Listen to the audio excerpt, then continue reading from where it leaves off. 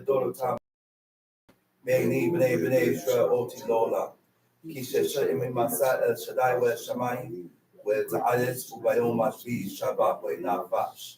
Wherefore the children of Israel shall keep the Shabbat, to observe the Shabbat throughout their generations for a perpetual covenant. It is a sign between me and the children of Israel forever. And in 6 days the Most High made the heaven and the earth, and on the 7th day he rested and ceased from his work. Baruch Shemeka, Baruch Yemeneka, Baruch Torateka, Baruch Kodushateka, El Shaddai Melech, El Shaddai Malach, El Shaddai Imlok, L'Olam Vaed. Baruch Shem Kabod Makuto, L'Olam Vaed. Baruch Kabod Elohim Min Kamo Melech Elyon, Aluhu, L'Olam Vaed. First of all, I'd like to give all honor and praise to the God of Abraham, the God of Isaac, the God of Jacob, the great mighty revered God, the Most High God, who bestows loving kindness, possesses all things, who remembers the pious deeds of the patriarchs, the Most High, slow of anger, great in kindness, forgiving iniquity and transgressions, but who will by no means clear the guilty, visiting iniquities of fathers upon the children to the 3rd and 4th generation. The Most High, his work is perfect for all his ways of justice, a God of faithfulness, and without iniquity, just and right is he. You may be seated.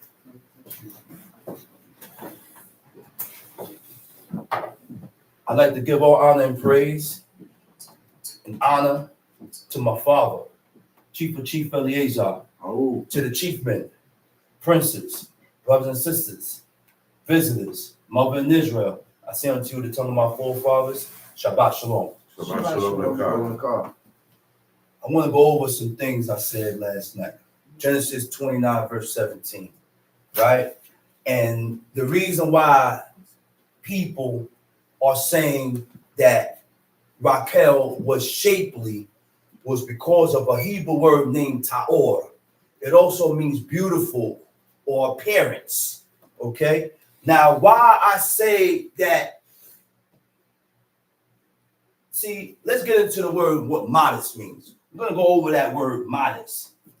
Modest, a woman or a modest person has a moderate, humble opinion of their own value, which means, so when you have a moderate opinion or a humble opinion about yourself or about your own value, you're not going to elevate yourself. You don't put yourself on a pedestal because you are in humility. You remain humble.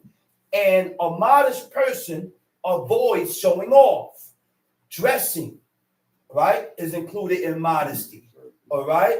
And behaving in a proper and decorous way, which means modesty also goes according to your behavior and your mannerism. Modest is also a mentality. It's a way of thinking. A modest woman dressed in a way that minimizes skin exposure. You minimize. I show less. I show the least possible amount of skin, right? Avoid tight-fitting clothes, because by me avoiding these tight-fitting clothes is by me avoiding it. See, I don't want to show my shape to men. I don't want other men to see my shape. Why? Because the woman's mentality in this book was to show themselves only to their husbands. See, when women dress to show their shape, you do that for one thing, for attention. That's right. You look for attention. And our mothers, our godly and righteous mothers that we read about in this book did not have that mentality. And they did not move like the Egyptian woman, like the Canaanite woman. See, our ways was completely opposite from their woman. Egyptian woman wore silk, see-through, where you can see those are the women that you can see their shapes. Those are the women that you can see through and see their shapes. But our woman wasn't that way. Because when we say certain things, now you're comparing the woman to the nations, to the woman of other nations, right? Avoid tight-fitting clothes and revealing clothes. So now when we read in the Song of Solomon, right? in the Song of Solomon, right? It says, for in long garments was the whole world. You know what that is? That's robes. Robes, which means our woman wore roomy clothes. Roomy clothes. They felt uncomfortable when it was too fitting. If you don't feel uncomfortable because of that, then you have a problem and you got to fix that. That's right. You got to fix that. You should not want to wear something too revealing or to show off, because everything that you're showing off is supposed to be for and only for your husband. Okay? So now, another thing I want to speak on, right? It says, a wise man reflects into himself. Sure. A wise man corrects himself. So a wise man is going to stay amending and correcting himself. How do you correct yourself? How do you make corrections with yourself? By reflecting and looking into yourself, trying to find fault to correct or amend, which means we are all faulty before God. We're faulty, and we are at fault with God. So our duty in life, is to reflect and search ourselves. Search for the things that is not right. Search for the things that is ungodly. Search for the things that does not correlate with what God said. Search for the thing that does not correlate with what you read. Now, when we find these things within ourselves that is not right by God, it's your job. It's our job to change that.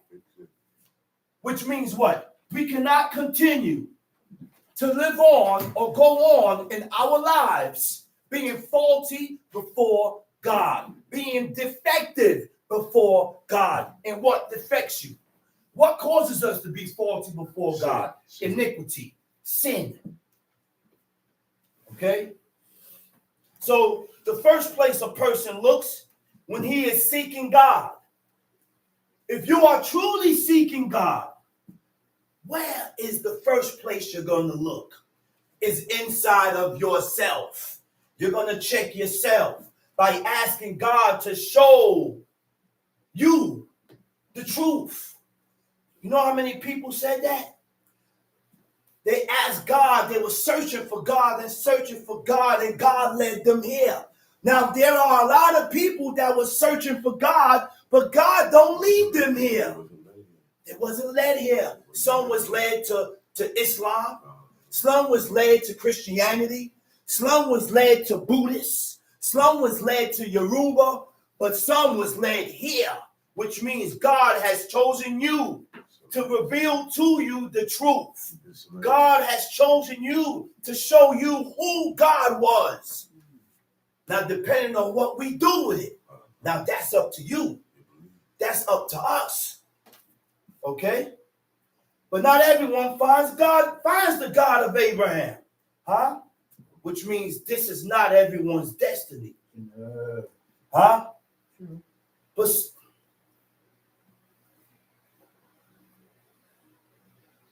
see, we got to realize that we're not here by mistake. We ain't here by mistake. Huh? If we haven't made that decree within ourselves to seek God, then we are here for the wrong reasons. Huh? We have to make that decree, that decision, make our mind up within ourselves. Okay? So if you want to serve God first, we got to make a conscious decision with yourself.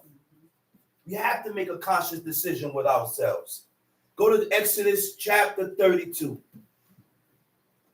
The nation of Israel was very unthankful. And we was very unthankful. Why? Unthankful, or a person that is ungrateful, or an ungrateful mindset, is a persistent negative way of thinking, which means you look at things always in the negative way, eradicating the good. Eradicating the good. God brought them through the nation. through the wilderness, they forgot about everything that God did for them. They forgot how God delivered them out of Egypt. They forgot about all of that. And all they was pinpointing and focusing on was that you brought us in this wilderness and we ain't got nothing to eat or drink. Immediately they wanted to appoint a captain to return back to Egypt. But did y'all forget how y'all got here? Did we forget that quick the good that God did for us? How he split the Red Sea and challenged all the deities and the idols of Egypt. You forgot how y'all got here? And that quick, we ready to return back to Egypt? Now, a lot of us have a hard time letting go of our past. That's why once a people, and it shows with the book, once the people got shown hardship, because they haven't let go of their past, they're ready to return. They was quickly ready to return because they were still undecided. They have not made their mind up to serve God. So it was nothing for them to return back. It was nothing. Okay? We have to learn to appreciate the positive aspects of one's life, leading to feelings of dissatisfaction, and tend to take things for granted, lacking appreciation from God. Time sheet. Exodus chapter 32. And when the people saw that Moses delayed to come down out of the mount, the people... Wait a minute. This is heavy, man. I was reading the book and something said to look up the definition of delayed. Oh my gosh. And when I looked up the definition of delayed, it don't mean delayed. The Hebrew word for delayed is boshesh. Boshesh means disappointed or ashamed. So I sat there and had to think. I said, wow. Before Moses came down from the mountain, God already told him that the people turned aside and started worshiping a golden calf. So when I looked up the definition of delayed, he said it means that Moses was disappointed in the people's actions against God. That is a heavy leader. That's heavy leadership qualities.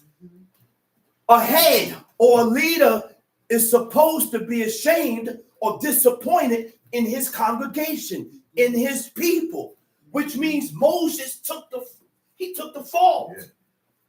Moses felt ashamed for the people's actions against God, which means what? Moses felt responsible for the people's action. Right.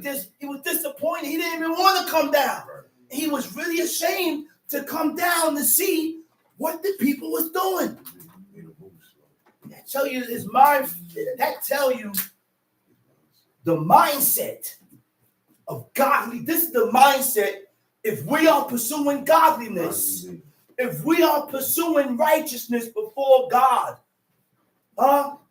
and you commit a fault, I'm supposed to feel away. Yeah. You feel away. Yeah. Look at Samuel. And throughout all the book, it shows you. It shows you.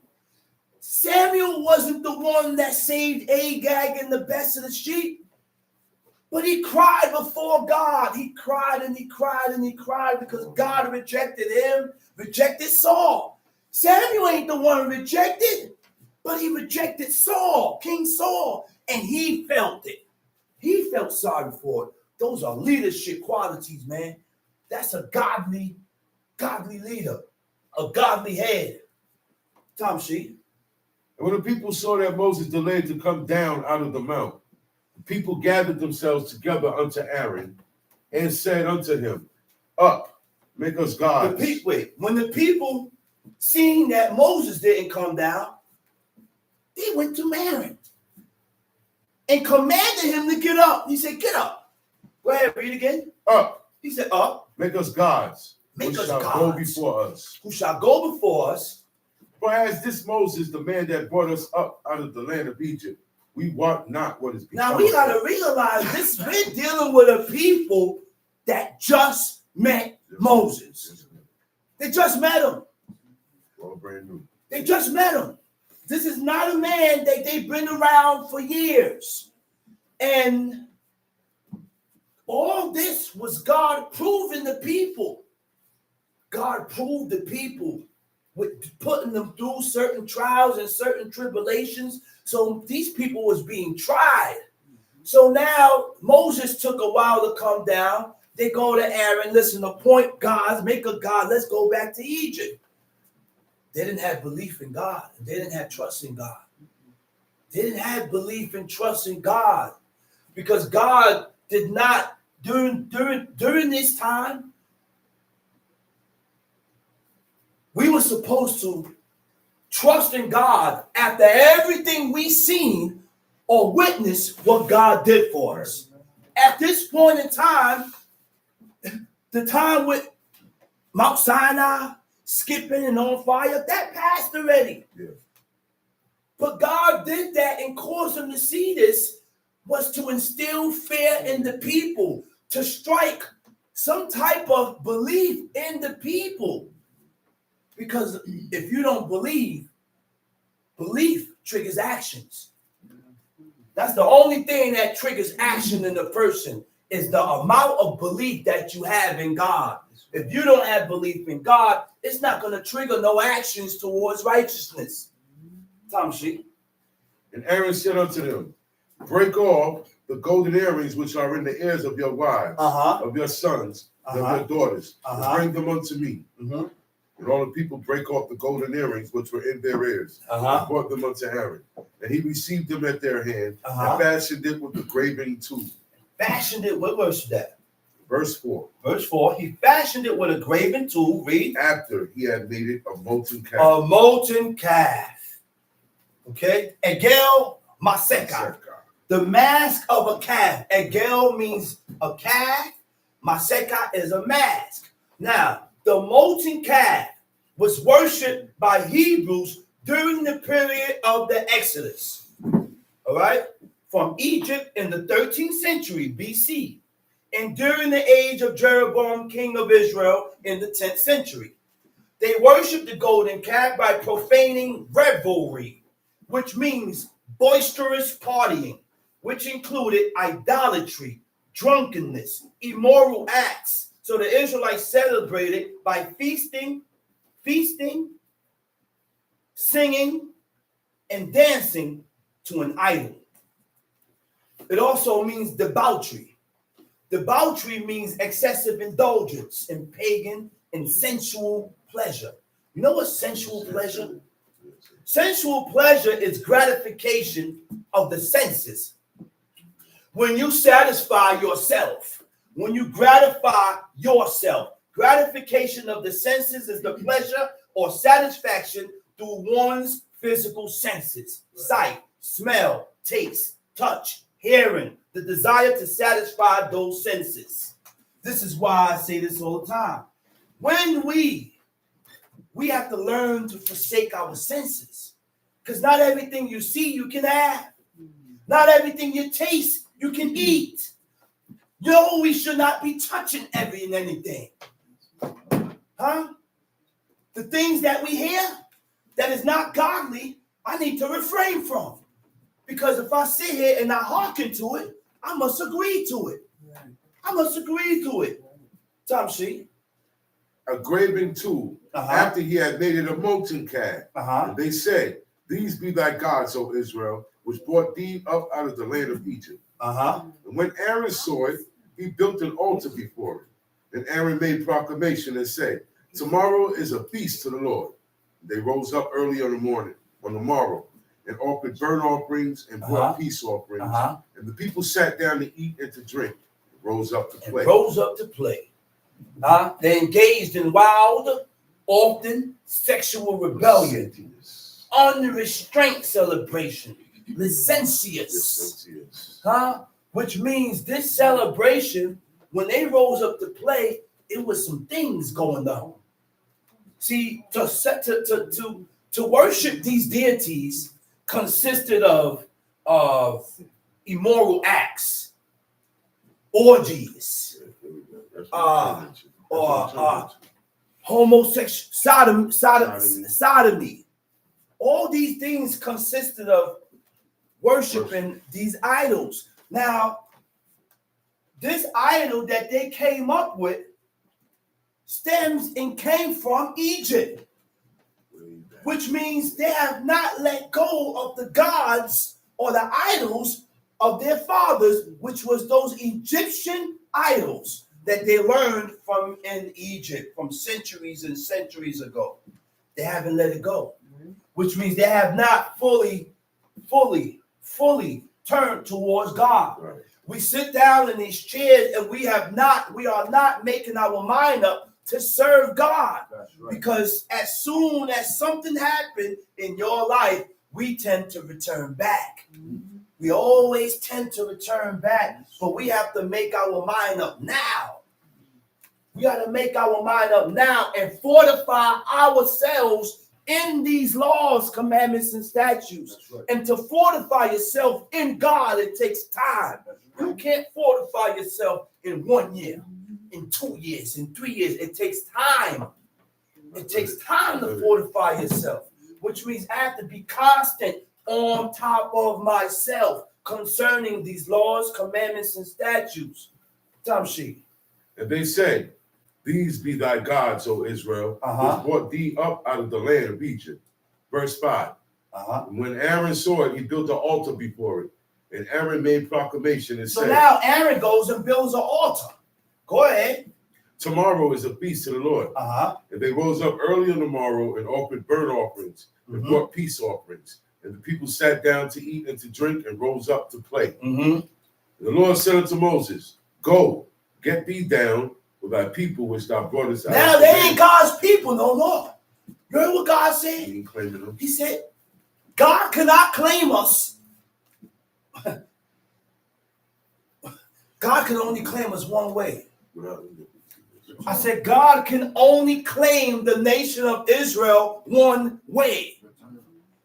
And the only way for God to claim us, we have to return back to God. Now, I heard some people say, oh, yes, we are returning. Where? Please tell me, how are we returning? First of all, I have to tell you how to return. How do we return to God? That's the question. Because a lot of us don't know how to return. In order for God to accept the nation, we must return back to God. How do we return back to God? We have to read the laws of God. And when you read the law and it says, thou shalt not, then don't do it. If it says thou shalt, which means this is something that I should be doing. This is how you return to God. We cannot return to God with our own mindset. We cannot return to God adding on and taking away from what God said, because a lot of us use different books to substantiate or to back up what the book says, but the book don't tell you the same thing what that book you reading from. Huh? It don't tell you that. So why do we add on to what God said and then tell ourselves we're returning back to God? No, you're not. You can't return the way you want to return. That's right. You have to return the way God said to return, which means we have to follow the established rules. Right. We have to follow the guidelines. We have to follow the standard that God has set. That's right. We can't set our own standards, man. That's right. We can't set our own guidelines, man. We can't. That's right. We can't. And I know some laws, you're not comfortable doing these laws. Some of us are not comfortable doing certain laws because you have accustomed yourselves to living one way. That's right. You have not accustomed yourselves and made your mind first. Before we can accustom ourselves to living according to what God said, you have to make your mind up. Make your mind up first. You have to come to God with a made-up mind. Now, after you done made your mind up, now I'm going to be reading and seeking out the laws and the commandments and laws of God for to do them. Because that's the only way it's going to have a positive effect on your spirit. That's how you fortify your spirit. That's how you strengthen your spirit. And you be able to strengthen yourself to the point where you can draw a boundary and you draw your own line and say, I will not cross that line. Because for me to cross that line is to die. We don't move with God like that. We don't move with God like that. For you to cross this line is for me to die. For me to eat bloody meat is for me to die. For me to sit in this unclean chair and not wash is for me to die. We have to look at all of God's laws like that. For me to put on some mingled garment is for me to die. When you have that, guess what? I don't have that mentality yet. I don't have that mentality. But I'm working towards it. I'm training myself. And I'm making my mind up as I go on in my life. Is that for me to violate the commandments of my God is for me to die. That's right. Now, the only way God, that's right, Zacharias, the only way God can return to us, we have to return to God first. That's right. And the only way to return to God is to fulfill these laws, commandments, statutes, his ways, his celebrations. There are certain ways in here, godly ways and righteous ways, a way that we should incorporate and a way that we should be before God in order for us to be accepted. Come on, man. Let's read. Where we at? Oh, hold up. The debauchery is, okay, go ahead. Tom sheet. Verse 7. Verse the 7. Lord said unto Moses, go, get thee down. So God looked at Moses. He said, listen, man, go down. He said, because what? For thy people which thou broughtest out of the land of Egypt. He said, your people that you brought out. At that point in time, we are not God's people. Now think about it, people. The nation of Israel. Think about it. The people back then, the people today is worse than the people then. Right. So if God didn't claim us then, do you think God is claiming us now? Low, Chief Shaman. No, brother. Come on, man. We have to look at and stay in the real world. Our forefathers was better than us today. And God said they are not his people.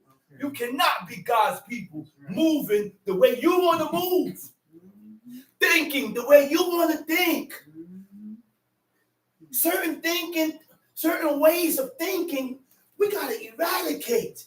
Because whatever you think tends to come out in your actions. That's right.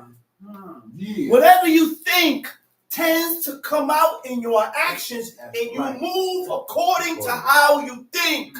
That's why when you see people talk, you say, nah, don't say that. No, don't think like that. We got to watch the things that we say and how we think, because these are the things that detours us away from God. It detours, man. It pulls us away. We so far away, man, it ain't funny. You don't even know. You guys don't even know how far we are from God. We got to draw ourselves and pull ourselves closer. We got to pull ourselves back. Let's read. And they have corrupted themselves. Uh-huh. Verse 8. He said, what? Read that over. They have corrupted themselves. How do they corrupt themselves? By making a molten calf. Okay? Now, what does it mean to corrupt? Do you know there are many ways to corrupt yourself? You just don't corrupt yourself by serving idols. In Deuteronomy 4, it tells you another way of corrupting yourselves by dealing with Temuna Kal Samel. Temuna Kal Samel. Temuna is an image or a picture. Samel is an emblem or a symbol. Huh? He said, come on, man. So let's read how we corrupt ourselves. We corrupt ourselves by going against the laws of God. Right. Anytime we go against the laws of God and we sin presumptuously, we corrupt ourselves. So now, when you begin to be corrupted before God, there are certain characteristics and certain actions that comes behind it. Okay? What does corrupt mean? Shakat. It means to destroy. It means to be marred. It means to be ruined or perverted or corrupt. So let's get into the first definition. Corrupt means to change, right? Or debase yourself. Huh? Yeah. To change or debase yourself by making errors, by sinning presumptuously. So when we sin presumptuously, you begin to corrupt yourself. Okay? How do we become marred? Marred is a flaw, a blemish, or defect, that ruins. I said marred is a flaw, a blemish, or a defect. What causes us to be flawed? What causes us to have a blemish? What causes us to have a defect? Sin, iniquity. All right? And it ruins. Means what? To damage irreparably in a way that is impossible to rectify or make repairs. That's deep. Because how do we ruin ourselves? We ruin ourselves by sinning presumptuously. Right? The definition of ruin means to damage irreparably in a way that is impossible to rectify or repair or make repairs. So what does rectify mean? Rectify means to correct what is wrong, to make it right. I said to correct what is wrong and make it right. Yeah. In order to correct your wrong and make your wrong right, you have to acknowledge your faults. If you can't acknowledge your faults, you're not going to make it right. Because you can't even acknowledge that you was wrong. That's right. You can't even acknowledge that you was at fault with God. So how are you going to make something right that you feel in your mind that you're right? That's right. Huh? Irreparably is the opposite. The opposite of irreparably is to make repairs.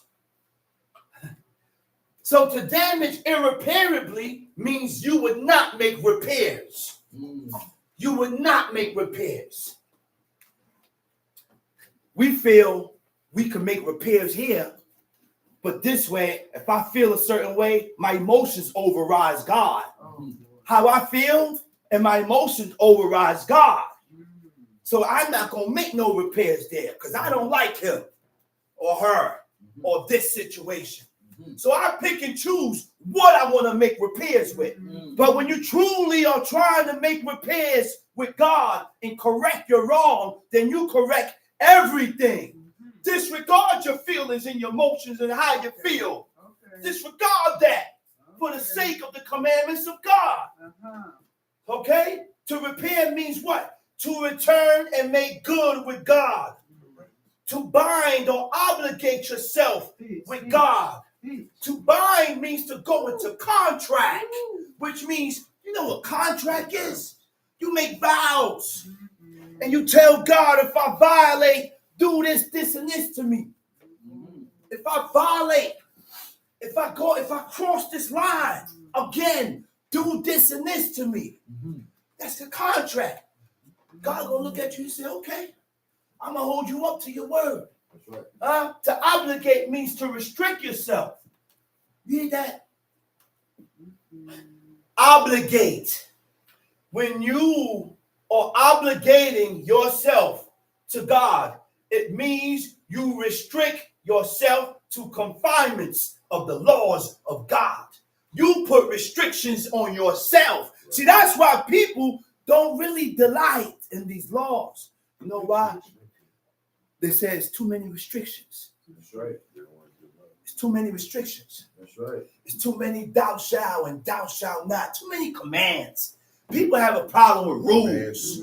People have a problem with acknowledging and respecting the rules. That's right. Huh? This is why we can't go nowhere. Because we have a problem to respect rules. Yeah. We have a problem, man. People like that can't serve God. I'm sorry. No. You cannot serve God that way. Tom sheet. Exodus chapter 32, verse 8. Uh-huh. They had turned aside quickly out of the way Uh-huh. which I commanded them. They had made them a molten calf, and had worshipped it, and had sacrificed thereunto, and say, These be thy gods, O Israel, which have brought thee up out of the land of Egypt. They made them a molten calf, sacrificed to it, and worshipped it, and gave the glory to an idol instead of God. And they done made God jealous. Huh? They done made God jealous. Why? Because God did so much for us, but we rejected it and disregarded everything God did for us and gave his glory to something else. That's like a father been taking care of his child all his life, and the child get up as grown, look at you, say, man, he disregard you as his father, and turn to someone, this is my father. You ain't never been there for me. You ain't my father. Make you want to kill him. Make you want to kill him. And that's how God felt. God was going to destroy the whole nation. God was going to wipe everybody out. And if it wasn't because of his name, if it wasn't because of regard and respect for God's name, God would have wiped everybody out. He made a nation out of Moses. Made a nation out of Moses.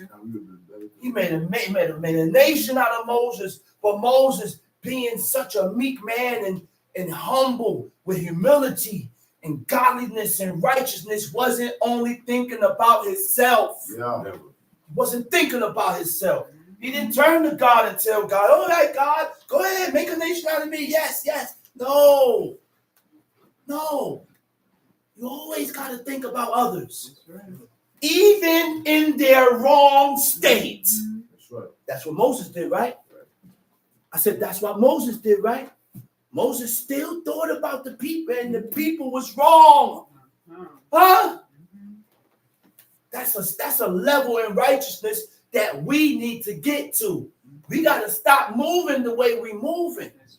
We got to stop being the way we being. Even when a person is at fault. Even when the person is wrong.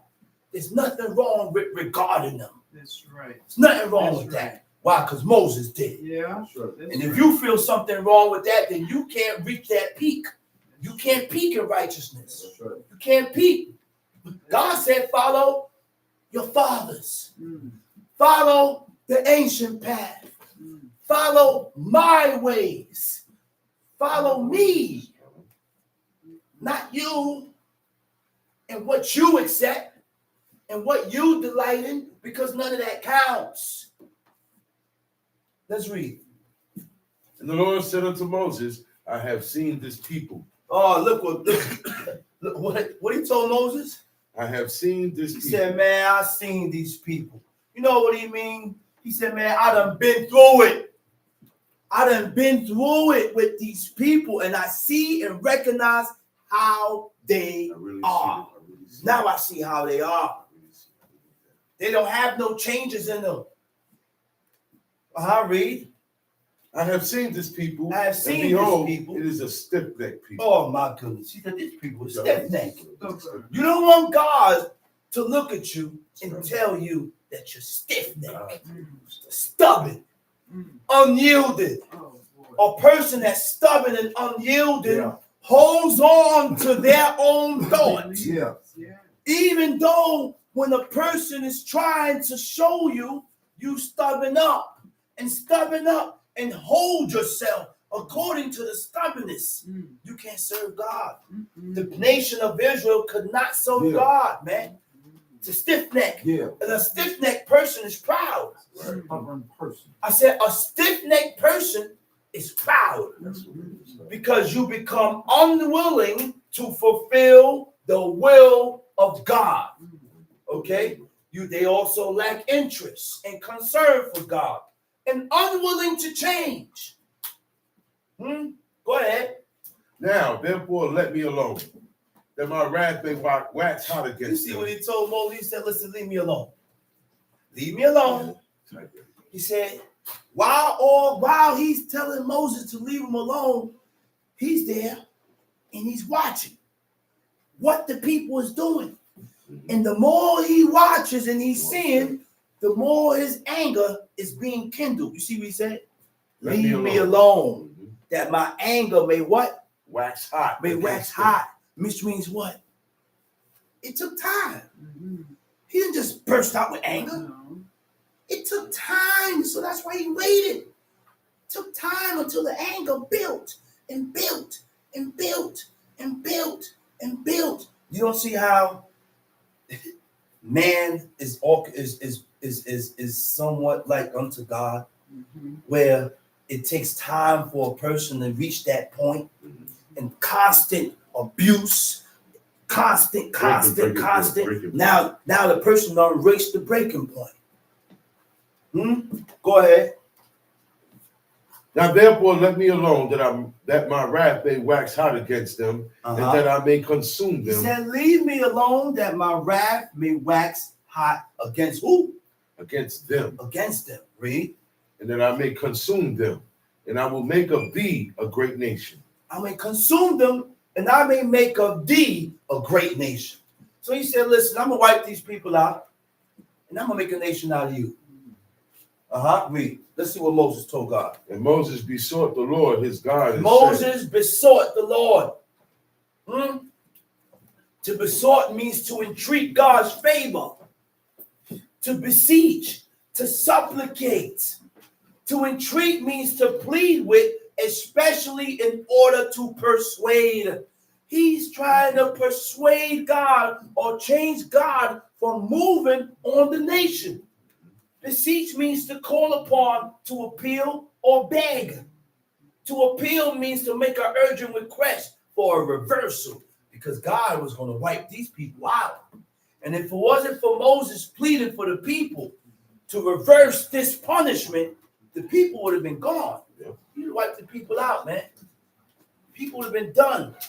Tom Sheik. And Moses besought the Lord his God and said, Lord, why doeth thy wrath wax hot against thy people? Look what he asked. He said, Lord, I don't care what you say. That's your people. These are your people, Lord. He said, why is your wrath waxing hot against your people? I remember when my pops used to be angry with us, and my mother would come and she'll say, I don't care what you say. That's your son. That's still your son. He's like, well, I don't know. And then he turned on my email. I don't know where you got it from. He said, from you. That's your son. And that's what God said, man. He's ready not to even deal with these people no more. Ready to wipe them out. Go ahead, read. Why doeth thou wrath wax hot against thy people, which thou hast brought forth out of the land of Egypt? You delivered the people out of Egypt with a great power. And a mighty hand. And a mighty hand. You did so much for this nation. You can't reject them now. I done did too much for them. I'm too far in. Look like a father tending to his child. He said, man, I did too much for this boy, man. I can't back out on him now. I did too much for this woman. Where are you going? I did too much. I done gave you everything I got. And now you're talking about leaving? Now you want to leave? It's too late in the game. I done gave you everything. Gave you my strength. Gave you everything. Sometimes we bind ourselves, man. We are binded already. That's right. We bind it. Too late in the game, man. Because God did too much for us. We can't get out of this no more. We already binded in this, man. God did too much for our fathers. No quitting, no turning back. That's it. Right. Tom Sheik. Wherefore should the Egyptians speak and say, for mischief did he bring them out, to slay them in the mountain, and to consume them from the face of the earth. Turn from thy fierce wrath and he said the Egyptians gonna talk. He said the Egyptians gonna look. He said, man, you delivered these people out of Egypt just to kill him in the wilderness? Now Moses is thinking about God's name. You go look bad. Moses is thinking about God's name. In Malachi, he said, God has written a book, and he put every man's name, everybody that thought on the name upon the name of God, their name is in that book. And this is one of the ways to think about God's name. When you move or act in a way that gives respect and honor to God. Okay? Because you can move in a way and people say, I don't know what kind of God you serve. When people speak like that against you, it's not good. Tamshi. Turn from thy fierce wrath. He said, turn from your fierce wrath. And repent of this evil against thy people. Tamshi. Remember Abraham, Isaac, and Israel, thy servants, to whom thou swearest by thine own self. Now he done repeated everything that God said. He said, all right, Lord. He said, remember Abraham, Isaac, and Israel, your servants, to whom thou swearest by thine own self, and saidest unto them, I will multiply your seed as the stars of heaven, and all this land that I have spoken of will I give unto your seed, and they shall inherit it forever. You have to bring that back up. He said, listen, God didn't forget, but he's so angry. Most of the time when we get so angry and tight, we tend to forget what we said we're not going to do, or I'm not going to act this way, or I'm not going to move this way. And this is why I said I have to be me personally. I got to be more on point with myself so that I don't allow my anger to move me and then I end up saying the wrong thing. Right. There are certain things that my mother said, don't say that, don't speak like that. So I have to do not allow my anger to get me or get the best of me to allow me to say things that my mother won't like me to say. That's right. She don't want me to move that way. I have to remember those things and don't allow my emotions to get the best of me. Tamshi. And the Lord repented of the evil which he thought to do unto his people. And the Lord repented of the evil, which what? Which the Lord had thought to do unto his people. In the Hebrew it says dabad, which the Lord has spoken to do to him. He said he was going to say, I'm going to consume these people. I'm wiping everybody out. And Moses turned and went down from the mount, and the two tables. So now Moses, it's time for him to go down now. He got the tablets. He got the commandments. See, these commandments was just the 10 words. That's right. That's it. The rest of the laws and the commandments that we read about in the book all stems from those 10 words. Okay? Tamshi. The tables were written on both their sides, on the one side and on the other were they written. And the tables were the work of God, and the writing was the writing of God, graven upon the tables. When Joshua heard the noise of the people as they shouted, he said unto Moses, there is a noise of war in the camp. So now Moses is down. But Joshua made sure he separated himself from the people. Which means he did not attend whatever was going on. Because to attend means you agree. If you attended it, you agree with it. If you attended it, you were celebrating. If you attended it, you accept it. So now we got to watch what we attend. That's right. We got to watch what we attend. That's right. Sometimes we may be amongst ourselves, our own people, and we may do things that's contrary from what God said. You have to be able to have discern. You have to discern and know when to separate yourself. That's right. Know when to separate yourself.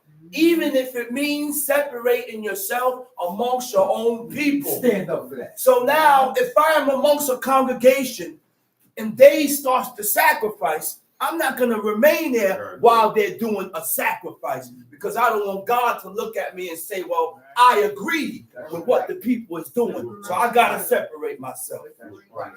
I gotta separate myself. These are the things that we need to start doing. That's right. Because you show who you're with according to where you at.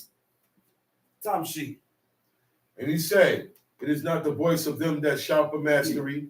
It's not for them that shout for mastery. Neither is it the voice of them that cry. Neither is it the voice of them that cried or being overcome. But the noise of them that sing do But I the hear. noise of them do I sing. Now this was not regular singing. Because remember, the nation, Miriam sang. They made songs. They sang. Miriam sang what in Exodus 15. So this wasn't a regular singing. When you look up the definition of singing, it says anut. It means the voice of affliction. That's what it means. So they heard moaning and groaning and grunting. Affliction, like someone was in pain. Tom Sheep. And it came to pass as soon as he came nigh unto the camp, that he saw the calf and the dancing. And Moses' anger waxed hot. And he cast the tables out of his hands and brake them beneath the mount. Moses got angry. And he got so angry that he broke the tablets. He broke the tables. Go ahead, read. And he took the calf which they had made. He took the calf which they had made. Burnt it in the fire and ground it to powder. And stored it upon Took it and destroyed it. Took it, pounded out, made it like powder. Go ahead. And made the children of Israel drink And it. made them drink it. That tell you right there, these people, God was with these people, even in their wrong. You know what that is to drink metal? Powdered gold metal. The people drank and didn't die from it. Go ahead. And Moses said unto Aaron, What did this people unto thee, that thou hast brought so great a sin upon them? So Moses went to Aaron. He said, what did these people do to you that allowed you to make this despicable thing? He said, what is this? And Aaron said, Let not the anger of my Lord wax hot. Thou knowest the people that they are set on mischief. But they said unto me, Make us gods, which shall go before us. For as this Moses, the man that brought us up out of the land of Egypt. So he said, listen, man. He said, you know the people. He said, the people is set in their evil. The people is set in their mischief. When a person is set in their evil, there's no changes in you. No matter what you show them, no matter what you tell them, no matter how you try to show them or detour them or change them, they're not going to change because they are set in their wickedness. That's right. You can't change a person that's set in their evil. Even though you may be sitting down in teachings, you cannot be set in your own evil because you have to leave room to change. That's right. You got to leave room to become better. You have to be able to tell yourself that I'm not the same person 5 years before, 10 years before. There is things that I was doing before that I will never do now. Right. No, I'm all good, brother. There are things that I was doing before that I need to eradicate out of my life. No, I'm all good. Because only then will God be able to accept us. So we have to recognize these things within ourselves and tell ourselves that I'm all good. I ain't got to change that we need to change. There is always leave room for improvement. That's right. Always leave room for changes. That's right. Tom Sheep. And I said unto them, Whosoever have any gold, let them break it off. So they gave it me. Then I cast it into the fire, and there came out this calf. He said he forgot the part that way. He said he fashioned it and formed it. He didn't tell me that part. He didn't tell him that. He said, man, I took the fire, man. I took the gold, threw it in the fire, and it just came out as a calf. He said, man, you got to understand, man. When you are at fault, that's how you're going to move. You're not going to be so courageous to just push your chest out. And That's right. now you're at fault, man. Yeah, I did it. And boom, boom. He's like, man, he was sorrowful, man. Go ahead. And when Moses saw that the people were naked, For Aaron had made them naked unto their shame. Aaron among their had enemies. made them naked according to their shame. Go ahead. When Moses stood in the gate of the camp and said, Who is on the Lord's side? Let him come unto me. Who's on God's side? And all the sons And that is the question that we need to ask the people today. That is a worldwide question we need to ask all Israel today, because What side you want? whose side are you on? Are you truly choosing God? Do you choose God and his laws? Because we are not making no changes within ourselves. Speak on it, brother. We are still the same people from before. You still have people in barbershops. You still see brothers in the stores buying meat from the stores off the rack. Then you have brothers over here putting their order in from the guy to go boost. Go boost me a large. I want size large. No, we haven't made our mind up. We ain't making our mind up, man. We're still halting between two opinions. We're still riding the fence. We have not made our mind up. Either you want to serve God or not. This is why Joshua turned to the people. Joshua told the people, he said, you cannot serve the Lord. He said, because he's a holy God. Right. Huh? He's a holy God. Therefore, he gave you laws, commandments, and statutes. Then and only then you will be a holy people. We cannot be a holy people not following the laws and the commandments of God. That's right. Come see. Who is on the Lord's side? Let him come unto me. What verse is that? 26. Go ahead. And all the sons of Levi gathered All the themselves sons of together Levi unto him. joined.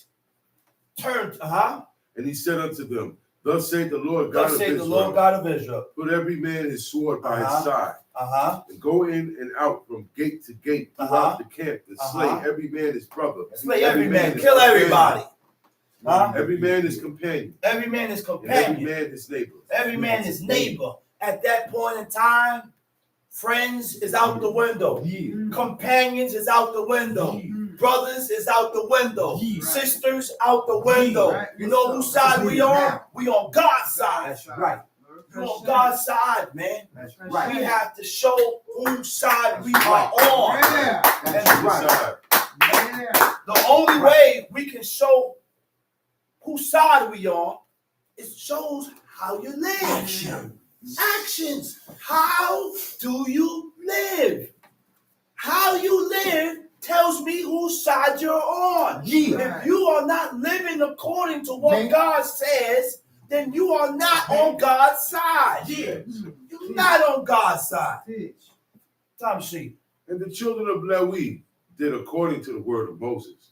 And there fell of the people that day about 3,000 men. For Moses had said, Consecrate yourselves today to the Lord. Consecrate yourself today to God. Even every man upon his son and upon his brother, that he may bestow upon you a blessing this day. And it came to pass on the morrow that Moses said unto the people, Ye have sinned a great sin. And it came to pass on the morrow. Look what Moses says. He said unto the people, what? Ye have sinned Ye have sinned a great sin.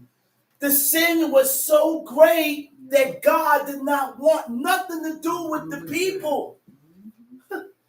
God didn't want to deal with us. Moses had to go up there and beg God to return back to his people. Go ahead. Come on, Shaw. Peradventure I shall make an atonement for your sin. Verse 31. He said, peradventure I shall make an atonement for your iniquities.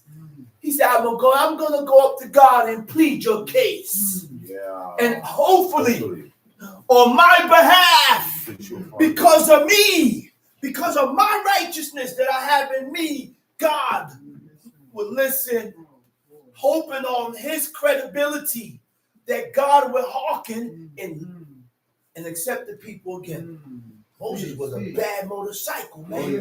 He was a bad man. He spoke up for a whole nation. And God hearkened to him, man. We don't have, and this is what I'm trying to show you, we don't have people today that can speak up for us to God.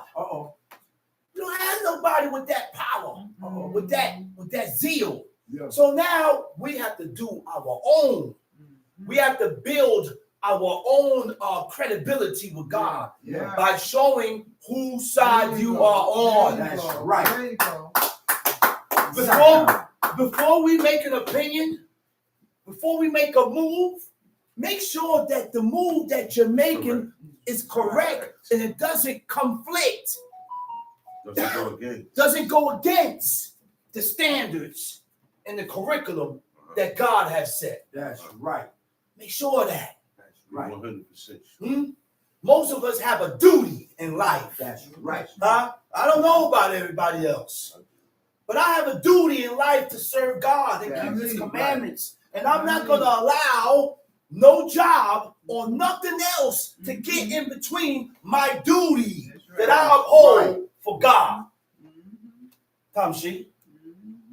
And Moses returned unto the Lord and said, oh, this people have sinned a great sin and have made them He gods said, of oh, gold. these people have did what?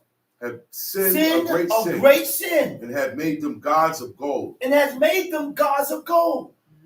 Yet now, if thou wilt forgive their sin, and if not, blot me, I pray thee, out of thy book. You see what he asked God? He said, oh, Lord God. He said, the people did a great sin. He said, but forgive them. Please forgive them. To forgive means to show feelings, to stop feeling angry or resentful towards someone for an offense, for a flaw, or for a mistake. So now, if we can't forgive each other, there's no way I can move forward. That's right. That's right. There's no way I can move forward. In order for me to move forward with you, I have to forgive you and leave what you did behind me. Yeah. Because God wasn't going to walk with these people. God wasn't going to deal with these people. But the only way what brought God back into dealing with the people was that he forgave them. That's right. But he was still angry. Yeah. He forgave them, which means you can still forgive and be angry. Yeah. And that's why he appointed an angel to go before us. But he instructed us. He said, Beware. don't tempt the angel. Beware. He said, because if you tempt them, he said, remember, my name is in them. He will not regard Right. or pardon. He's not going to pardon you according to your sins. I'm a pardon. Okay? God will pardon you, That's but right. not the angel. Yeah. Not the angel. The angel wasn't equipped with mercy. No, The no. angel wasn't equipped with compassion and mercy and kindness. No. Angel wasn't equipped with that. They move under the The only one that had those characteristics, had those things, was God. That's And right. because God has created man in the image of God, we are supposed to incorporate those things within our lives. Right. We are supposed to be merciful. We are supposed to be compassionate. We are supposed to be forgiving. So, because why do I have a hard time forgiving? But yet, I want God to forgive me. Yeah. Say it again, brother. Why I don't like to have mercy, Say it but again. yet I want God to have mercy. Yeah, So say it again. sometimes, man, woman, we have to look past certain things. That's right. We got to look past certain things for the sake of the commandments of God. That's right. We got to have more merciful. We got to be more merciful with each other. We got to be more compassionate with each other. We got to be more kind. That's right. You didn't have to answer him that way. You didn't have to answer her that way. And if we are one and you love me like you love myself, then why, when I say something, you get agitated That's after right. everything I say? Does that emanate love? No, that's Yeah. not true. Does that show love and concern? No. No, it don't. Talk So the about it, book brother. teaches us how we need to act and how we need to move with each other so That's that right. we can gain the attention of God. That's right. That's right, brother. Tom She. Yet now, if thou wilt forgive their sin, and if not, blot me, I pray thee, out of thy book. So God, my goodness, you heard what Moses asked God. He told God to blot him out of his book. So what does that mean now? That means God got a book. And that book that Moses asked God to blot him out of, that is the book of life. So all those who are who lives righteously, all those who does the things that please God, their name is in the book. You see, let me explain something to you.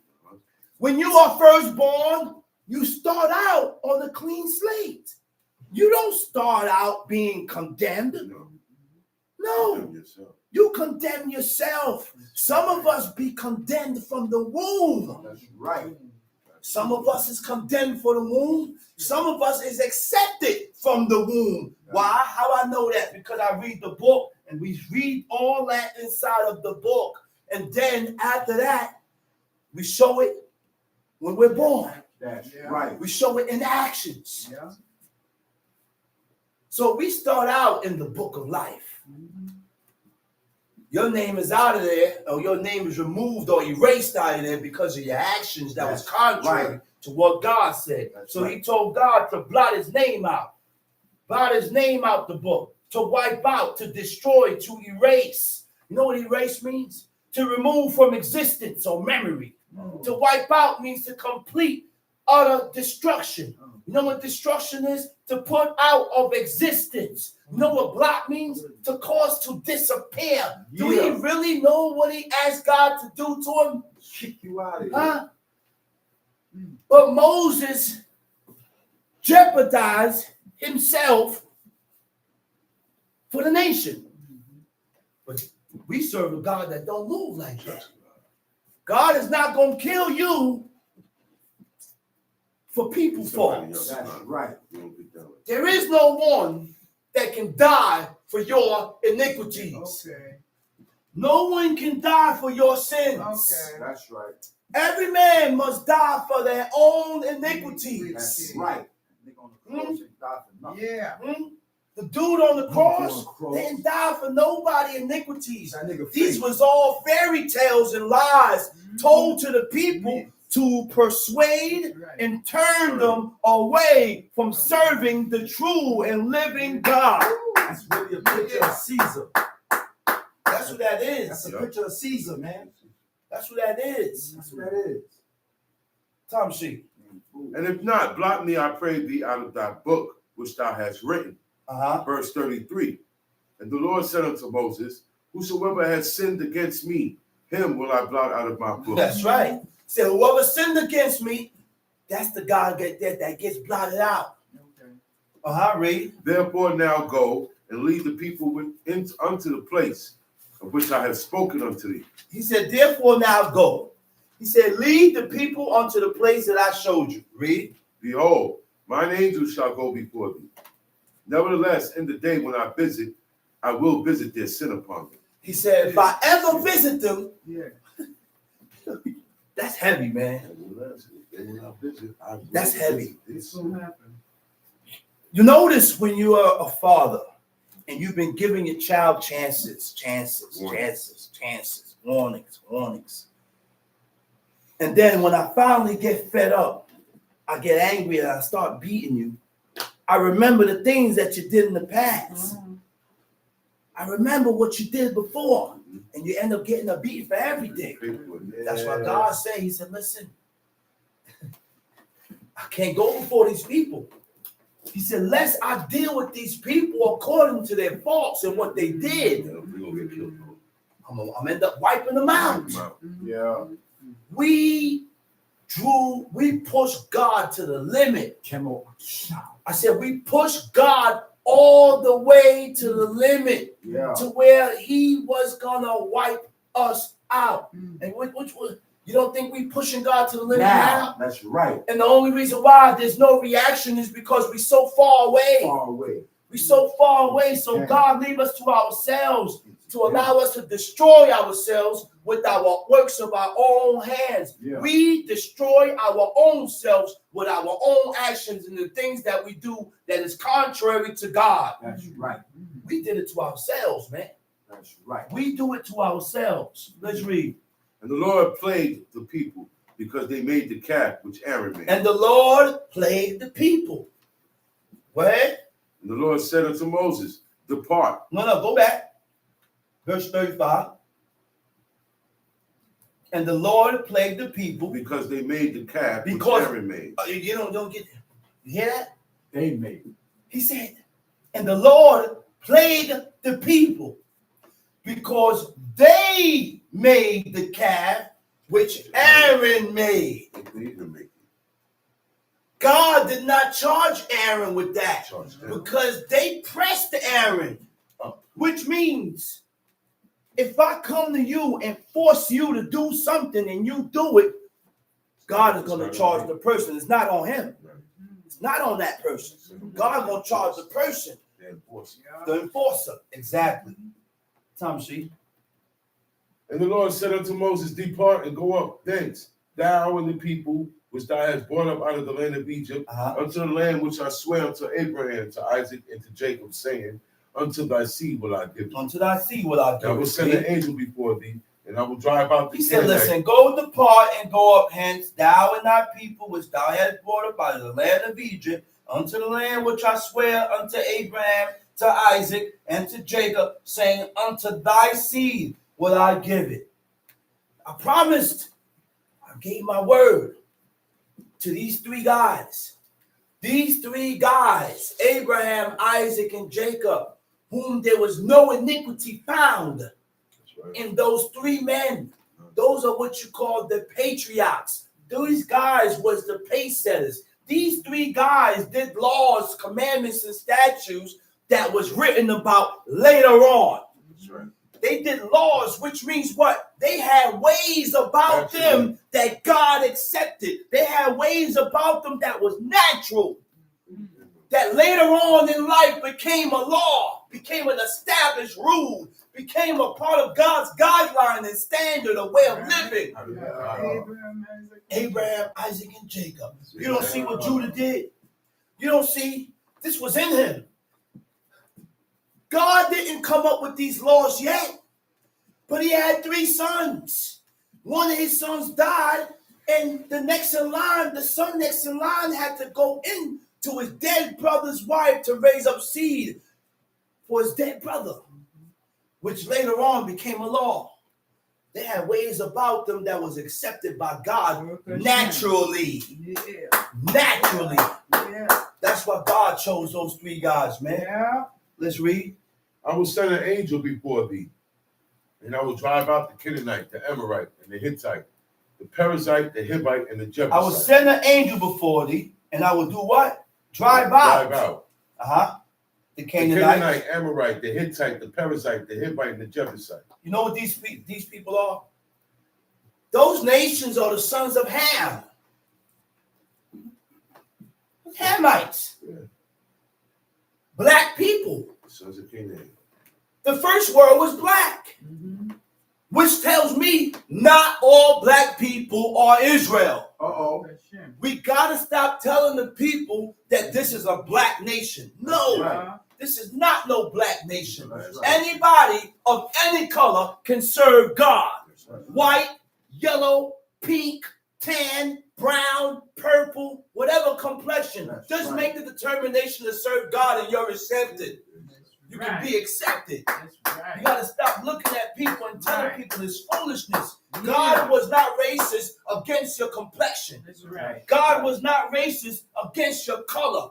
God was only racist against sin, against iniquity. Yeah. Right. When we sin, now God turns on you. Yeah. He don't turn on you because of your color. Yeah. Right.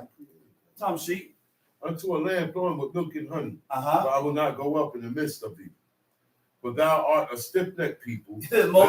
God said, listen, man, Too hard-headed. you're too hard-headed, man. I can't deal with him. Deal with y'all.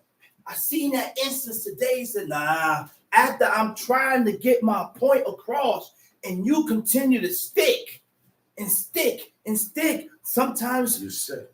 you're set. And that's why God backed up from I us. gotta do what you do. God backed up from us until we, look, go ahead. But thou art a stiff-necked people, Uh-huh. lest I consume thee in the way. Yeah, I said, listen, I'm not going amongst you people because I'm going to mess around and kill one of y'all. Killing you. I'm going to end up wiping everybody out, so I stay away. Go ahead. And when the people heard these evil tidings, they mourned. And When no the man- people heard the evil tidings, they cried. They cried because they felt, Mom. They fell away. They fell away because God said, listen, I don't want nothing to do with you guys, man. Because you guys are too stiff-necked and you're too hard-headed and you're too stubborn and you won't change. You won't change. That is the key word. And one of the ways to draw God towards you, you have to have change in you. You have to be a type of person that is able to change. There you go. If you don't have the ability to change for God, you are not able to serve God. You got to be able to make changes with yourself. That's right. We have to be able to make changes with ourselves Yeah. in order to be accepted by God. Mhm. Tom Shee. And no man did put on his ornament. Woo! He said, listen, the people mourned, and no man put on their ornaments. What was their ornaments? Their ornaments was the things that God put on them to beautify them and enhance them in his eyes. Like you go to your woman and say, listen, I like to see you like this. Put this on. Wear your hair like this. Wear your hair and do this and do the other. Yeah. Huh? He said, I like seeing you like that, man. You look good, baby. You look good. And then you watch her walk away. Watch that strut. That's what God did. God dressed us up in ornaments. Read. For the Lord has said unto Moses, Look what God said. say unto the children of Israel, Say unto the children of Israel, ye are a stiff neck. you're hard-headed. I will come up. Huh? You're hard-headed. You are stiff-necked. You won't yield. You won't give in. You got to give in, which means we cannot remain the same way. But in order not to remain the same way, you have to recognize that you need to change and not be the way you used to be. You can't. Go ahead. I will come up into the midst of thee in a moment and consume thee. Therefore now put off thy ornaments from thee, that I may know what to do. You know what that says? Read that again. Put Ye on. are a stiff-necked people. Go ahead. He said you're stiff-necked and hard-headed. I will come up into the midst of thee He in said- a moment He said, I will come up in the midst of thee in a moment and consume thee. and consume thee. He said, if I come up in the Right midst now, of you, right now, I'm angry. Yeah. I'm still tight. I done saw you and caught you in bed with another man. Huh? Yeah. I done saw you and caught you in bed with another man. You know that anger Yeah. and the fumes that builds within a man to catch his wife or his woman in bed with another man. So now God said, if I come amongst you, listen, man. Yeah, Moses spoke up for you, but I still don't have the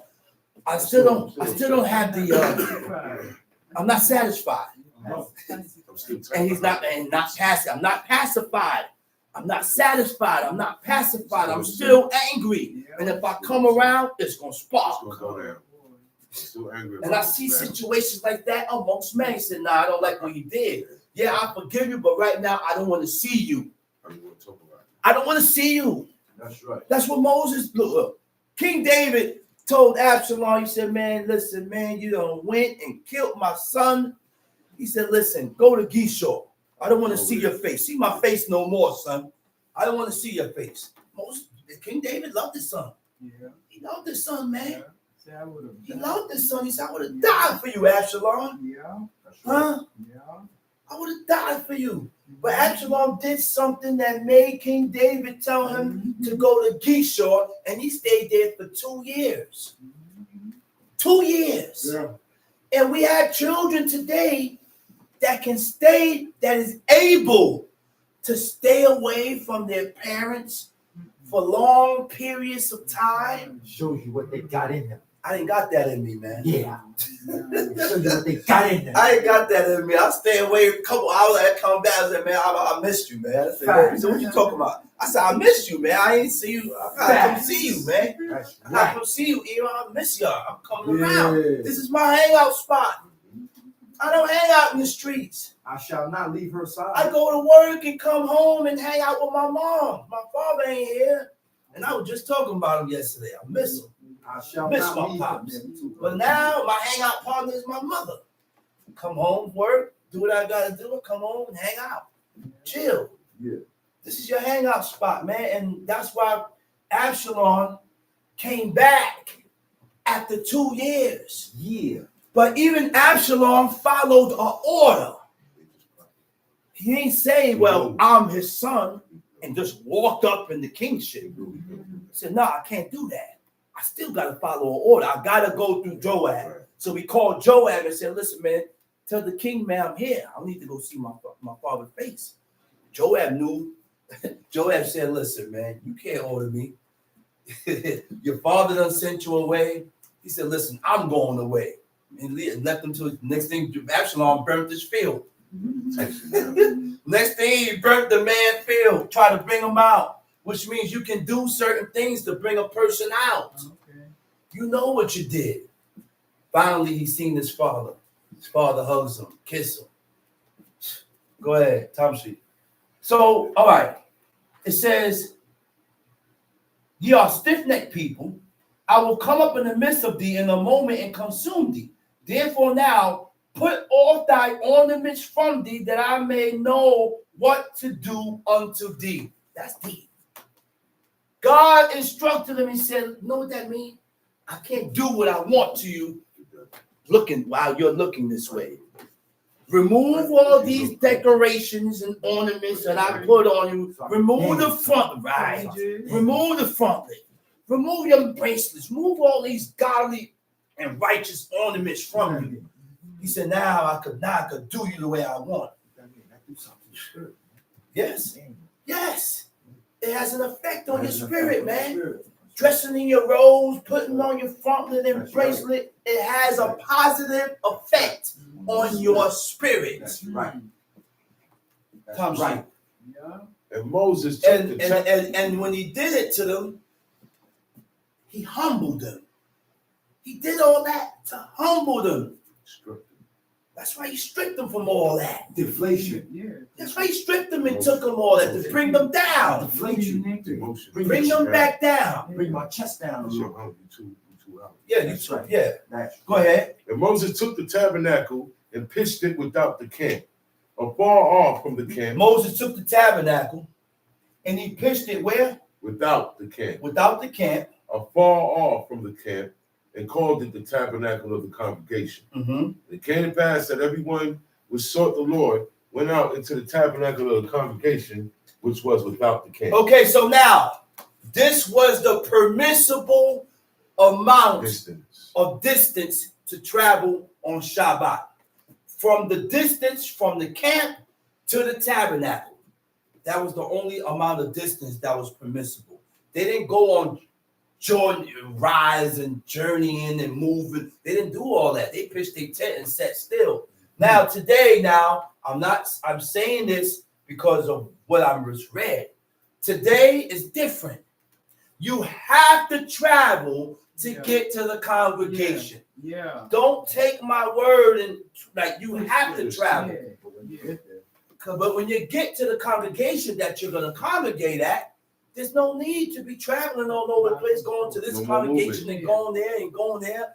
Get to your congregation and stay stationed. If you can make it, Stationary. This is why I don't respect when people travel to congregate and then after the first half. Yeah. Let me not say that. Let me not say that. Because then people will say, oh, well, you know what? I'm just going to stay there. No, you do what you want to do. I got to really be careful. Yeah. What you say. You got to. Right. Got to. Because I don't want no one to get the wrong idea.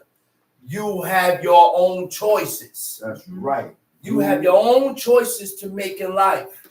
Me personally, I don't travel. And if I ever have to travel to get to a congregation That's where I'm at until sunset. That's right.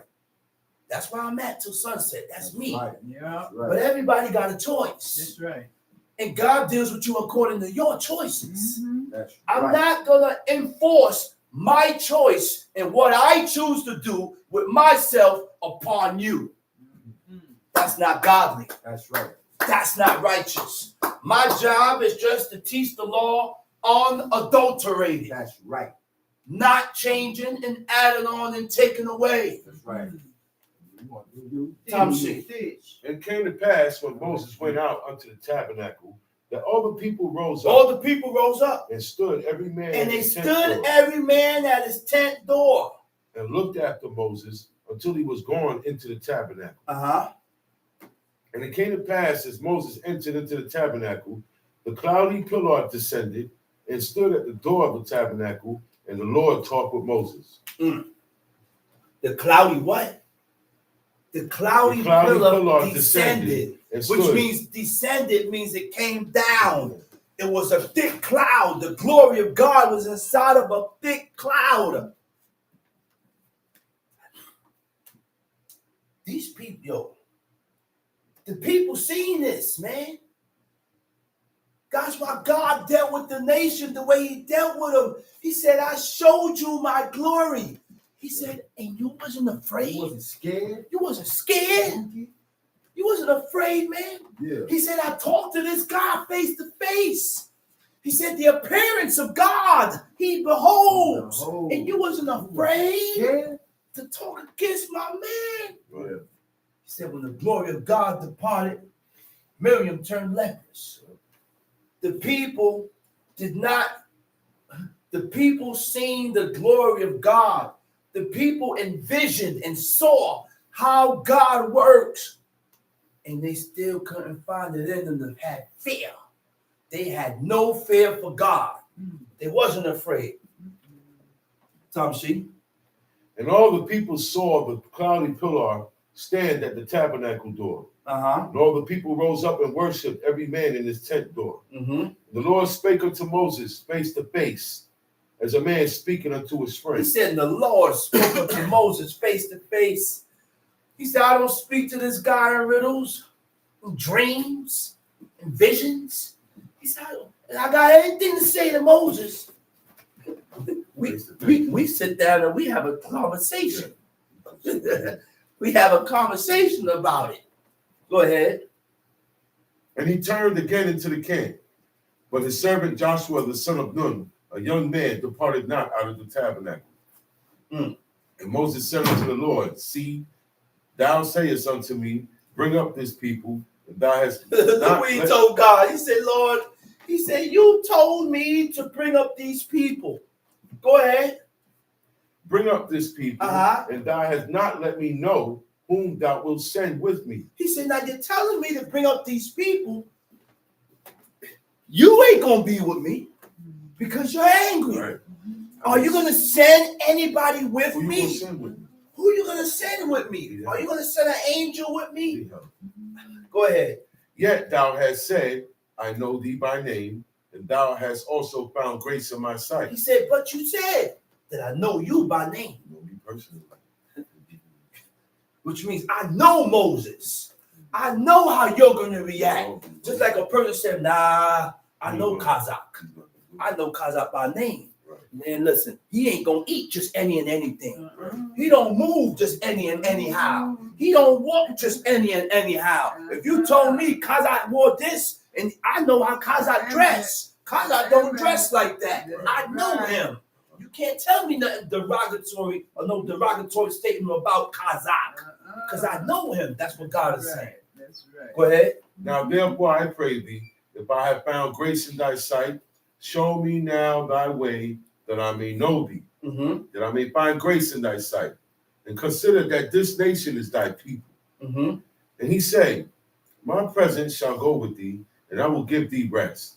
And he said unto him, if thy presence go not with me, carry us not up hence. He said, my presence going to come with you. He said, I will give you rest. He said, but if your presence go not with us, he said, I ain't moving. I ain't going nowhere. Because by then I will know whether you're with me or not. Tamshi. For wherein shall it be known here that I and thy people have found grace in thy sight? Uh-huh. Is it not in that thou goest with us? So shall we be separated, I and thy people, from all the people that are upon the face of the earth. Mm-hmm. The Lord said unto Moses, I will do this thing also that thou hast spoken, for thou hast found grace in my sight, and I know thee by name. He said, okay. He said, I'm going to do this because of you. Only because of you. Because you, Moses, have found grace in my sight. So what? And he said, I beseech thee, show me thy glory. And he said, you see what he asked God? He said, show me your glory. He said, I want to see you. I want to make sure that you're going to be with me. Go ahead. And he said, I will make all my goodness pass before thee. I will make my goodness pass before thee. And I will proclaim the name of the Lord and I will proclaim the name of the Lord before thee. And will be gracious to whom I will be gracious. I will be gracious unto who I choose to be gracious to. I will be merciful unto who I choose to be merciful to. We got to stop questioning God. That's right. God choose whoever he wants to be, whoever he wants to favor, whoever he wants to be gracious to, whoever he wants to have mercy to. Go ahead. And I will show mercy on whom I will show mercy. That's right. And he said, thou canst not see my face. See what he said? He said, Lord, he said, listen, son. He said, you can't see my face. I can't show you my face. He said, you can't see my face. So apparently, from what I'm reading, God do have an appearance. Okay? He has an appearance. Okay? That's why his name, I am that I am.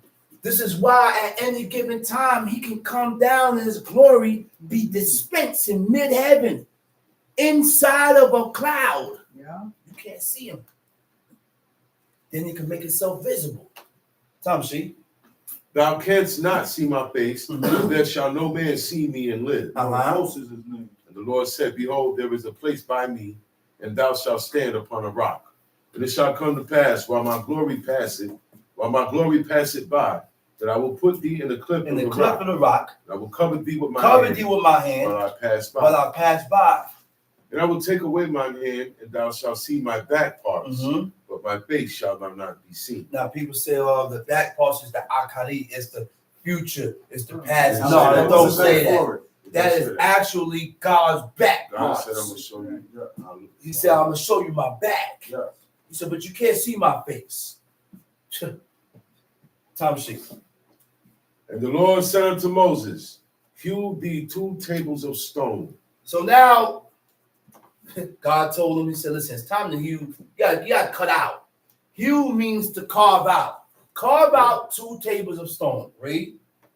Like unto the first. Like unto and I the will first. write upon these tables the words that were in the first tables, which thou breakest. And be ready in the morning, and come up in the morning unto Mount Sinai, and present thyself there to me in the top of the mount. And no man shall come up with thee. Nobody should come up with you. Neither let any man be seen throughout all the mount. Neither let the flocks nor herds feed before that mount. And he hewed 2 tables of stone like unto the first. And Moses rose up early in the morning and went up into Mount Sinai as the Lord had commanded him, and took in his hand the 2 tables of stone. Right? The Lord descended in the cloud. The Lord came down in the cloud. And stood with him there. And proclaimed the name of the Lord. Proclaimed the name of God. Woo. And the Lord passed by before him and proclaimed. The Lord God, merciful and gracious. The Lord, long-suffering. The Lord God, merciful and gracious. These are all the characteristics of God. These are the characteristics of the Creator. So we have to take on these characteristics. He said, the Lord, merciful and gracious, long-suffering, and abundant in goodness and truth. And abundant in what? Goodness. In goodness and truth. Keeping mercy for thousands.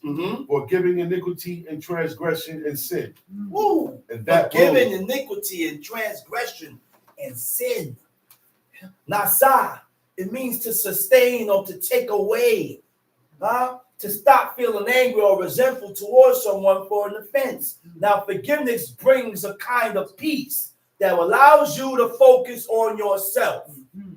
That's what forgiveness does. Yeah. You cannot begin to focus on yourself if I can't forgive and take charges of your reaction. Okay. What is iniquity? Iniquity is a Latin word meaning not just or not equal, lacking moral principles, perversity, and depravity. The perversity is contrary or opposite to accepted standards of God. Deliberate desire to behave in an unreasonable or unacceptable way. So you begin to move according to how you want to act, disregarding the ways of God. Perversion is a form of human behavior which deviates from what God accepts. Depravity means inborn corruption of human nature due to the original sin. What is the original sin? When Adam ate from the tree of knowledge of good and evil. When Adam ate from the tree of knowledge of good and evil, that was the original iniquity. And because of that, we are all born. See, iniquity was transferred through the rib. Through the rib, iniquity is also transferred through DNA, right? Moral corruption is doing something regardless of it being right or wrong, according to the laws of God for your own benefit. And a lot of us do that. A lot of us do things and disregard the laws and the ways of God. Yeah. But it's about benefiting yourself. You want to benefit yourself and satisfy yourself. And while we are doing these things, we thrust God to the side. Yeah. Huh? Corruption is what caused man to come out of his place with God. Now, what is sin? Sin is to incur guilt upon. Moral evil. To incur means to become subjected to something unpleasant or some type of consequences as a result of one's actions. So when things happen in our lives, it's because of what we did before. That's right. It's because of what it's because of its results and consequences of what we have done in our past. Okay? Sin corrupts the mind. Sin corrupts the heart and causes us to be inclined towards evil. It is violence, lovelessness towards other people, and rebellion against God, which means we don't have no love in us for God. Yeah. No love for God. None. No love for each other. None. All we do is consider ourselves. Yeah. That's all we're worried about. Yeah. Is about ourselves. Yeah. But we don't emanate and show each other love. We ain't concerned with each other. Yeah. You cannot serve God that way. Yeah. Tom sheet. And that will by no means clear the guilty. And that will by no means clear the guilty. The word for clear means to be pure, to be clean, to be innocent. So if I am guilty before God, I cannot be clean. Which means in order not to be guilty, I got to make amends for my faults in order to be clean and pure before God. Right. Tom sheet. And that will by no means clear the guilty, visiting the iniquity of the remembering fathers. the iniquity, visiting the iniquity, commanding the iniquity Upon the children, upon the children. upon the children's children, unto the third and to the fourth generation. And Moses made haste and bowed his head toward the earth. Moses made haste. He hurried up, prostrated himself, and bowed his head towards the earth. And worshipped. And said, if now I have found favor, grace in thy sight. So now, hold up. Moses bowed his head and worshipped. Which means what? That is a form of worship. So we have to be careful to what we bow our heads to. Because that's a form of worship. The book shows us what words mean. Worship is an extreme form of love for God. It's a type of unquestioning devotion for God that you don't question what you read. Time sheet. And he said, if now I have found grace in thy sight, O Lord. If now I have found grace in thy sight. Now, what is grace? What does it mean to find grace in the eyes of God? Grace means to do or to have honor or credit to someone for one's presence. Okay? Any favor or acceptance. Tom sheet. Oh Lord, Exodus chapter 34, verse 9. Verse 9, right. Oh Lord, let my Lord, I pray thee, go amongst us. He said, For it oh is a stiff-necked Lord, I people. pray thee, come amongst us.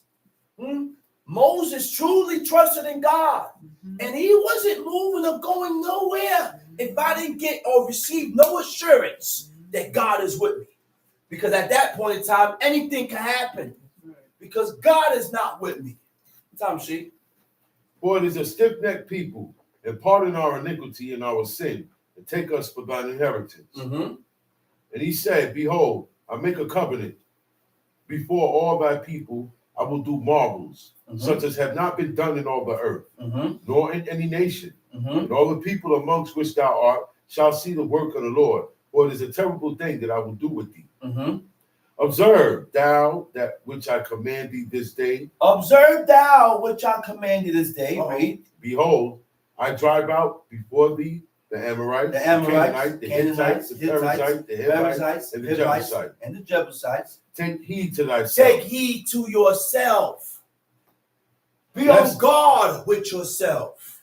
Which means we have to watch ourselves. That's right. We have to do a continual watch within ourselves.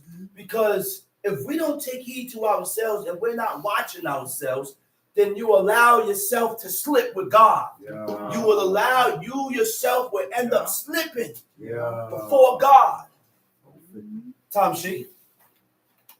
Take heed to thyself. Take heed to Lest thou thyself. make a covenant with the Lest thou make a inhabitants of the land, covenant. Lest thou make an agreement with the inhabitants of the land. whither thou goest. Lest it be for a snare in the midst of thee. Lest you trap yourself. Tom sheet. But ye shall destroy their altars. For ye shall destroy their altars. Break their images. And break their images. Cut The down their Hebrew groves. word for images is matzebah. Uh-oh. A matzebah Uh-oh. is a graven image. Right? A matzebah is also something designed to preserve the memory of a person, like a monument or a tombstone. Okay, to the dead, which brings about the worship of the dead. So when you're burying your dead, we should not be putting tombstones on the gravesite. You can put a marking, but I won't suggest to put no tombstones. Now we do things according to our own choices. You can choose whether you disagree or not. But I tell you, I'm only explaining to you and showing you what the word means in the Hebrew, the law. God has given us our own choices. And God deals with us according to our own choices that we make in our lives. That's right. So a graven image is also our idols or representation of deities, often called or sculpted, that are worshipped or venerated. Right. Pagan cultures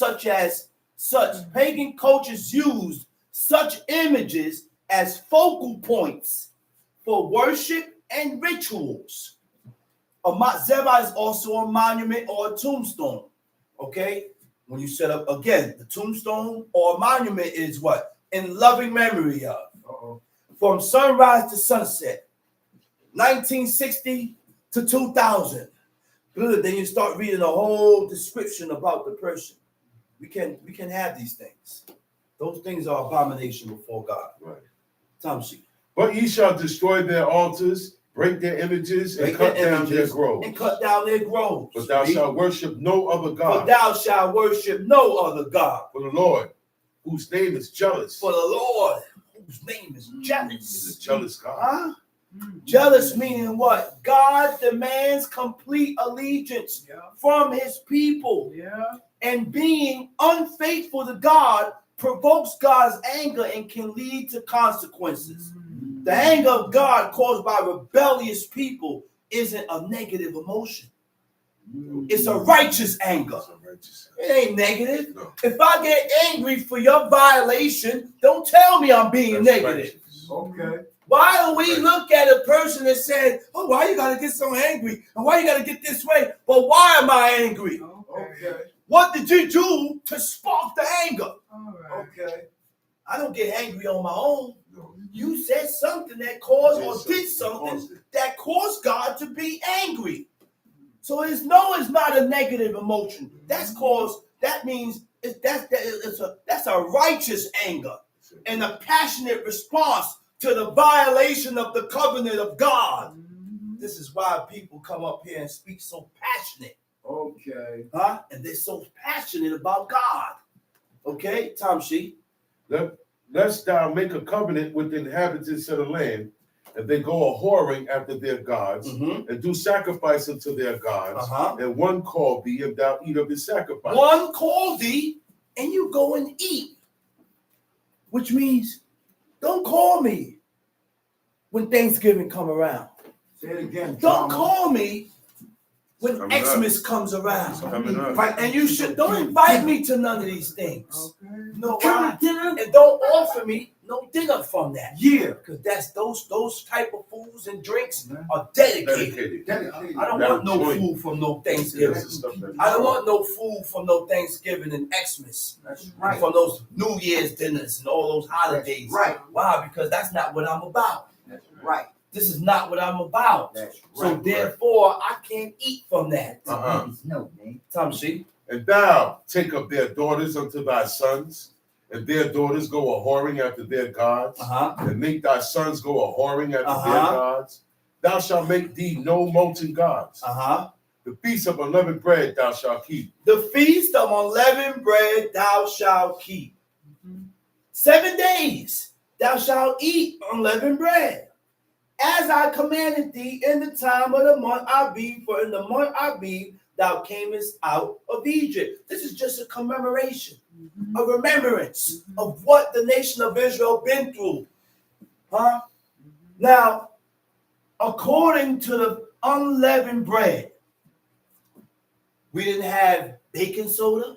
No. We didn't have yeast. So there was a way to put leaven in the dough. And the only way that I read in the book that you can make dough leaven is by kneading. That's the only way. People eat matzos from the Jews. It says unleavened. But that dough been kneaded for hours. That bread, have you ever even thought about how they bake their bread to get that bread so light, like crackers? That's not bread. That's crackers. But we so confused with ourselves that we cause ourselves to believe these atrocious thoughts that this is bread.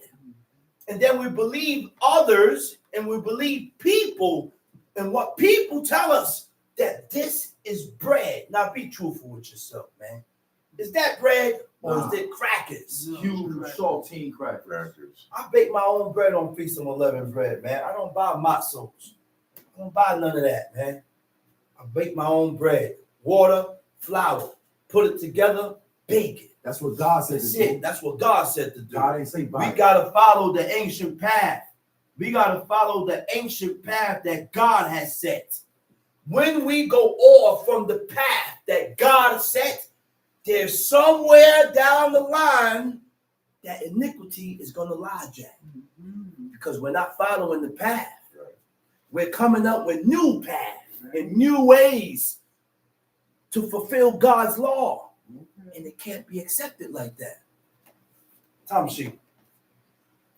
For in the month Abib thou camest out from Egypt. Verse 19. Uh-huh. All that openeth the matrix is mine, Uh-huh. and every firstling amongst thy cattle, whether ox or sheep, that is male. Mm-hmm. But the firstling of an ass thou shalt redeem with a lamb. The firstling of an ass thou shalt redeem with a lamb. And if thou redeem him not, then thou shalt break his neck. Break his neck. All the firstborn of thy sons thou shalt redeem.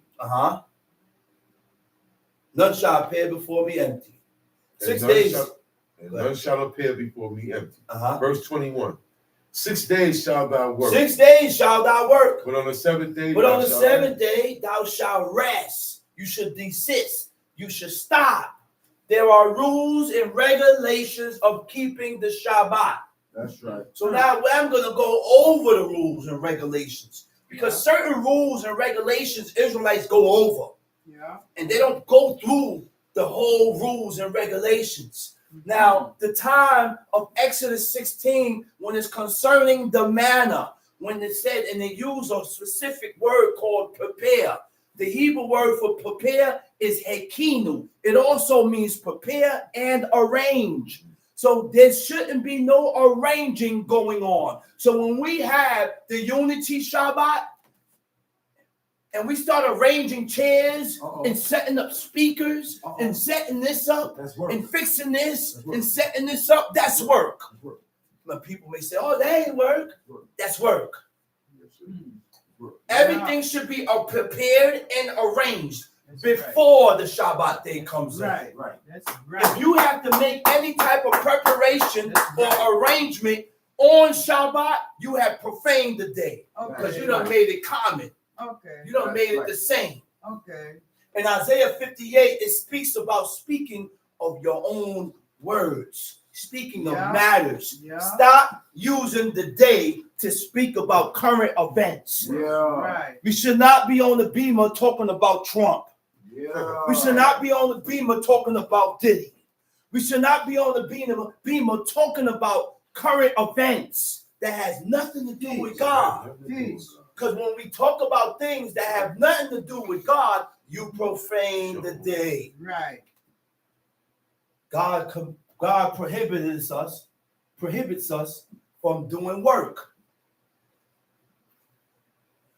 Okay? Not just serve our work. That's right, brother. Not just work for pay, but also it says no manner of work. And it used melaka and abad. The job of the maidservants and the men servants is to serve. So I don't allow no one to serve me. Okay? I don't do housework, washing dishes. I'm not mopping and I'm not sweeping. You're not going to catch me painting. That's work. God was not specific about work. That's right. Melaka means work, period. Right. No type of work should be done on God's day. That's right. Go ahead, Thompson. 6 days shalt thou work, but on the seventh day thou shalt rest. In earing time and in harvest thou shalt rest. Thou shalt observe the feast of weeks, of the first fruits of wheat harvest, and the feast of ingathering at the year's end. Thrice in the year shall 3 times in the year shall all your men, your children, appear before the Lord God, the God of Israel. For I will cast out the nations before thee. I will cast out the nations before thee. And enlarge thy I'm borders. going to enlarge your border. Neither shall any man desire thy land. And thou shalt go up to appear before the Lord thy God thrice in a year. Thou shalt not offer the blood of my sacrifice with leaven. Neither shall the sacrifice of the feast of Passover be left unto the morning. The first of the first fruits of the land thou shalt bring unto the house of the Lord thy God. Thou shalt not seethe a kid in his mother's milk. Don't boil a kid in his mother's milk. Don't take the mother's child and boil him in his own mother's milk. And this was a pagan culture, because they used to take the milk and use it for fertility and sprinkle it on the crops. Thompson. The Lord said unto Moses, write down these words, for after the tenor of these words I have made a covenant with thee and with Israel. And he was there with the Lord 40 days and 40 nights. 40 days and 40 nights with God. Go ahead. He did neither eat bread nor drink water. He didn't eat bread. He didn't drink no water. He wrote upon the tables of the words of the covenant the 10 Commandments. And it came to pass when Moses came down from the Mount Sinai.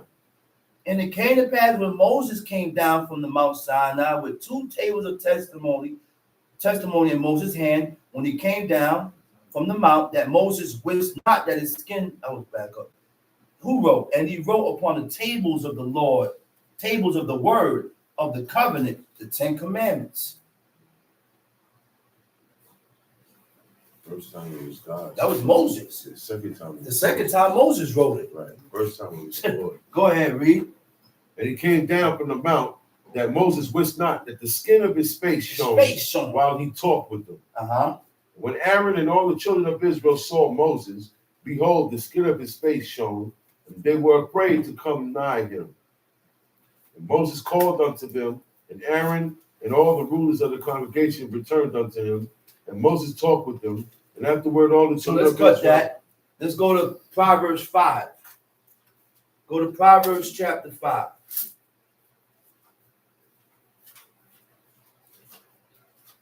Moses was a heavy man. We need a Moses today. Yeah, we need a Moses today that we can go to and get certain explanations from, get certain answers from. He can go to God and get certain answers and come back with, we need a Moses today. But we so far away that God took it. God ain't giving us that. Go ahead, read. Proverbs chapter 5. My son, attend unto my wisdom. Attend unto my wisdom. And bow thine ear to my understanding. Attend unto my wisdom. But not all wisdom is wisdom. Not all information you receive is right. Because most of these people attend to instruct you according to their mindset and how they think.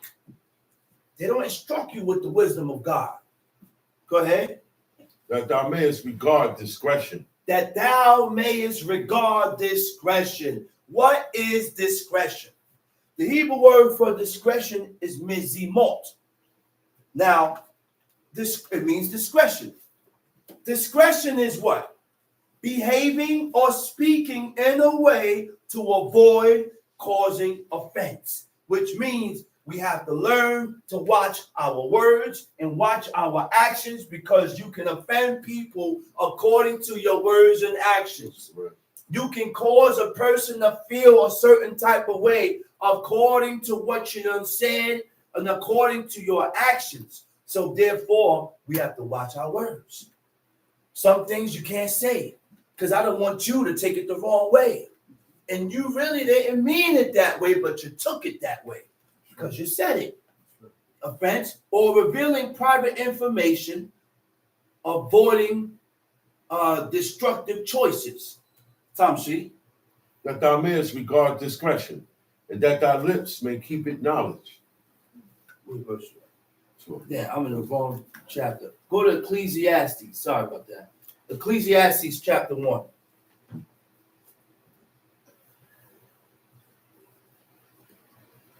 But you know what? Let me see. Let thou mayest regard discretion.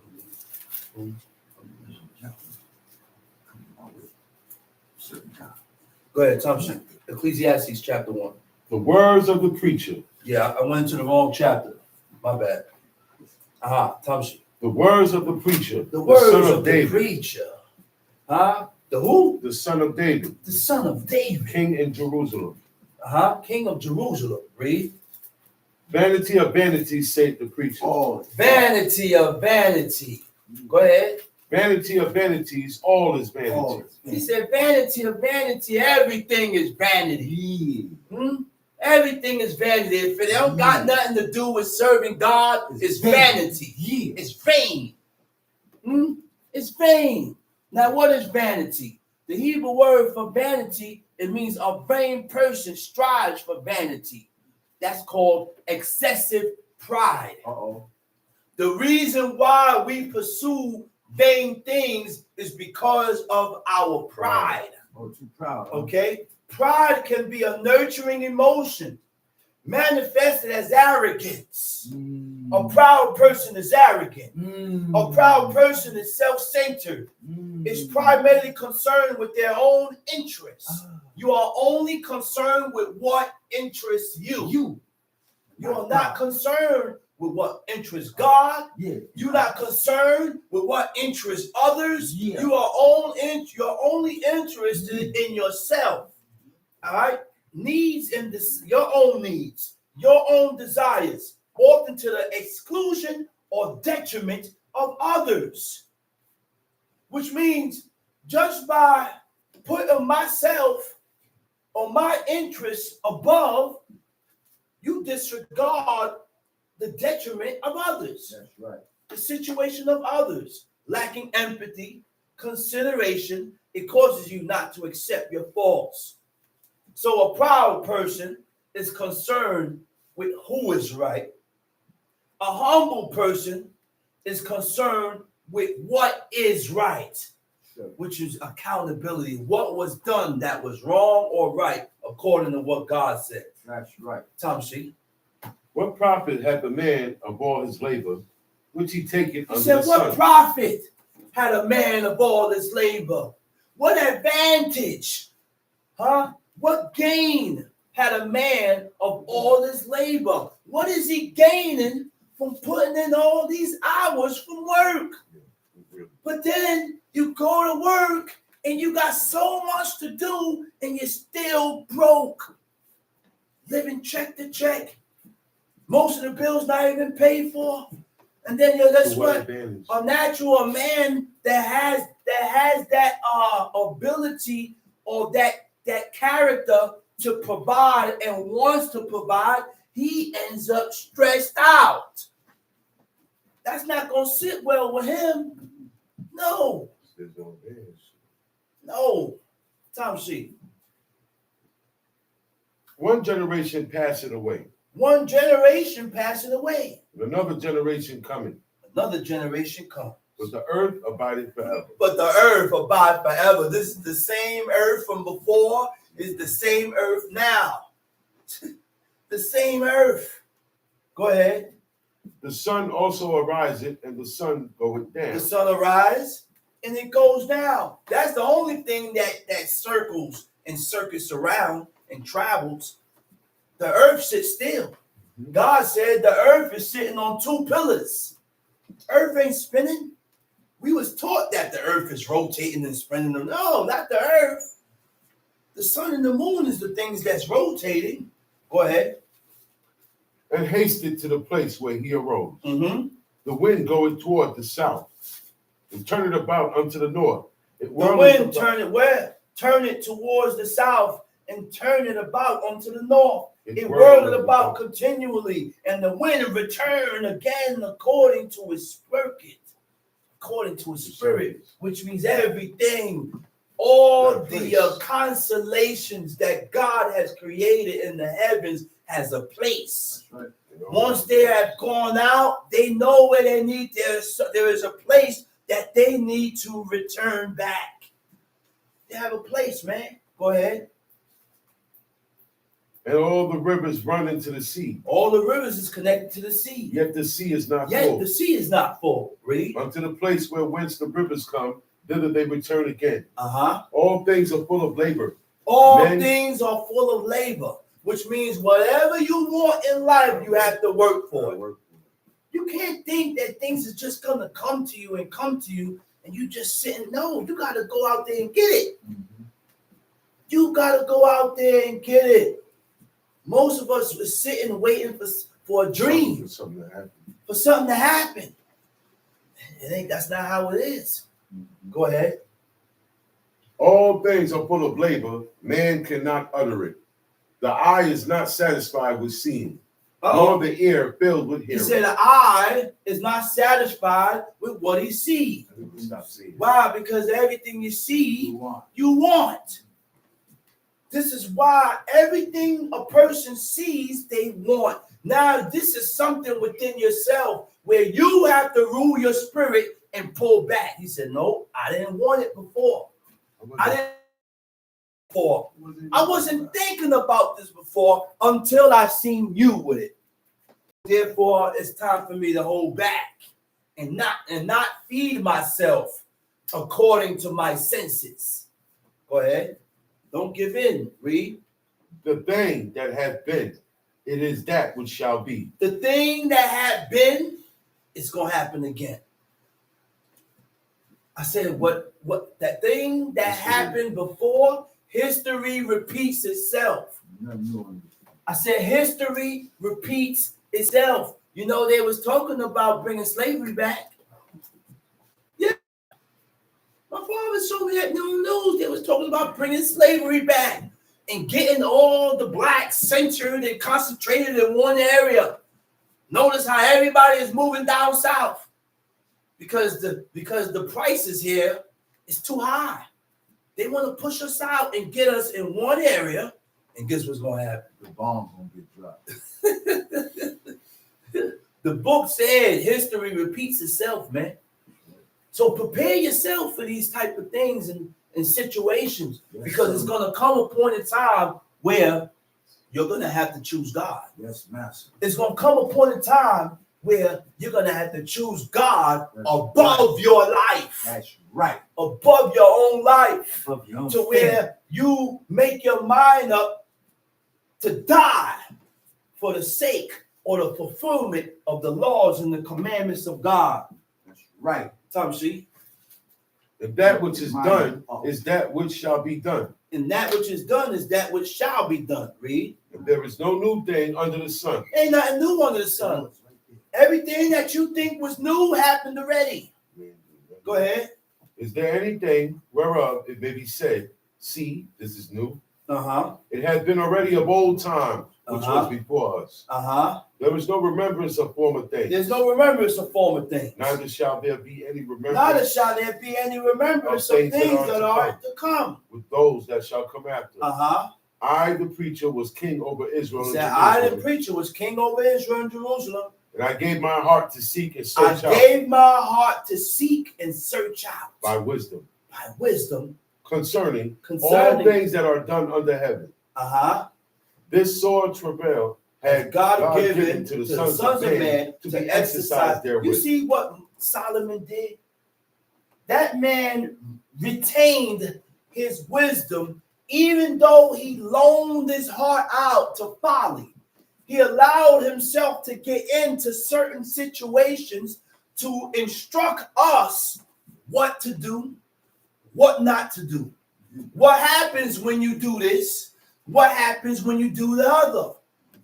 And while he loaned his heart to folly, he still maintained his wisdom, because whatever God gives you, you don't lose.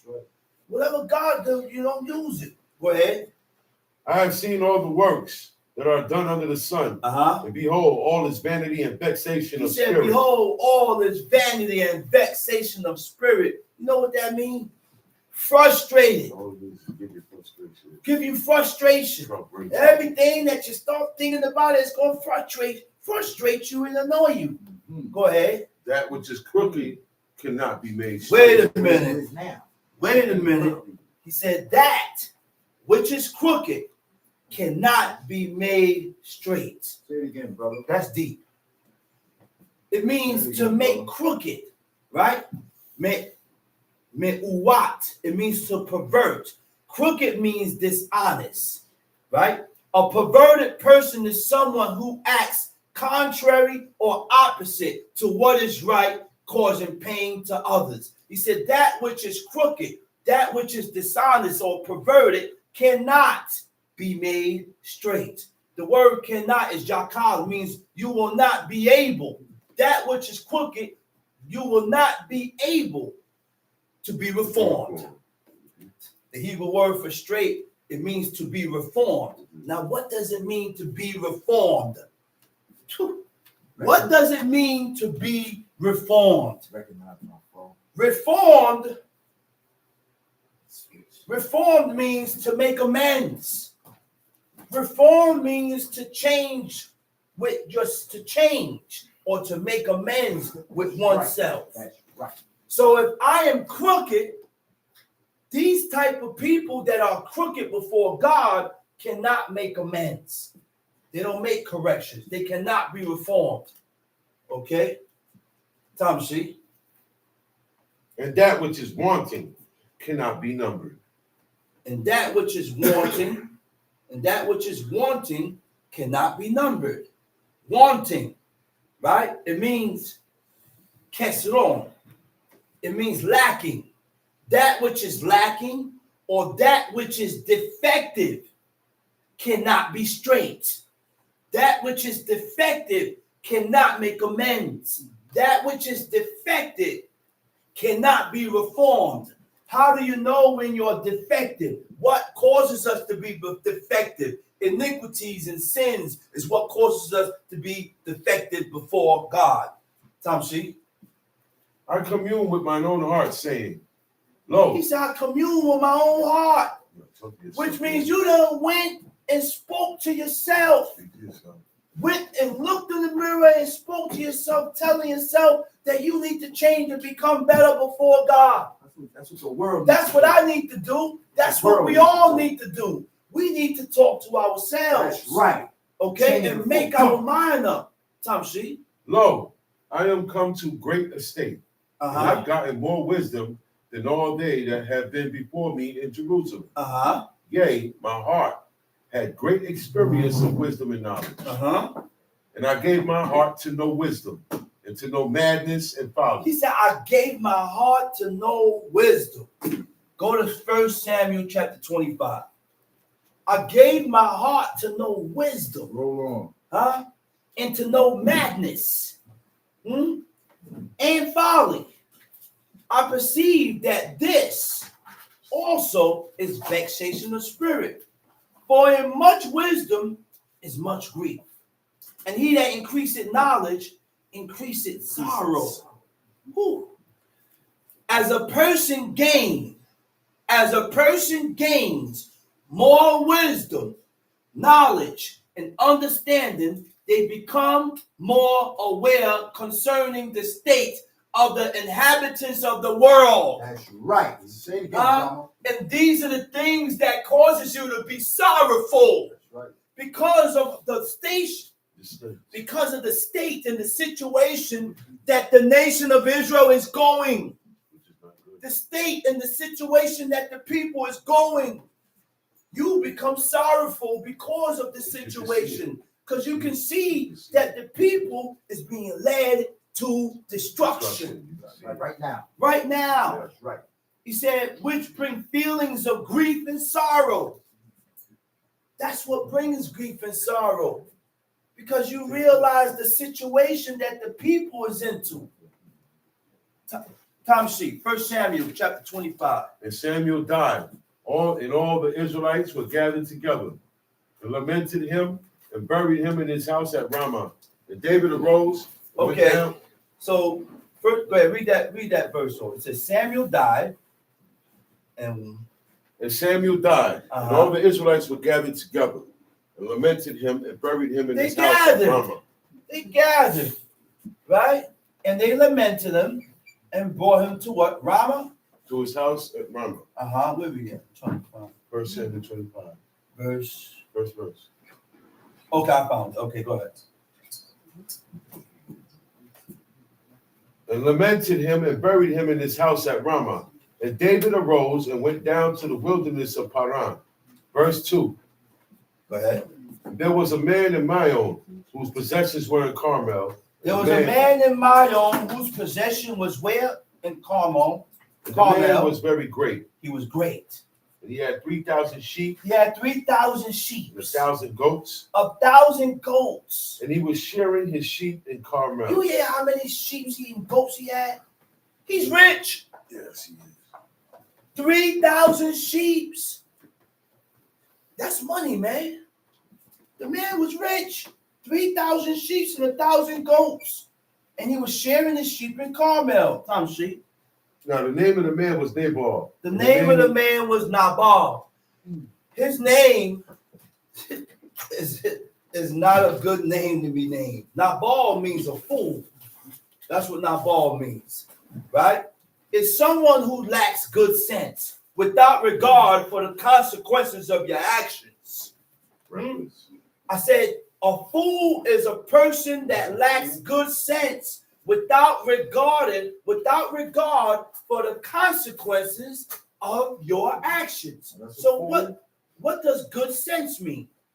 Good sense, a person with good sense is discerning awareness, able to detect beforehand. So you're able to detect and pinpoint before it goes down, before it happens. Okay? Good understanding is tobat sekel. It also means prudence, right? It also means prudence. What does prudence mean? Prudence is the ability to govern and discipline yourself by using the reasoning of God. I said prudence is the ability to govern and discipline yourself by using God's reasoning. By using God's reasoning. Not my reasoning, not your reasoning, not nobody's reasoning, but to use the reasoning of God to discipline yourself according to what God says. That's right. And this is how you discipline yourself. It also means sagacity or shrewdness in affair. Sagacious in affairs means you can make goodly decisions in judgment, which means a person that's sagacious in affairs, he's able to judge matters. That's right. And he can give a godly decision concerning the matter. That's right. And God will accept it. That's right. Because you're not dealing and judging in partiality. Shrewdness means what? Ability to judge people and situations according to the judgment of God. Okay? So good sense is discerning awareness and appreciation. Go ahead, Tamshi. Now the name of the man was Nabal, and the name of his wife Abigail. The name of the man was Nabal, and he had a wife named Abigail. Abigail. Huh? Go ahead, read.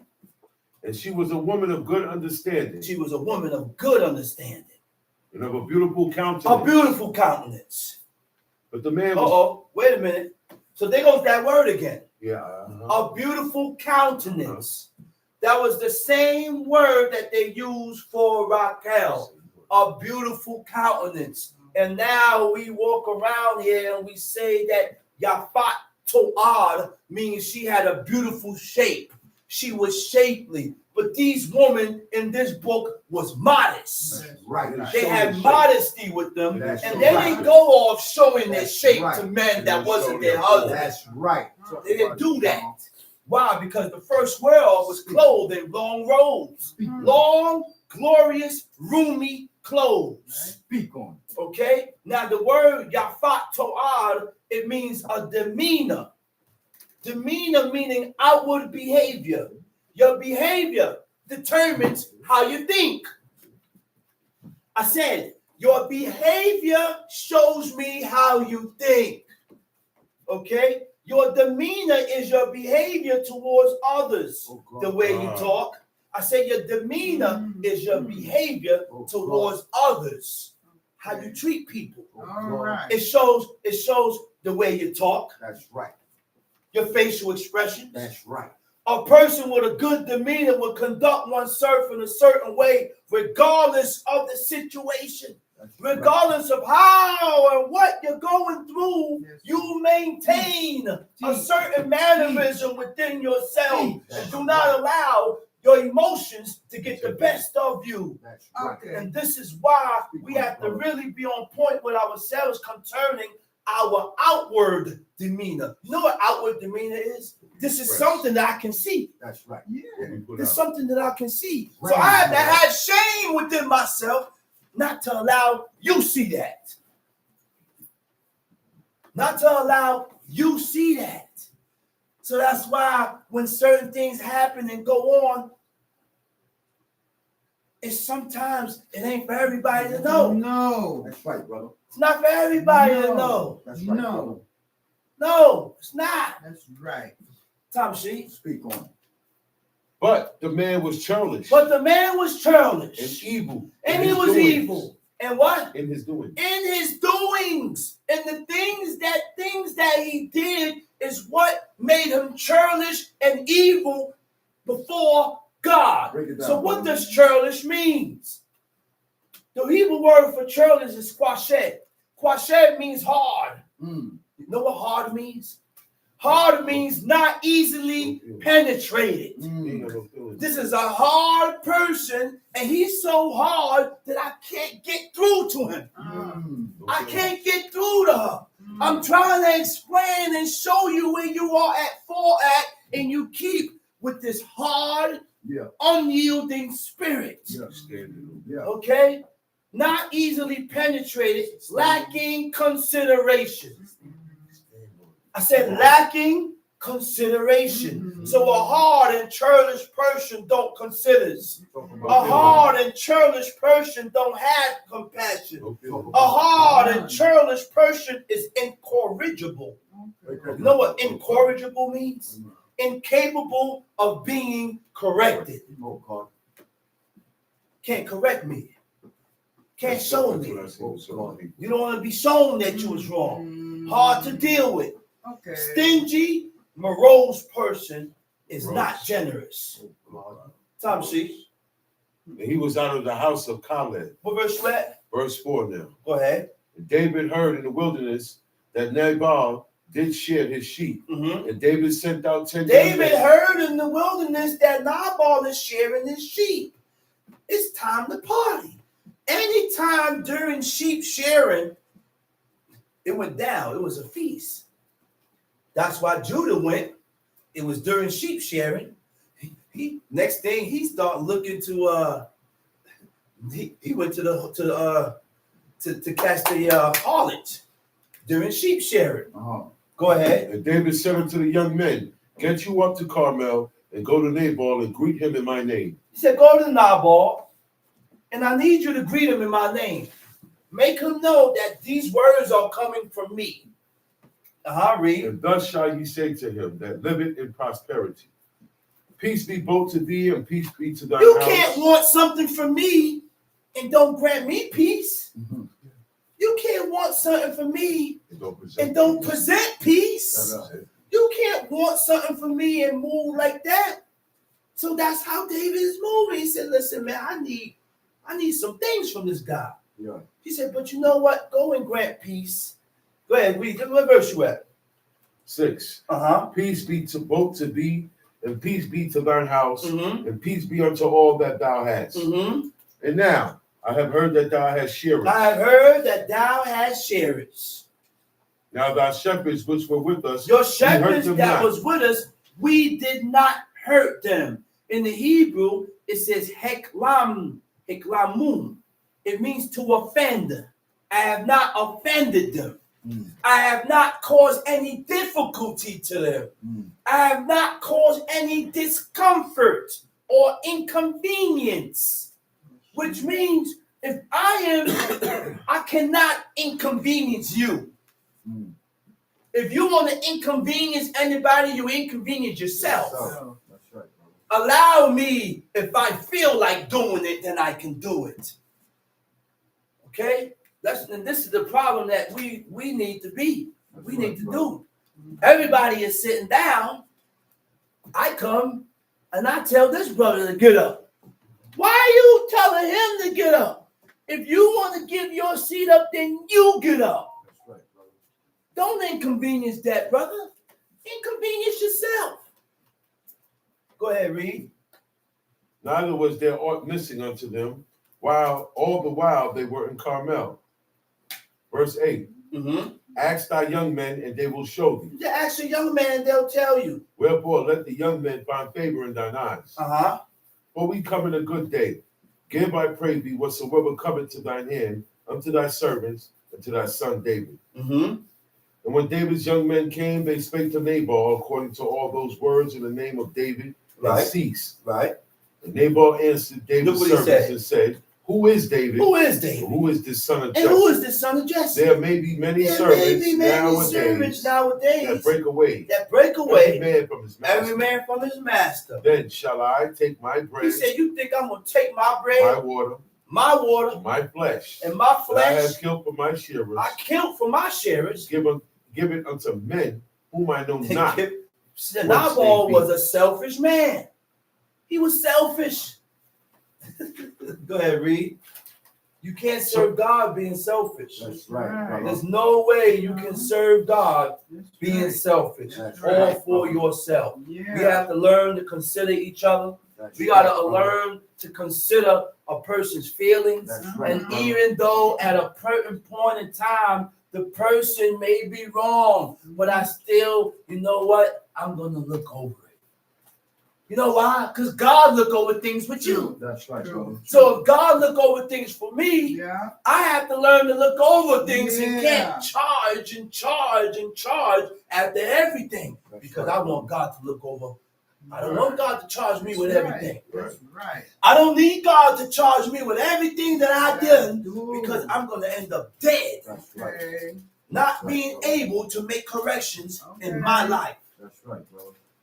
So therefore, whatever I expect from God, I have to emanate. That's right. Whatever I would desire from God, I have to show this dealing with each other, That's right. dealing with people. That's right. Tamshi. So David's young men turned their way and Uh-huh. went again, and came and told him all those sayings. And David said unto his men, gird you on every man Gird his you sword. on every man his sword. And they girded on So every man. David's men came back and reiterated the message, right? Go ahead. So now David didn't like that message. Why? Because go ahead, read. David said unto his men, gird you on every man his sword. Mm-hmm.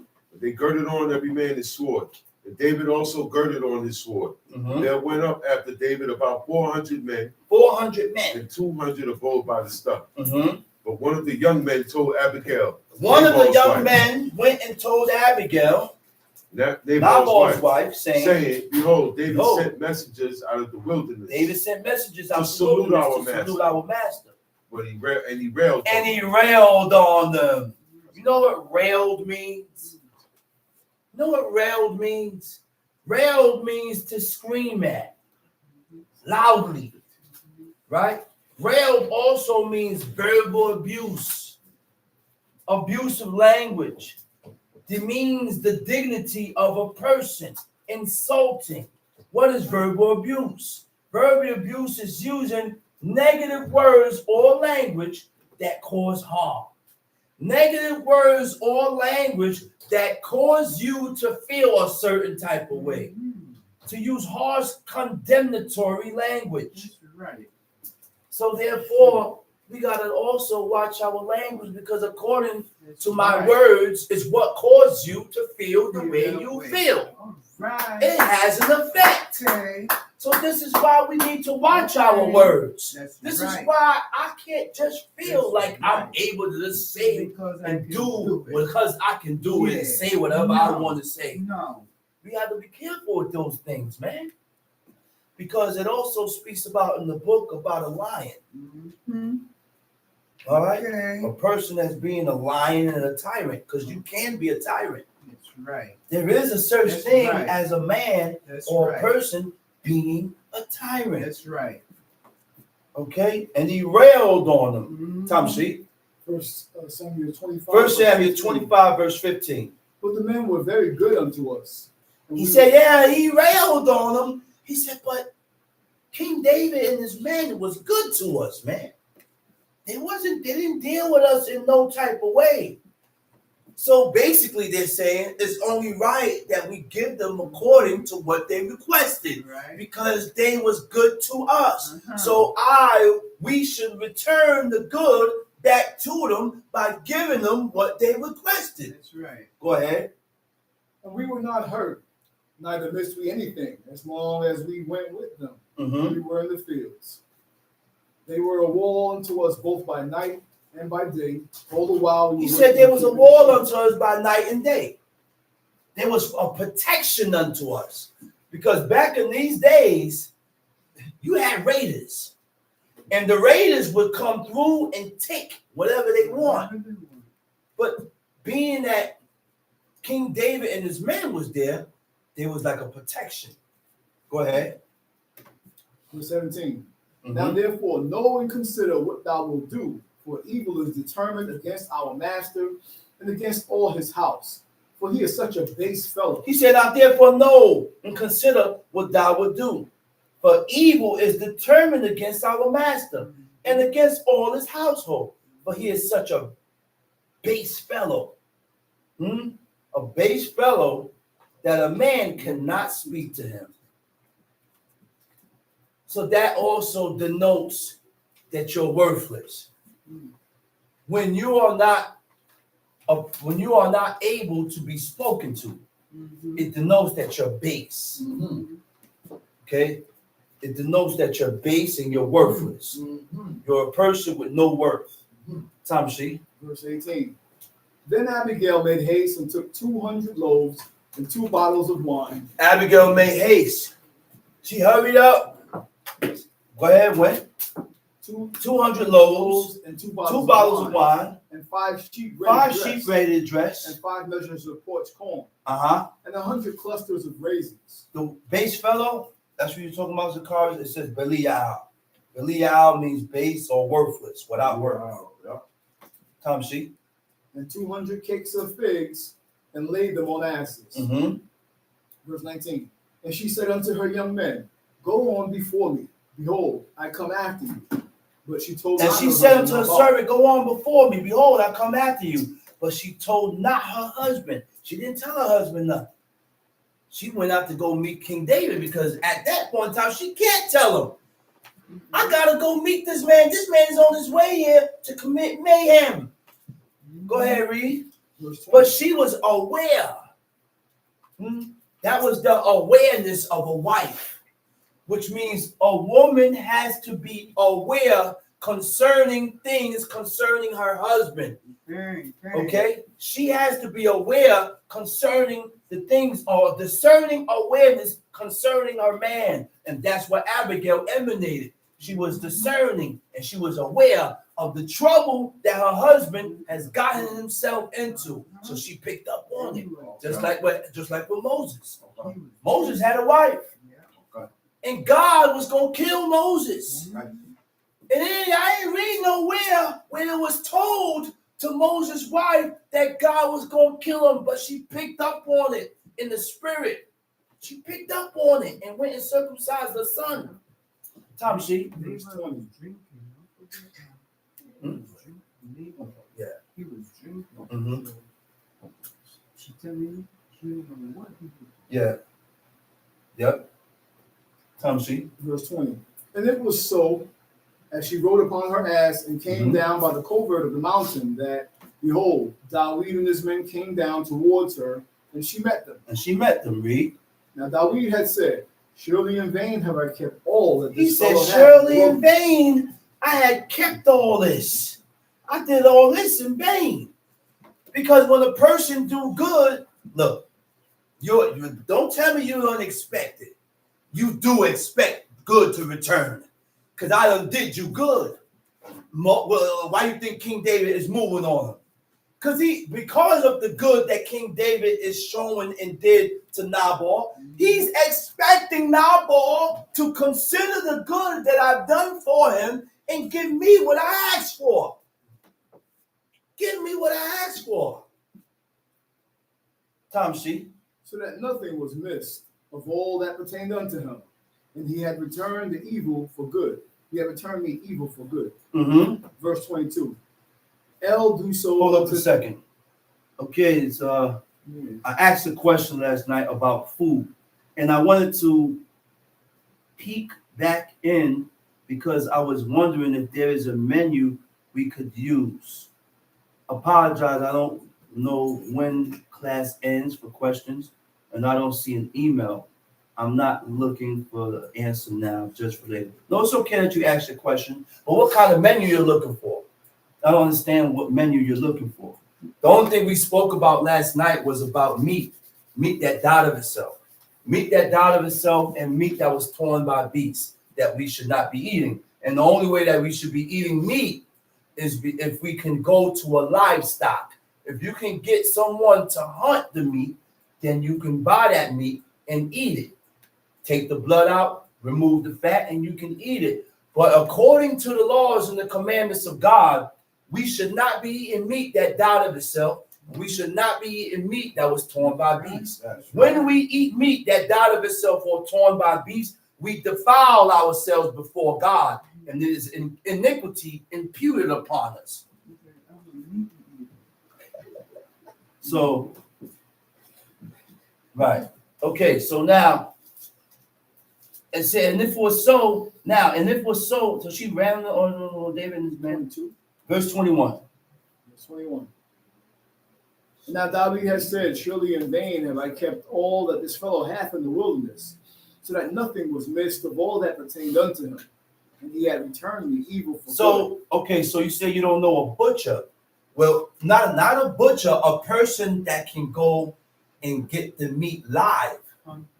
Hunting. You have to get the meat live because, again, according to the law, it states that we cannot eat meat that died of itself. We cannot eat meat that was torn by beasts, right? So the only way for us to be eating meat, you have to be able, like my sister. My sister lives in NC, and I told her I wanted some meat. So there was a brother out there that went hunting. He went out, he did the hunting, froze the meat, and he sent it to me, mailed it to me, and I got it. And I was able to, I had to, one thing before I ate the meat, I had to soak and get all the blood out. The reason why we soak the meat, because it's been frozen. The people are not preparing the meat according to the curriculum that God has set. Therefore, because when we ate meat in the field, they didn't freeze it. They cut the neck, hit it a certain way, drained the blood out right there, cut the fat off, put it on an open pit. Whatever fat that's left on it, it burns out, it drips. You cannot cook the blood out. When you add fire to meat that has blood in it, the blood cooks in the meat. It cooks in the meat. That's what well done means. Okay, it cooks in the meat. So you need someone that can go hunting. Someone that can go hunting, and you can get that meat from a hunter. Okay. So I figured that there was a menu. Questions after So we're gonna we'll answer your questions right after teaching. After I finish, after service. Verse 21. So more also do God unto the enemies of David, if I leave of all that pertain to him. He says, so David has said, surely in vain have I kept all that this fellow had in the wilderness. Why he said that? He said, because I did you good. I did you good, and in return you did me evil. So I did all this good in vain. You did all this good for nothing. And if David felt like that, you don't think you're going to feel that way? Oh, yeah. That you've been doing good for a person and the person don't show his appreciation for the good that you did for him? Won't even say thank you. You won't even acknowledge it. They thank somebody else. Tom Sheep. So that nothing was missed of all that pertained unto him, and he had requited me evil for good. So more also do God unto the enemies of David. He says, midst of all that pertained unto him, and he requited me evil for good. Requited means to return. And he returned me evil for the good that I have done to him. Tom Sheep. If I leave, so and more also do God unto the enemies of David, if I leave of all that pertain to him by the morning light, any that pisseth against the wall. Verse 23. And when Abigail saw David, she hasted and lighted. So when Abigail saw David, she hasted and what? And lighted off the ass. Came off her ass. And fell before David on her face. And bowed herself to the ground. Bowed herself to the ground. And fell at his feet and said, upon me, my Lord, upon me let this iniquity be. Upon me, O God, may this iniquity be. Tom Sheep. And let not thine handmaid, I pray thee, speak in thine audience, and hear the words of thine handmaid. Let not, my Lord, I pray thee, regard this man of Belial, even Nabal, for as his name is, so is he. Nabal is his name, and folly is with him. But I, thine handmaid, saw not the young men of my Lord, whom thou didst send. Now therefore, my Lord, as the Lord liveth, and as thy soul liveth, seeing the Lord hath withholden thee from coming to shed blood, and from avenging thyself with thine own hand. Oh my goodness. What verse was that? That's Verse 31, Verse 26. right? Verse 26? Yeah. Okay, go ahead. Now He let said, thine, now therefore, my Lord, as the Lord liveth, and as thy soul liveth, seeing the Lord have withholden thee from coming to shed blood, and from avenging thyself with thine own hand. To take vengeance. God said, vengeance belong to me. So when we take vengeance, you anger God. I said, you anger God, but this was talking about family, relatives, brother to brother. Nabal was an Israelite. Nabal wasn't a heathen. right. Nabal was an Israelite. We can't take vengeance against each other, but I can take vengeance against the heathen. Joab went out and took vengeance against nations, against people, went out and conquered nations. Yeah. We cannot take vengeance against each other. We have to leave certain things to God. God will handle it. When we have gained the attention of God, God will stop you from taking vengeance. God will guide your feet so that you don't fall into waywardness, into sin. Tom Sheet. That's right, brother. Now let thine enemies and they that seek evil to my Lord be as Nabal. Right. That's a good point, Zacharias. Unless you got murdered. Because remember, if you got murdered, now it's time for you to die now. You done took, but if I took a person's life unknowingly, you have to go into the city of refuge. That's right. Go into the city of refuge. But if you murdered me, murdered one of my family or relatives, is clean. I'm obligated to come and take your life. Tom Sheet. And now this blessing which thine handmaid hath brought unto my Lord, let it even be given unto the young men that follow my Lord. That's right. I pray thee, forgive the trespass of He thine said, I handmaid. pray thee, forgive the trespass of who? Of thine Of handmaid. thine handmaid. For the Lord will certainly make my Lord a sure house, because my Lord fighteth the battles of God, and evil hath not been found in thee all thy days. Tom Sheet. Yet a man is risen to pursue thee and to seek thy soul. But the soul of my Lord shall be bound in a bundle of life with the Lord thy God. At this point in time, King David is running. Yeah. How in the world she knew that he's Everybody. running? She knew that the man is running from his life. You didn't hear what she said? That means this man was being sarcastic. Right. He knew David. He knew. If his wife knew him, He knew. he knew him. He You hear what she said? Yeah. Yeah, a man is risen to pursue thee. Saul is chasing King David at this time, Right. to seek thy soul. But the soul of my Lord shall be bound in the bundle of my life with the Lord thy God.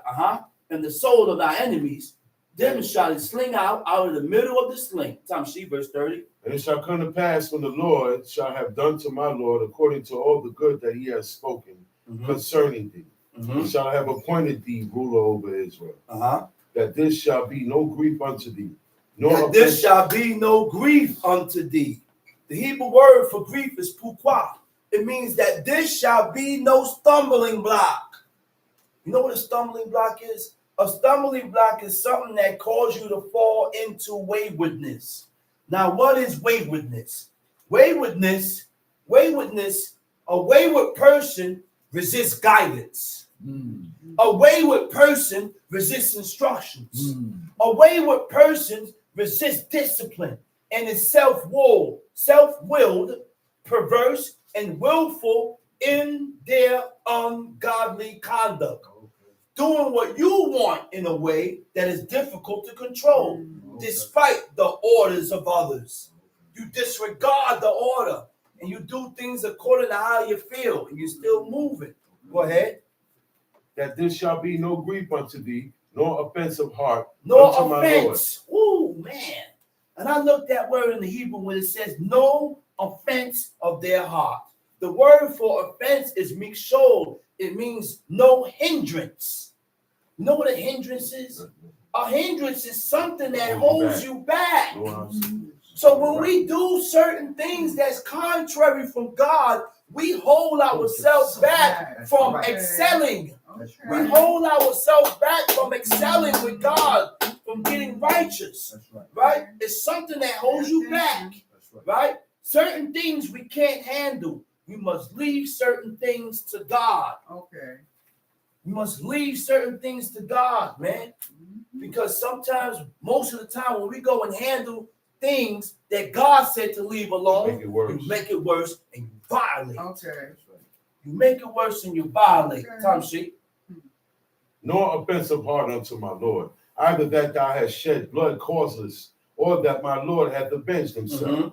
But when the Lord shall have dealt well with my Lord, then remember thine handmaid. He said, but when God deals well with you, he said, remember me. Remember me. Go ahead. And David said to Abigail, blessed be the Lord God of Israel, who sent thee this day to meet me. And blessed be thy advice, and blessed be thou. Blessed be your advice. Blessed be your reasoning. And blessed be thou, which has kept me this day from coming to shed blood and from avenging myself with mine own hand. God held him back because this man has gained favor in the eyes of God. When you have gained favor in God's eyes, the Creator watches you. God watches you to make sure that you are walking upright. God watches you to make sure that you are following in this correct path. And when we tend to slide or begin to slide or tilt or move to the left or right, God put us back in place because we have gained the attention of God. Tom Sheik. And from avenging myself with mine own hand, for in very deed as the Lord God of Israel liveth, which hath kept me back from hurting thee, except thou hast hasted and came to meet me. Surely there have been none left unto Nabal by the morning light, any that pissed against the wall. So David received of her hand that which she had brought him, and said unto her, go up in peace to thine house.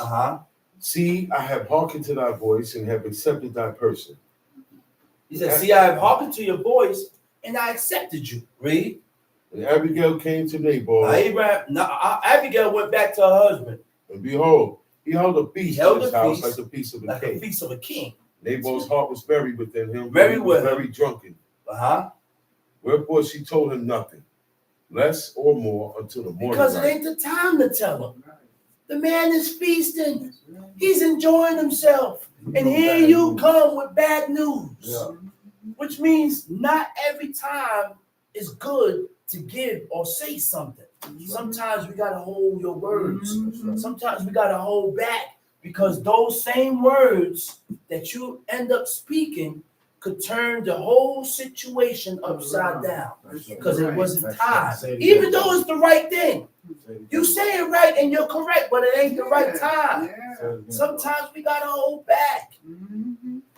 Tom Sheik. But it came to pass in the morning when the wine was gone out of Nabal, and his wife had told him these things, that his heart died within him. He became as a stone. And it came to pass about 10 days after that the Lord smote Nabal, that he died.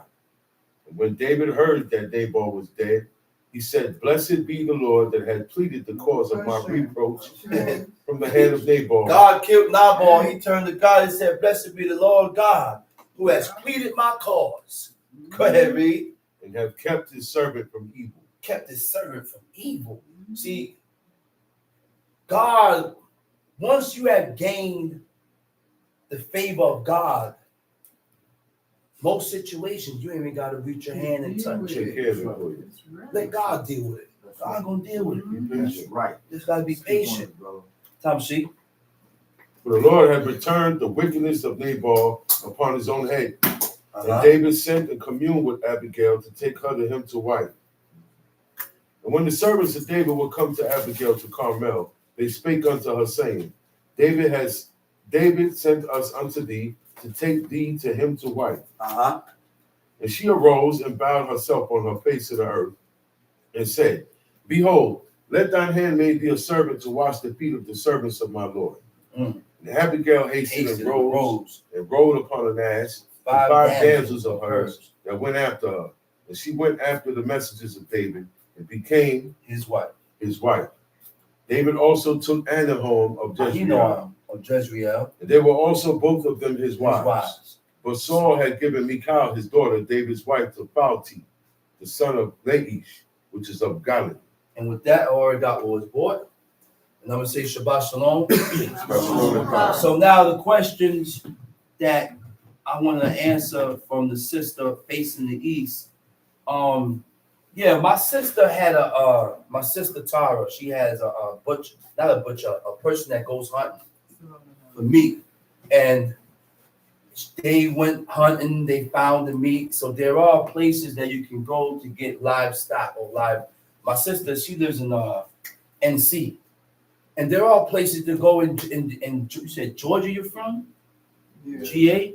There are places out there too that you can I can link you with some brothers that get their meat live, that goes hunting and they can get the meat to you live. But you gotta make sure you get all the blood But out. you gotta make sure you get all the blood out. out of it. Do not cook the meat with the blood. That's right. Because a lot of people may tell you you can cook the blood out.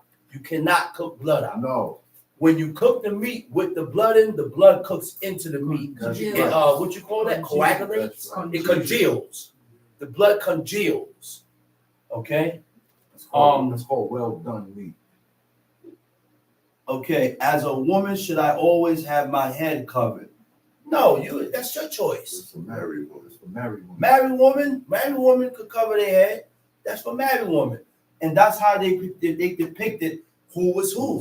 When a woman was married, they covered her head because they didn't walk around with wedding rings and wedding bands. Right. So a certain how a woman dress, certain colors That's right. tells you if you're married, That's right. tells me if you're a virgin, That's right. tells me if you're a widow. That's right. According to how you dress, certain colors and how your mannerism. That's right. But that also is your choice too. You want to cover your head, you cover it. You don't, you don't. That's your choice. That's all. Married women covered their heads in the book. Yes. Yes, King Torah, boom, boom, boom. Unless they're a murderer. Any more questions? That's it? No more questions. Yeah, facing the east, there are I gotta link up with you and or I'll hook you up with someone that does the hunt for meat and stuff like that. And with that, I already got what was bought. You have to change the water Yes, you do. Yes. While While you're soaking the meat, if you get blood, meat is bloody, you gotta soak the meat, right? You put the meat in cold water with salt, and you soak it, and you soak it. The next day, you gotta change the water. Put fresh water with salt to draw the blood out. That's why you keep putting fresh water and fresh salt. And it takes more than 7 days. And it takes more sometimes than 3 weeks. it takes sometimes more than 7 It days. takes more than 2 months. Yeah. All right, so and with that, I'm gonna come down and I'm gonna say Shabbat Shalom. Shabbat Shalom. I'm gonna call up the next speaker, Teacher D, Chief Mika Ben Lewy.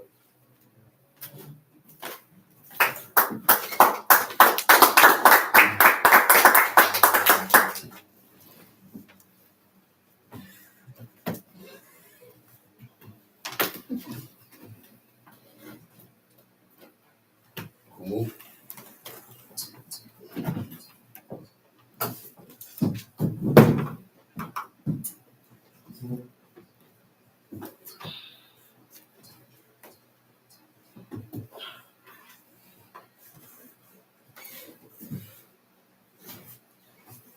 There is none as holy as the Lord, but there is none beside thee.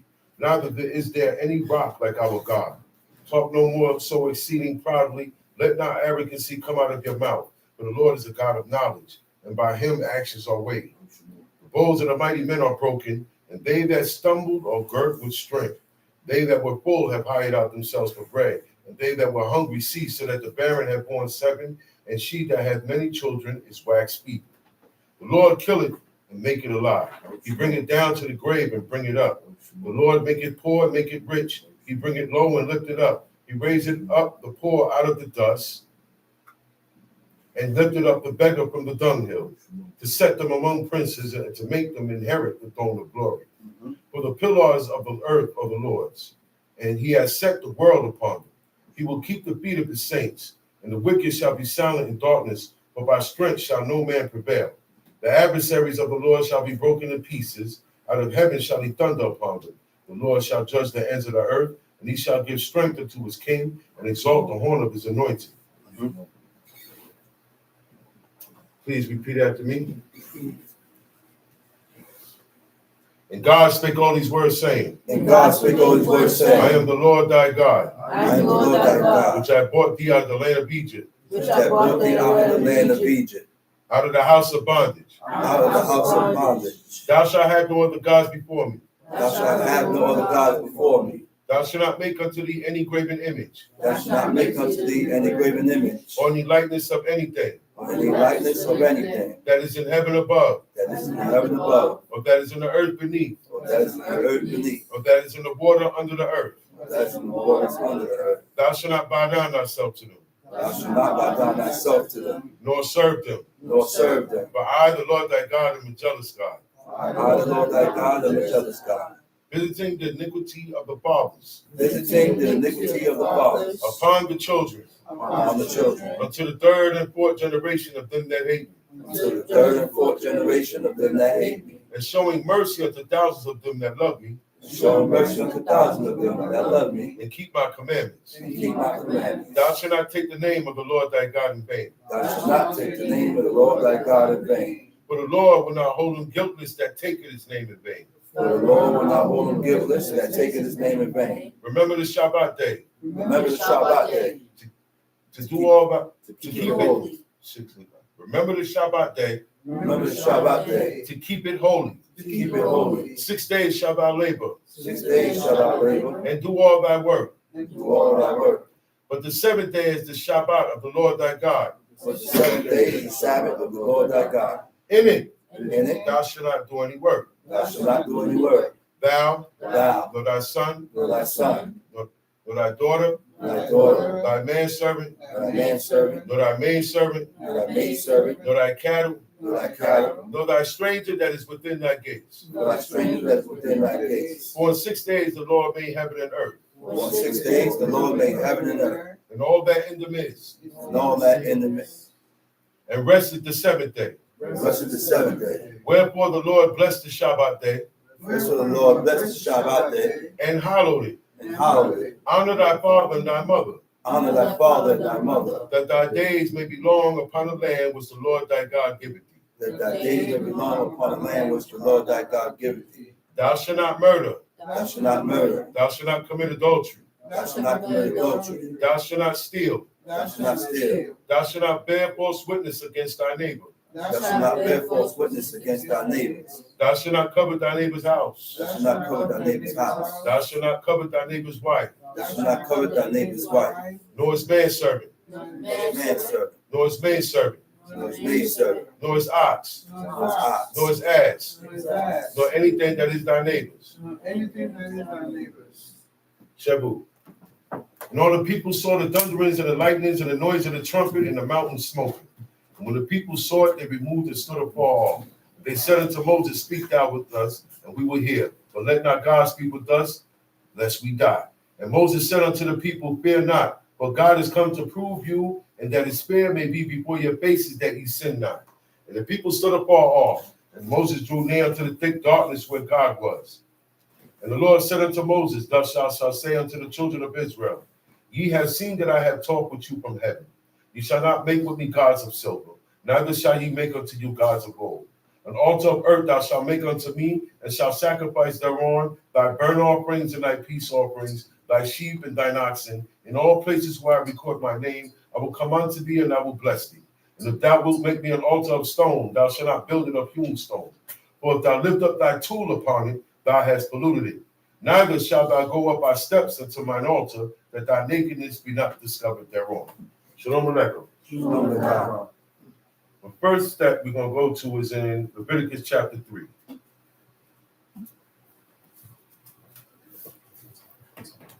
Go all the way down to the end, to verse 16.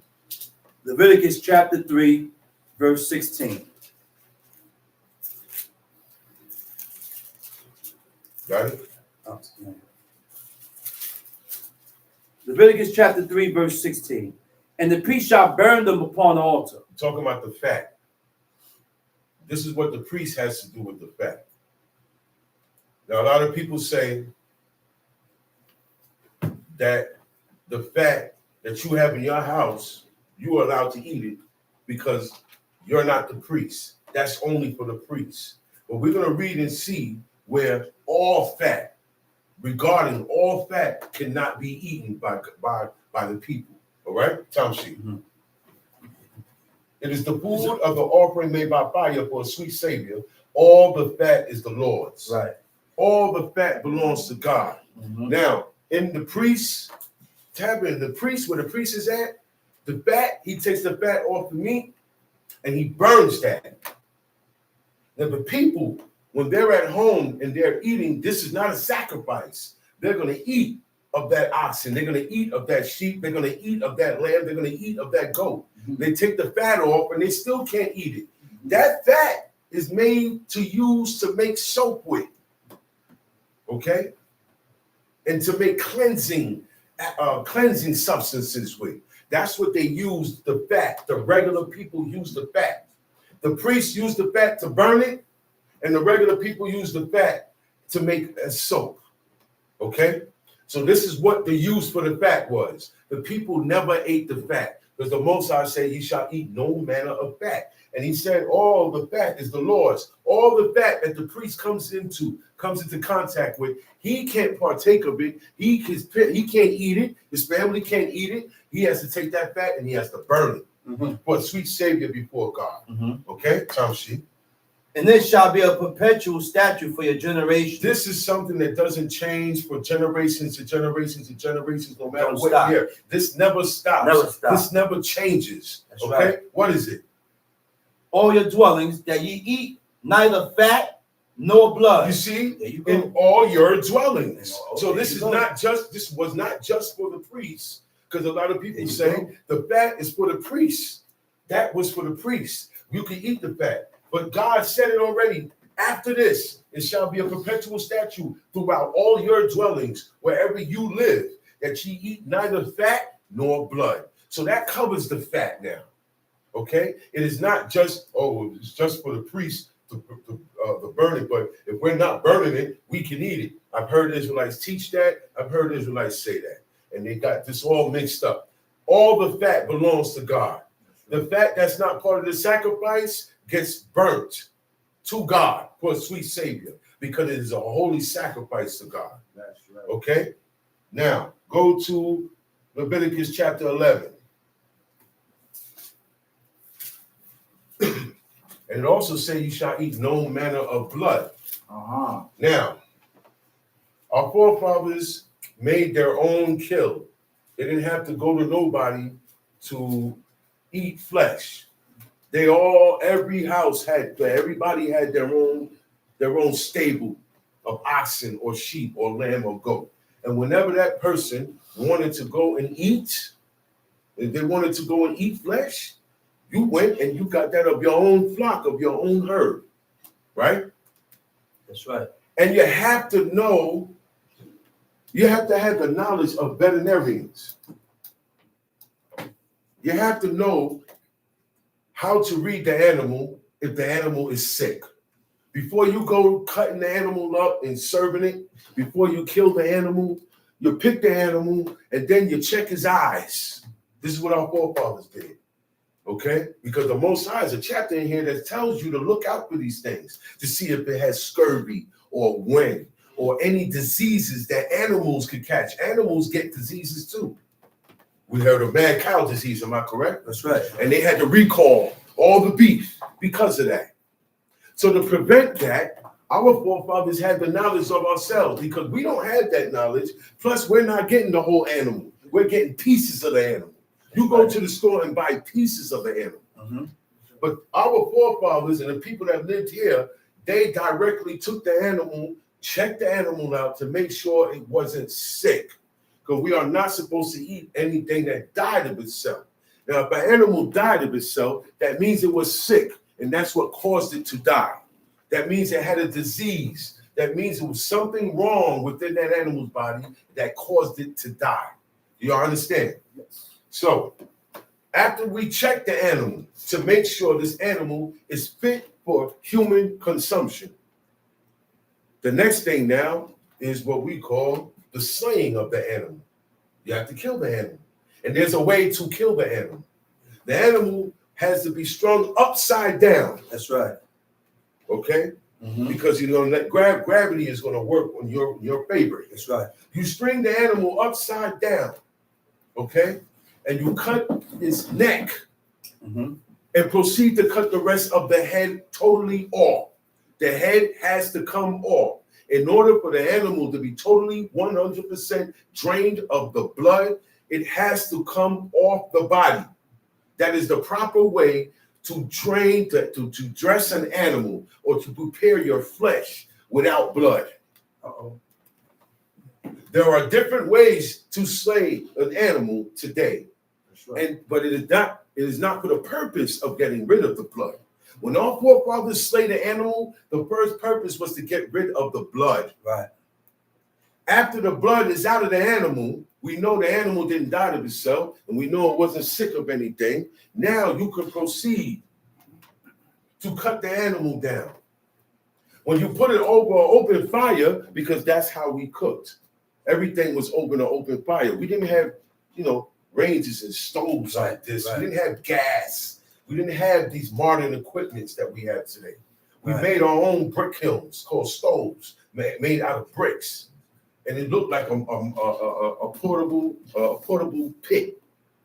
Okay, that's what our stoves was, portable pits. So now you take the animal is being cooked over an open fire, meaning it's not in a pan, it's not inside of something in a vessel being put over fire. The fire is directly hitting the flesh of the animal.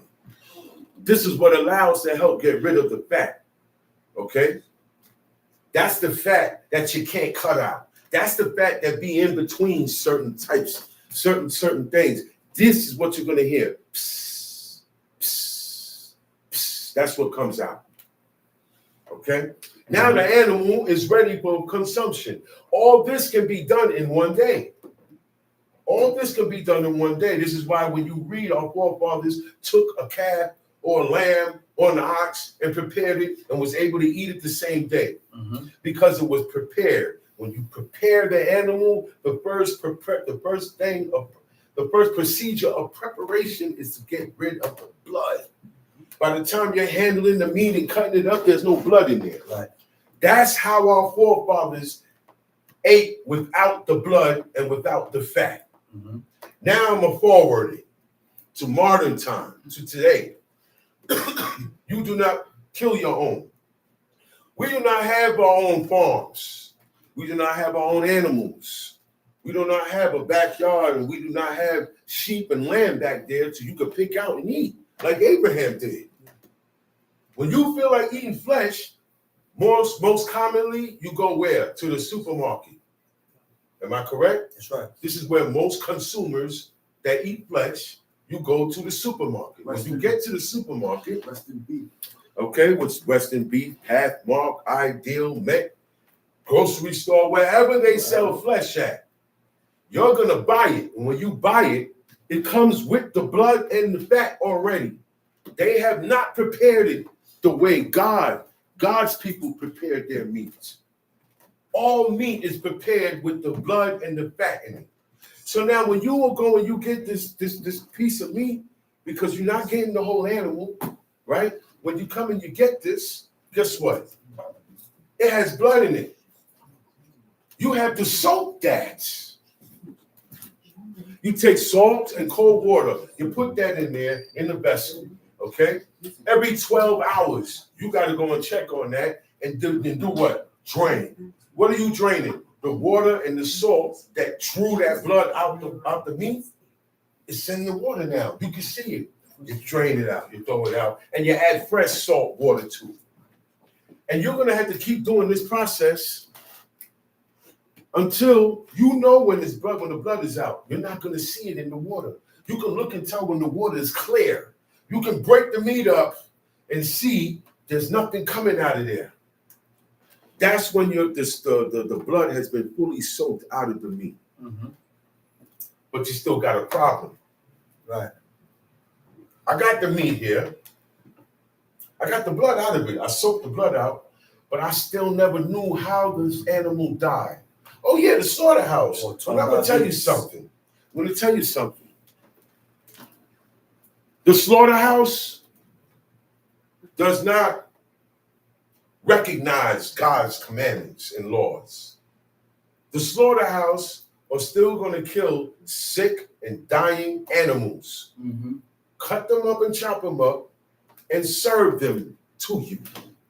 Mm-hmm. This is why they have recalls. Do y'all understand that? This is why when people eat meat, get sick, they say, oh, wow, you got to have a recall on all the chicken. We got to have a recall on all this, because they don't prepare nothing to consume by God's laws. So we have to do these things different. We have to move different. Yes, sir. For me to make sure that this animal didn't die of itself, I have to go and see that that animal's live with my own eyes. I have to go somewhere. I can't go to the supermarket now. Getting meat out the supermarket is dead.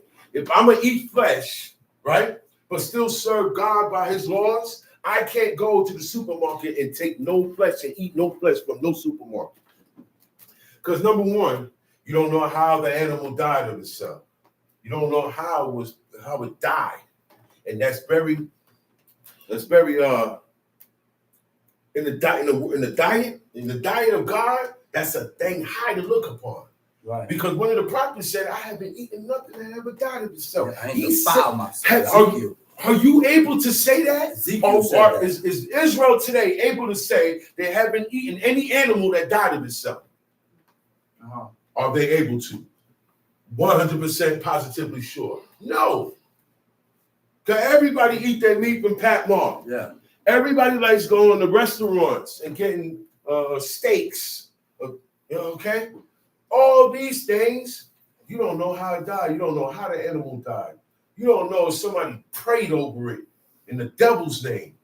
You don't know that. You don't know these things are dedicated to an idol. That's what happened. You don't know that. That's what happened. Okay? Because you don't know by the time you go and pick that piece of meat up, what has been done to it. Okay? Yeah. So it behooves us to stop eating flesh from the supermarkets, period. Yes, sir. We're not supposed to be eating none of that stuff from the stores, from the supermarkets, from the butchers, from nowhere, because you don't know how that animal died. That's number one. So now, I really want to eat flesh. I'm going to have to go and make sure I pick one out myself and watch it with my own eyes get slaughtered. I know for a fact this has not died of its own. Mm-hmm. Then now I got to go through the process of getting the blood out, because people don't do that. You will go to people and they will get that deer for you. They will get that sheep for you. They'll get it. They'll hunt it, but they're not going to prepare it to get the blood out. Be careful with that. Israelites too. They will hunt the animal, but they're not going to drain that blood out in the field before they come back in. By the time you come back in to the house to dress this meat, it is supposed to be drained of blood. So still, even if you go to an Israelite, you got that covered. I know for a fact this animal didn't die of itself. Mm-hmm. But that Israelite that slaughtered it for you, or this guy, or wherever you got it slaughtered from, they're not draining the blood out. Okay? You're going to have to do that. Because nobody slaughters animals with the intent of draining all the blood. This is a fact. So we have to be careful in eating flesh. Now, anytime you see in a book where it says meat, it's not talking about flesh. That's right. It's talking about fruits, vegetables, and bread, seeds, legumes. Okay? Anytime you see the word flesh, it's talking about what we call today meat. Basar. That's what you're going to see in the word basar means flesh in Hebrew. So we have to be careful with the basar, with the flesh. Tom sheet. Leviticus chapter 11. So now because we know this is our diet, mind you. This is the diet that God prescribed for us, mind you. Right. Okay? When it comes to flesh, we cannot eat it if it died of itself, and we cannot eat it with the blood or the fat. That's the rules for flesh. Plain and simple. Okay? Now we're going to go into the other part of our diet now. Okay? What kind of animal, what is good for us to eat? Even though we got the blood and the fat out of it, and we know that what is this animal good? Because not all animals are good. Right. God gave us a list of the animals. And remember where we live, the animals that God had us in that environment, that's what we're allowed to eat on, that are clean in that area. That's right. There are certain animals that didn't exist in Israel, okay, like giraffes and certain other animals. Hey, well, if you do this, it does that, but it wasn't amongst the cattle. That's right. God spoke about cattle, and he named them oxen, sheep, lamb, and goat. These are the things that we should be sticking to, because that's what's mentioned in the book. These are the animals that are mentioned in the book. We should just leave that to that. Okay? Tell she. Leviticus chapter 11. And the Lord spake unto Moses and to Aaron, saying unto them, Speak unto the children of Israel, saying, These are the beasts which ye shall eat among all the beasts that are on the earth. These are the beasts which ye shall eat among all the beasts that are on the earth. Nobody has been given these rules. Nobody has these type of rules. So we got to watch out for ourselves now. Okay? Because the rest of the world was not given this. You cannot look at them and say, oh, look at them, what they eat. They're supposed to eat that. That's what they Leave them alone. Stop focusing on them. Make sure you and yours don't eat it. supposed to go this way. It's supposed to be that way, man. It said, these are the beasts which ye shall eat among all the beasts that are on the earth. Whatsoever part of the hoof. We're talking about the foot of the animal. It's called the hoof. Okay? It has to be cloven-footed, meaning a point. It has to come to a point. Okay? Meaning no paws, no claws, no fingers, no feet, no toes. The animals that we are allowed to eat has hoofs. That's right. Okay? Cloven-footed. horse That got a means it hoof. comes down. The horse got a hoof, but it's not cloven-footed. Meaning, you know what cloven-footed is? It comes down to a point, like a deer foot. You see the deer foot?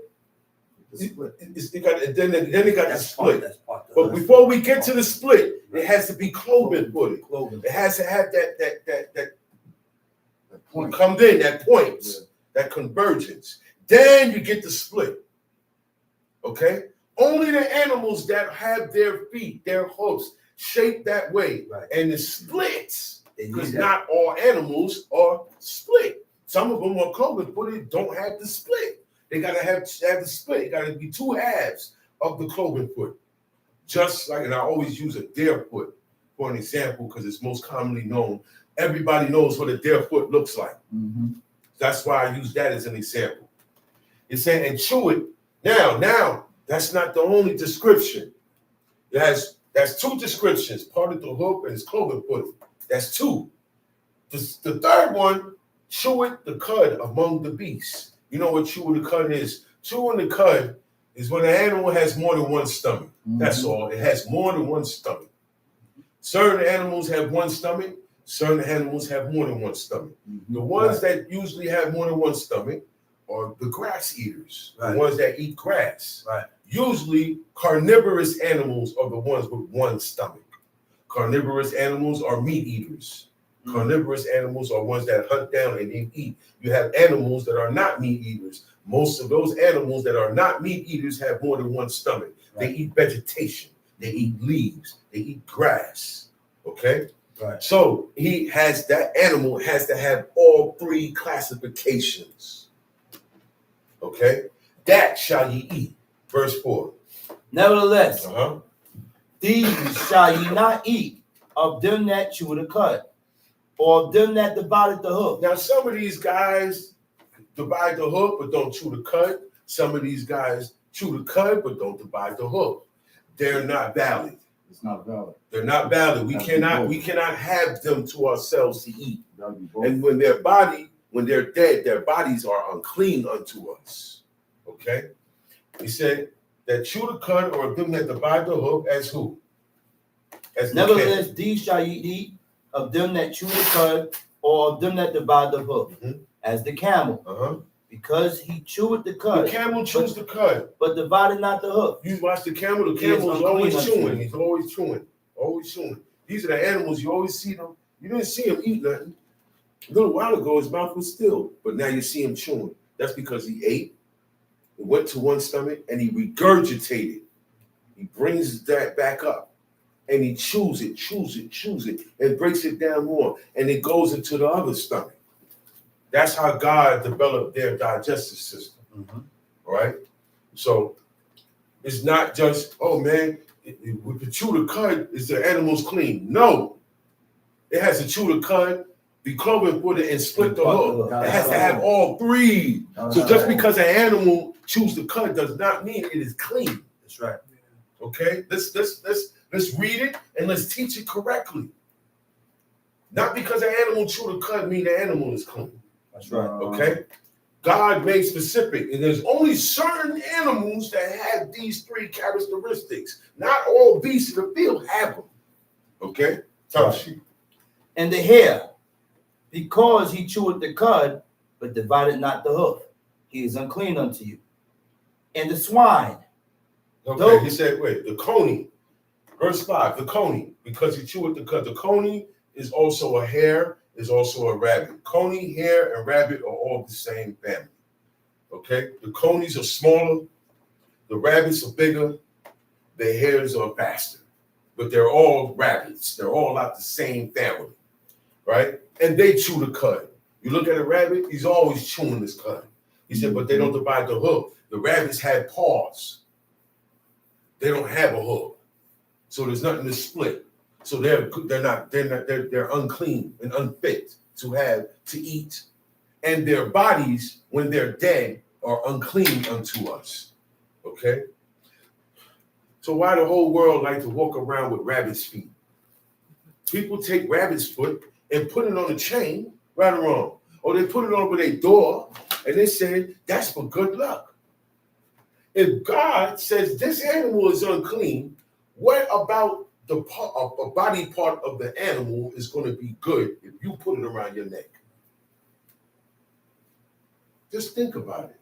See, that's why you can't follow everything you see in this world. You can't follow everything, every custom, okay? Every tradition. You can't follow these things. Most customs and traditions are abomination to the Lord. Right. That's right. And if you don't read about it and hear with our forefathers, leave it alone. that's right. I say leave it alone. If you don't read Abraham, Isaac, and Jacob, Moses, or none of the men that served God did any of these traditions or customs, we should leave it alone.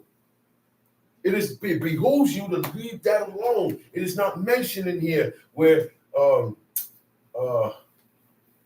move into a new house and you throw a housewarming party. Israelites don't do that.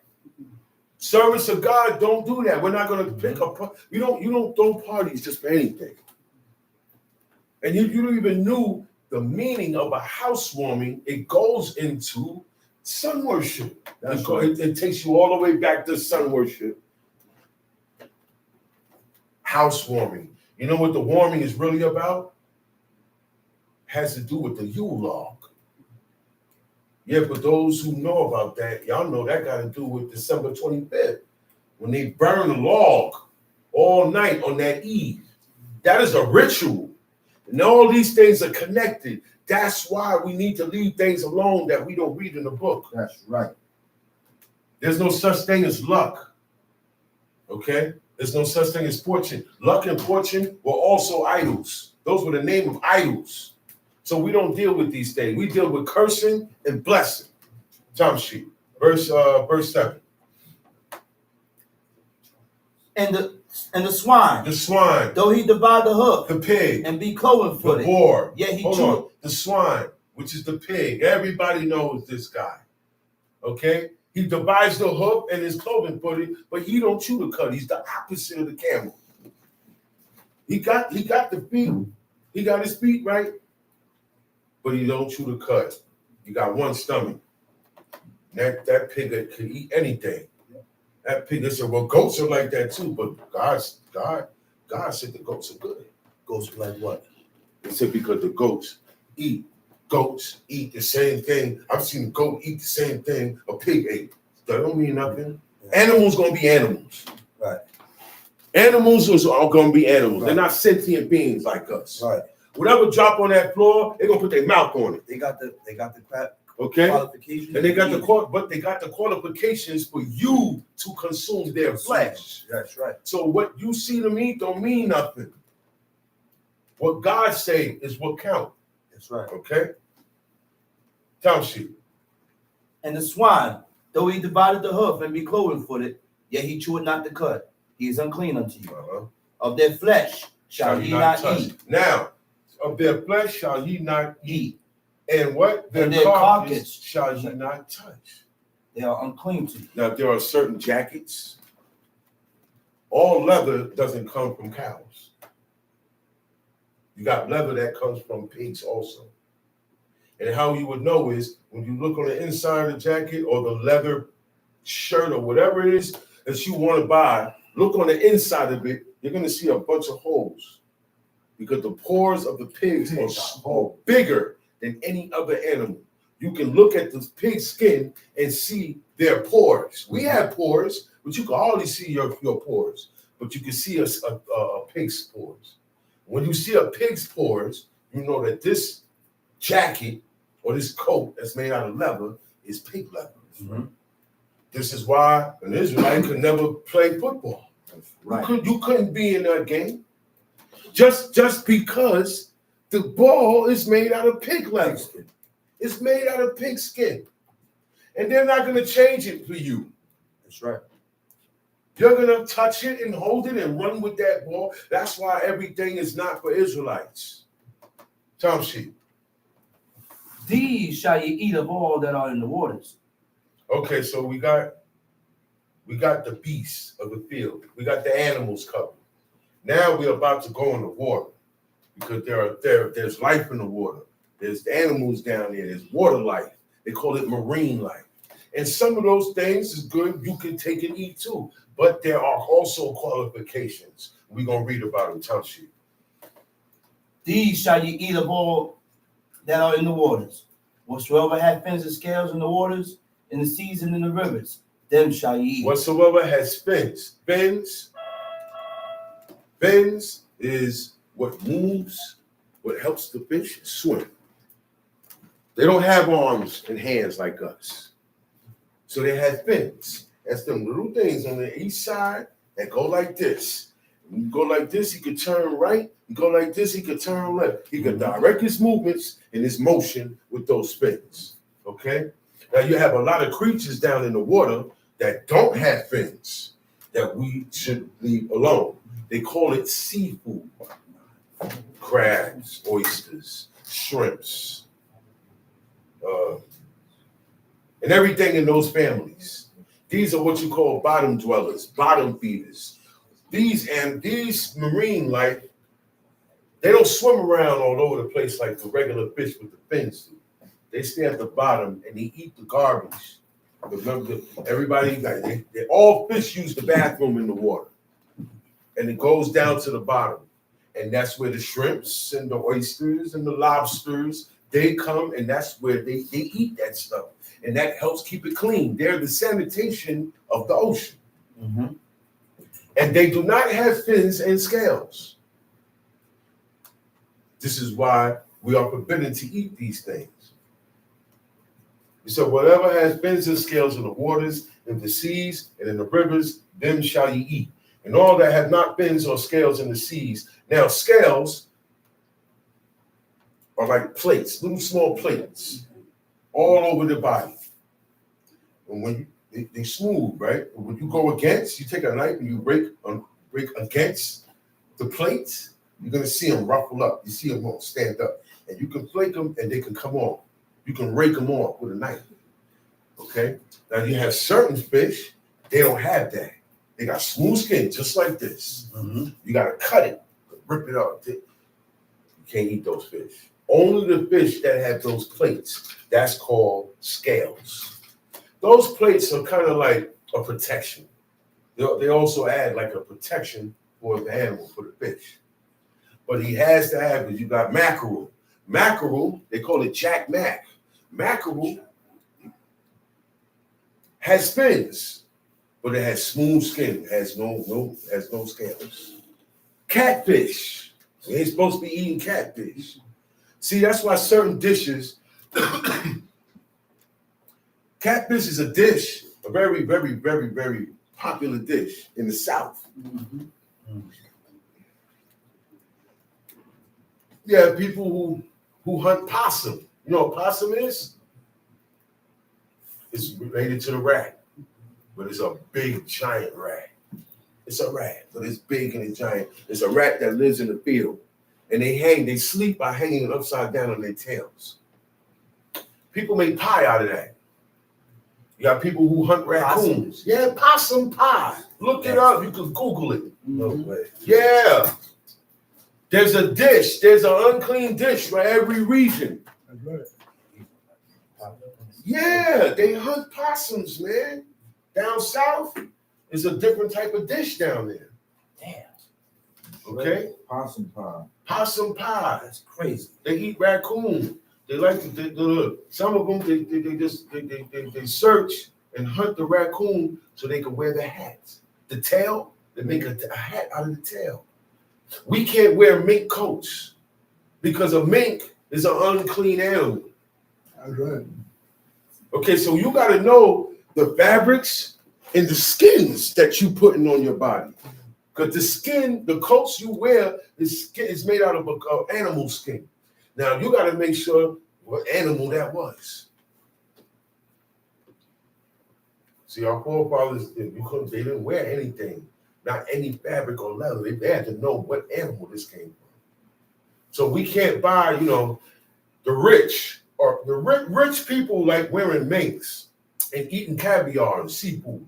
Did you notice that? Everything that the Most High forbids us to eat, wear, or do, that's what rich people do. That's what celebrities do. Do y'all notice that? That's the way of the world. Another thing, Nabal, it said Nabal was a rich man, right? Right. I just want to go back 1 minute. Nabal was a rich man, right? Right. But he was also evil. Look at that. Just because a person rich don't mean that they blessed. It doesn't mean they're blessed. Right. Not all people who got money are blessed. Right. That does not mean that you're blessed. Okay? So be careful with that. Time sheet. Leviticus chapter 11, verse 10. And all that have not fins and scales in the seas, and in the rivers, of all that move in the waters, and of any living thing which is in the waters, they shall be an abomination unto you. All that is going to be an abomination, meaning it's unclean to you. Meaning when they're dead, you don't come into contact with it unless you eat it or you touch it. It is abominable to you. It'll make you unclean. Okay? Time sheet. They shall be even an abomination unto you. You shall not eat of their flesh, but you shall have their carcass an abomination. Whatsoever had no fins or nor scales in the waters, that shall be an abomination unto you. And these are they which ye shall have an abomination among the fowls. Among the fowls. Now he said, these are the fowls that are unclean to you. When he say having an abomination among the fowls, this is the list of fowls. All these fowls, which are birds, are unclean to you. It's kind of different from when we get to the birds because there's no description. We got a description for the beast. We got a description for what lives in the waters. Scales and fins for the waters, right? Right. Cloven-footed, split the hook, and chew the cud for the animals. Right. But we don't get none for the birds. Why? Why? There's no description. There's no description at all. Most birds is unclean. Majority.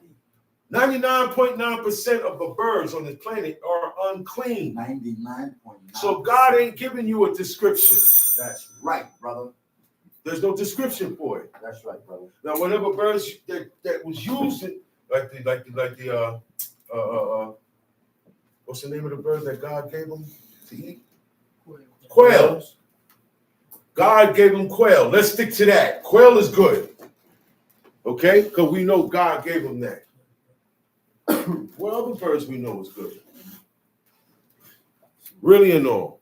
Let's be truthful. Let's be truthful. Then it says, another part of the book, it said, ye may go and hunt any beast of the field or any fowl that ye may eat.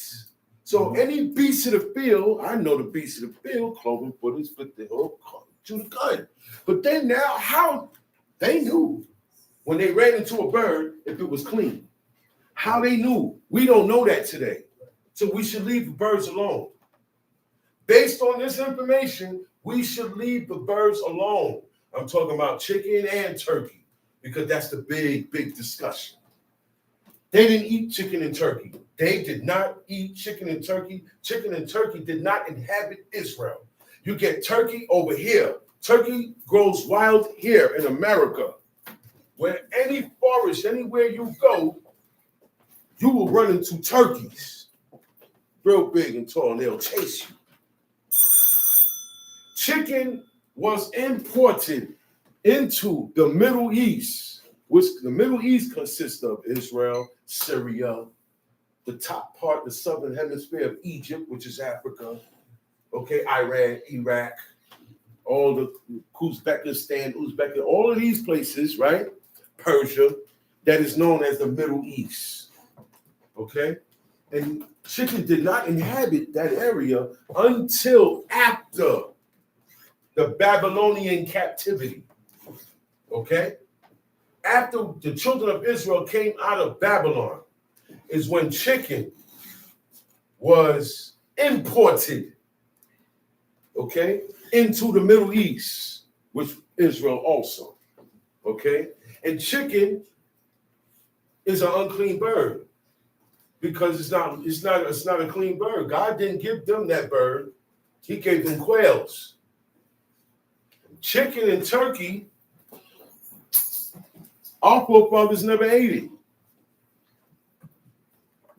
Chicken and turkey never existed in their time. It existed in China.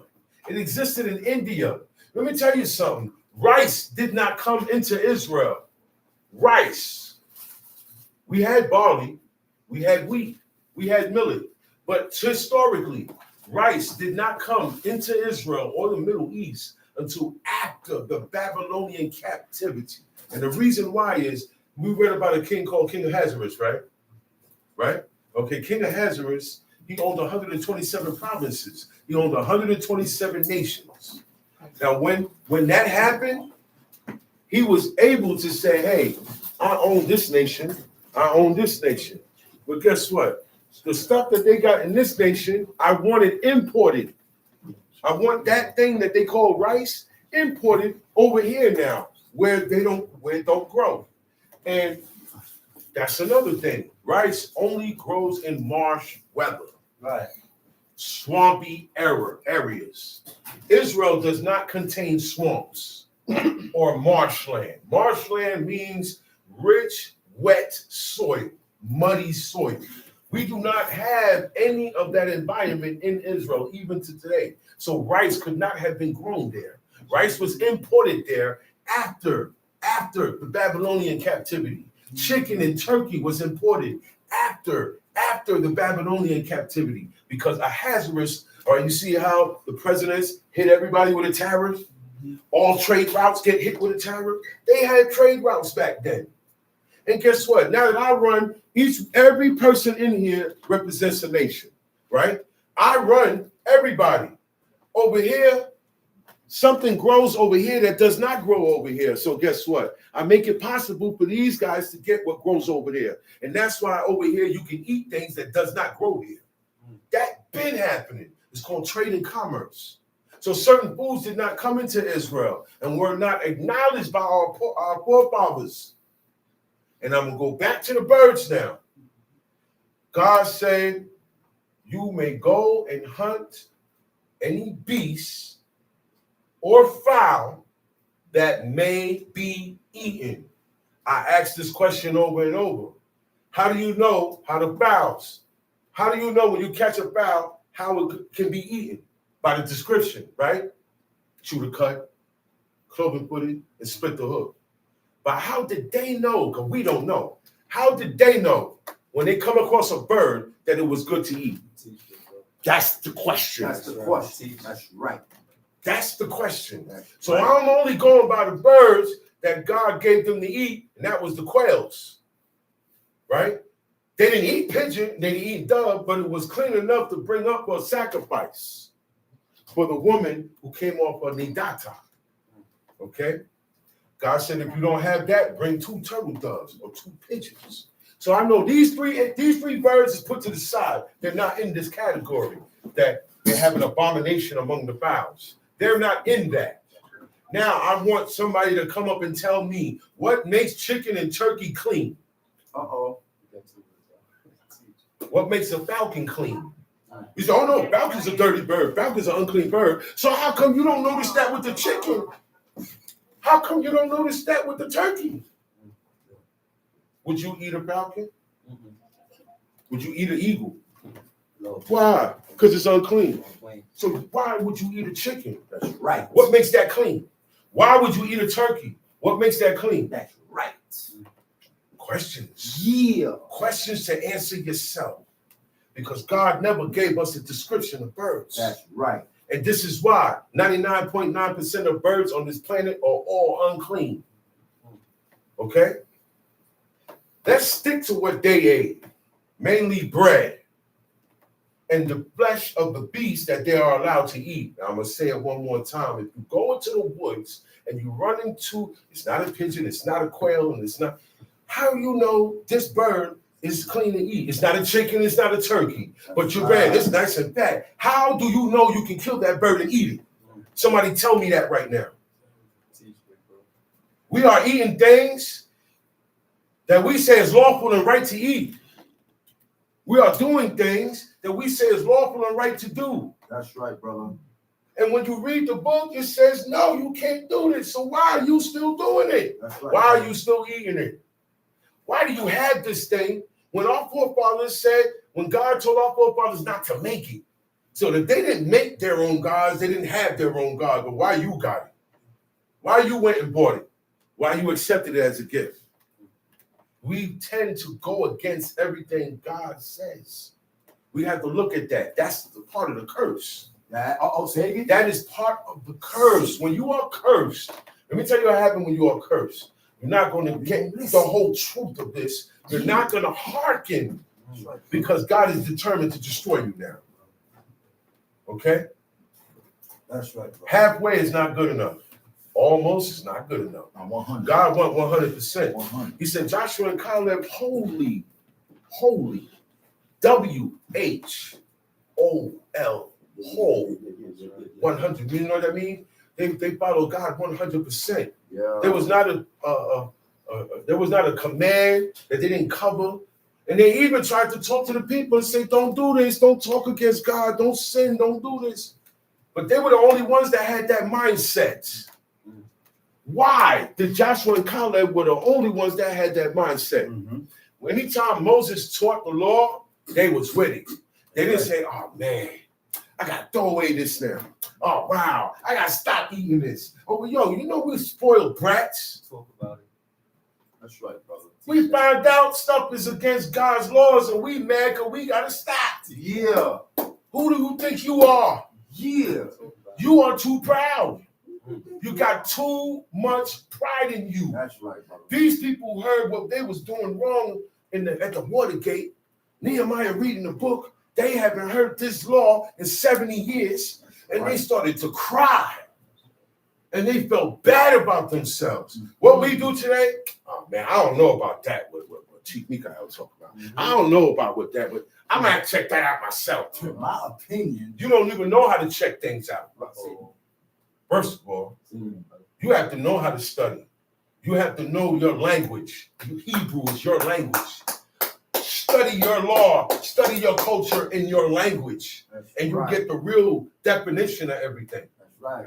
Tom Sheet, Leviticus 11. They shall be, verse 11, Leviticus 11, Mhm. verse 11.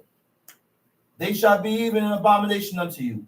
You shall not eat of their flesh, but you shall have their carcass an abomination. Whatsoever have no fins, no scales in the waters, that shall be an abomination unto you. And these are they which ye shall have an abomination among the fowls. They shall not be eaten. They are an abomination. Mhm. The eagle, The eagle. the ossifrage, the osprey, the vulture, the kite after his kind, Mhm. every raven after his kind. Now, you see where it says after its kind.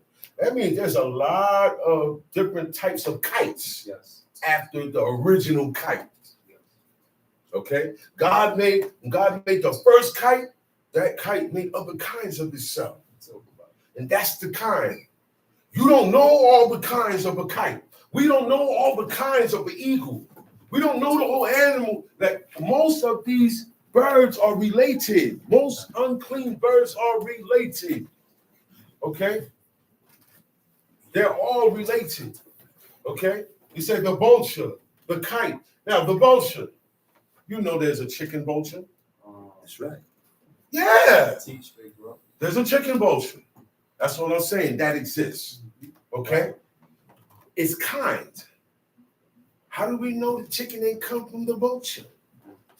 Because we have a chicken vulture, and no man put that together. So think about it. These birds are all unclean, and you don't know what kind you're eating, and you're saying this bird is clean. It could be a kind of one of them because God didn't give us chicken in the wilderness. Say it again. He didn't give us turkey. Say it again, Chief. Can you give us eggs? You know, eggs. Oh, we're going to get to that. Any bird. We're going to get to that.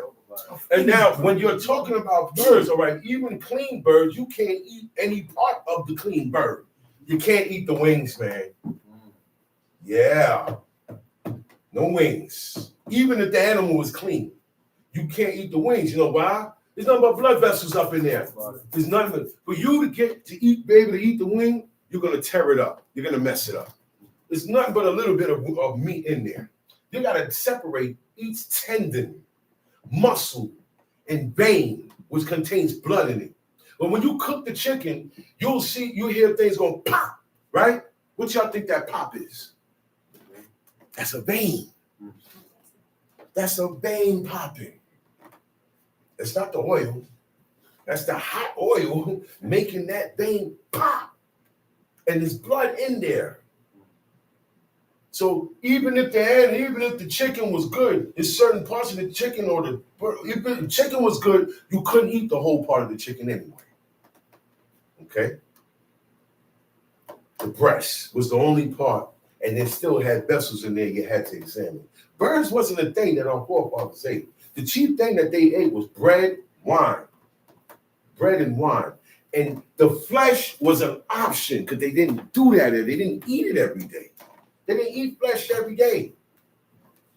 You don't have to have it every day. You don't have to have it on your plate every day. The Most High called Israel riotous eaters of flesh. Think about it.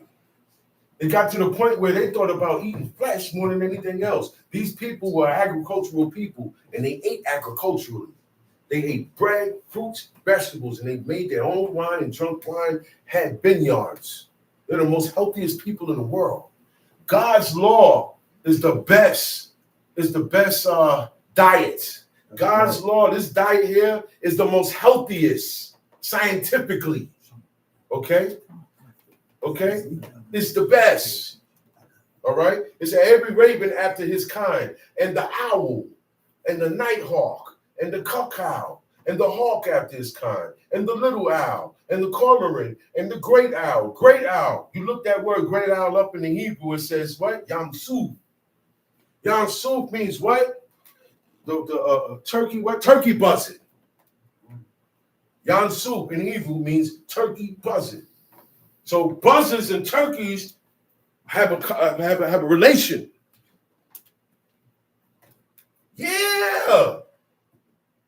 The heathen used turkey for Thanksgiving. What our forefathers used turkey for? These unclean, abominable birds are used for their days. Just think about it. On Sunday, Sunday dinner in honor of the church, of the God of the church. What you have to have, it's not turkey. Turkey is not required. Chicken is required. Every Sunday, all worshipers of Sunday worship, their main meal is chicken. Think about it. Yes, brother. The great owl means Yansuf in Hebrew. Yansuf means turkey buzzing. I don't think I got to explain anymore. Tamshi. And the owl, and the nighthawk, and the cuckoo, and the hawk after his kind, and the little owl, and the cormorant, and the great owl, and the swan, and the pelican, and the gay-eagle, and the stork, the heron after her kind, and the lapwing in the back. Remember they had a story about the stork or pelican that comes and brings people. The stork brings babies. Something about the stork and pelicans. All this stuff is stories made up by wicked heathen people to worship their gods, and they use animals and symbols as a representation of the deity. Okay. Verse 20, it said, all fowls that creep, going upon all four, okay, shall be an abomination unto you. So everything that creep, going upon all four. So you have certain things we call insects, that God call them fowls. They're fowls, but they creep, going upon all four. Anything that's creeping, going on all fours, leave that alone too. Because people eat insects also. People eat insects in different parts of the country, different parts of the world. You have different dishes. Yes. You could go in Chinatown, right up here in Chinatown. They had chocolate-covered roaches, ants, and grasshoppers. Now the grasshoppers, we're gonna read. God allow us to eat the grasshoppers. Yeah, we're allowed to eat that. Okay, God tell us what's good and what's not good. Right. Even out the hoppers and all that. Now, look. We have to be able to accept everything God says. So we got to be able to accept what God says is good to eat and what God says is not good to eat. That's right. Okay. So it said, yet these may ye eat of every flying, creeping thing that goeth upon all four, which have legs above their feet. Now, this was the reason why Israelites was eating chicken from day one, because back in the 70s, teachers read this wrong. Am I correct? Right. And they were saying flying, creeping thing. They called the chicken a flying, creeping thing because it could only jump. It couldn't fly. Right. But it's not talking about that. It's not talking about birds at all. But Israelites in their coming back thinking, okay, this is what it's talking about, because you're already eating the chicken. You're trying to find a link in here to what you eat and what you do. And that's where we got it all mixed up at. We're trying to find what I do and what I like and what I agree with in here. And that's not going to work. Okay? So this is why and teachers used to say, hey, man, talking about birds, because they got legs above their feet and all they do is leap. See, so Israelites were saying, okay, chicken was good to eat. This is why Israelites was eating chicken from day one. Okay? From back in the 70s, teachers was telling them this. And after time now, you can't tell them nothing no more. It's already out. The plague has begun. Everybody's eating the chicken. Yeah. So now when you tell them about the chicken, you look crazy, brother. You're the bug one. You're bugged out. Something wrong with you. God needs to speak to you. You got everything covered except that. The chicken is good, and see, this is where we mess up at. We're not really reading this book and saying, and then now when we hear the truth, are you ready to serve God? Uh-oh. Are you ready to serve God? Am I ready to stop? Serving God, you're going to hear things about you got to change. Serving God, you're going to hear about things that you have in your pocket you can't have no more. Right. You're going to hear about things in your house that you got to get rid of. You're going to hear about things in your refrigerator you got to get rid of. You're going to hear about things in your cabinet. You're going to hear about things in the bedroom you can't do no more. That's right. It prohibits you. Teach it, bro. Oh, yeah. Oh, just because it's me and my Isha. No, God got rules for y'all, too. Y'all can't go in there and be doing anything. You can't freak out. You bro. can't be doing that. No oral. No group. No toys. No, none of that stuff. Because that's the worship of Baal Peor. Teach it, bro. Every time the Israelites worshiped Baal Peor, that's what they were doing. Talk about They said they sent the Midianitish woman to them. Why do you think they sent the woman to them? They ain't send the men. They sent the woman. They said, come. They sat down. There's some new dishes here. Well, I've never tasted this before. Yeah. And this is our God. Now we're gonna party. Come in and tent with me. I thought you said we were gonna party. Yes, this is how we party. This is the party, my Siva. I gotta watch and be careful with all that. Licentious sexual acts. If this is not the regular way to have a child with your Isha or your Ish, you are in whoredom. Once you're in whoredom, you are a servant of Baal Peor. All those acts are in worship to deities, sun, moon, and star worship, and demonic worships. That's right. Teach us, bro. Okay? So we got to leave these things alone.